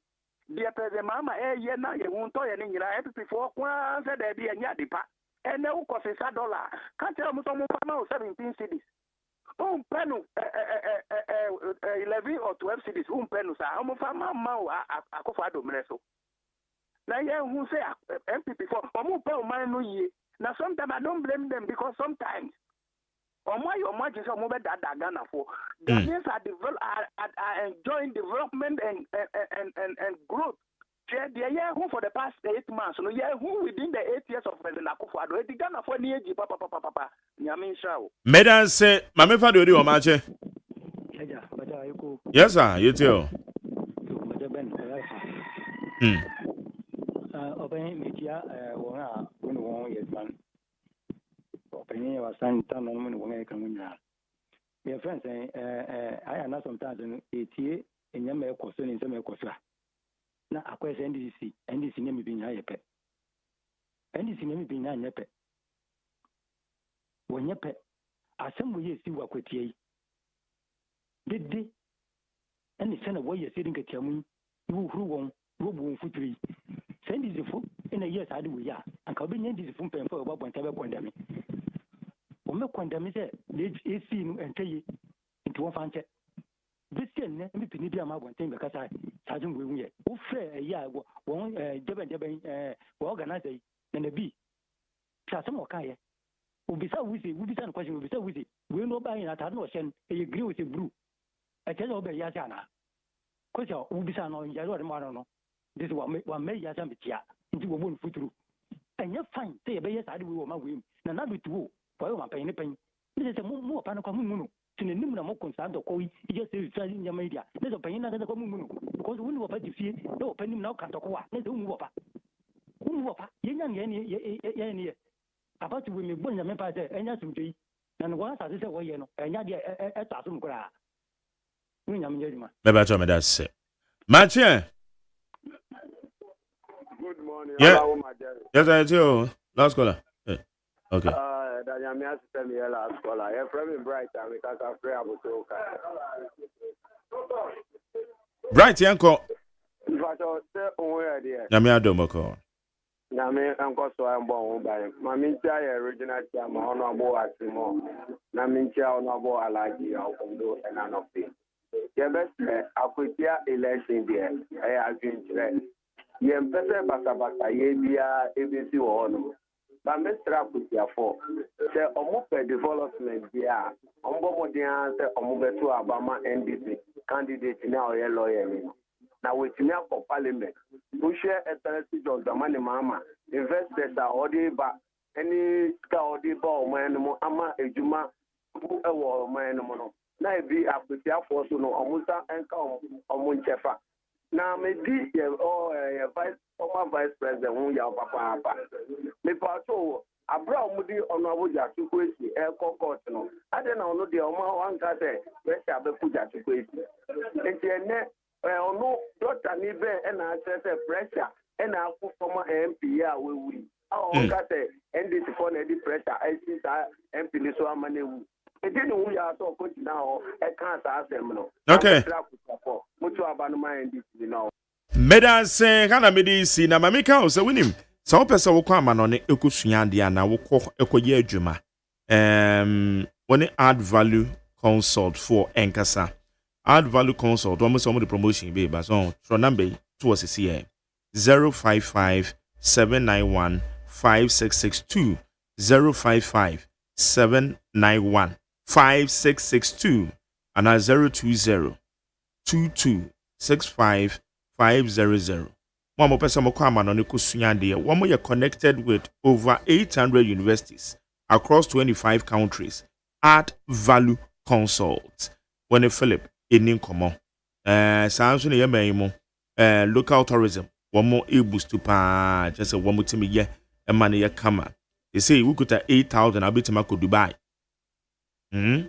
or say start with 8,000 na ko Dubai free at Value Consult.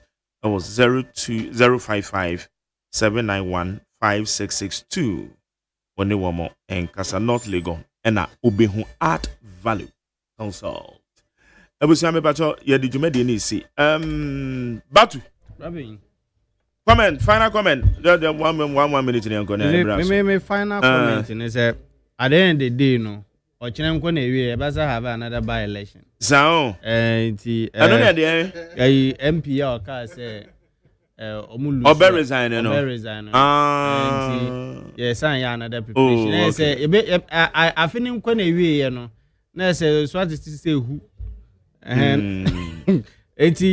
But one thing for sure is I did back one person make clear and say there is no any autopsy be a buyer HSNS kumi ni no a legal issues a court no and a money we it Baumian some now all can say a petition in the stressing no we and I think at 2012 on also the your mama call course and so be Inti enye no. Because the sense of normal car, I don't subscribe to that. Enye no cre. Already je crazy on so go do court upon. Then say nko de ba san ka wapro. Inti enye no cre. Okay. Inti omuni asem bi aka. Inti yanso ye prepare na eja. Medas. Ochina nko na wi ro ba ko be resign na say. Na bibi akoyi. Na asan ko another by election. Okay, Gbande. Okay. Yes. When say me nu anu abetina ha sometime me ka say yenya akwanya na se ni Ghana fo di nkomo a. Said the assembly tenant no cry woman. Young found two or sa. Canocra near quay. You knew about to bar your back, say, and to trust him. He was talking about war drums near the other. Yaka more inciting violence and this by election. I won't be painting a Ashra on in the bed you are going away in near Twinchain. They have given us the evidence in our Blekuma. Until we have learned our lessons. Maybe I'm a I am not supporting violence. But I am telling every single MPP member who will be making way to Akwetia, Akwako, about when they say, or Kwa, on farm Paboma Ura Yankupon. The mum ne bam modie, I want to twash a cry. All right, but that's it. Now, Mark, Mr. Newman said, no straight bullet in back on crank. Oh, sir. My dodging in because minimum Jumoye, Nanka, Sana Juma or in a profession. And will be able to studio no cancer some microphone or mobile or macachia or munim jom he will set up but interestingly NPP has led another way and now they have for the first time given us NDC funeral MPP funeral and any other funeral that will come man was a year in the name of NDC it is expected say MPP for so by yamu mana and a yenjojo you see, Bandi, you are getting everything wrong. Fact of the matter is that a year, and we had 8 people. We had 8 people dead. NPP 4 soon change NDC 4. Elsewhere, but in conclusion, I love the serial callers and testers, especially the MPP. India suffering no crown. What the FS here? Okay, therefore, and Monday's edition of Ghana Muntie the Brewing. Media Sedema may produce your friend Kojo Damiado, Kwasia Buaje, the darling boy. On name is supervisor, my channel manager, no. Dr. Faradexena, or your executive producer, na a year be general manager, friend Kennedy Santios same. Media Sedama, Bena Frima Bankro, and then Anaya for social media administrators. Me a meeting a drum, your friend Mark Jerry OSEI AGYEMAN. And Yame Portina, Bessa Shia. Or China Yamea Droma, the Bessa dear Shiamo. Yaminko Bibia. Yes, sorry. Na Abena Mowe. Abena Mowe. Or the entertainment G. Ever better also. Yaminko Bibia. Yeah, go.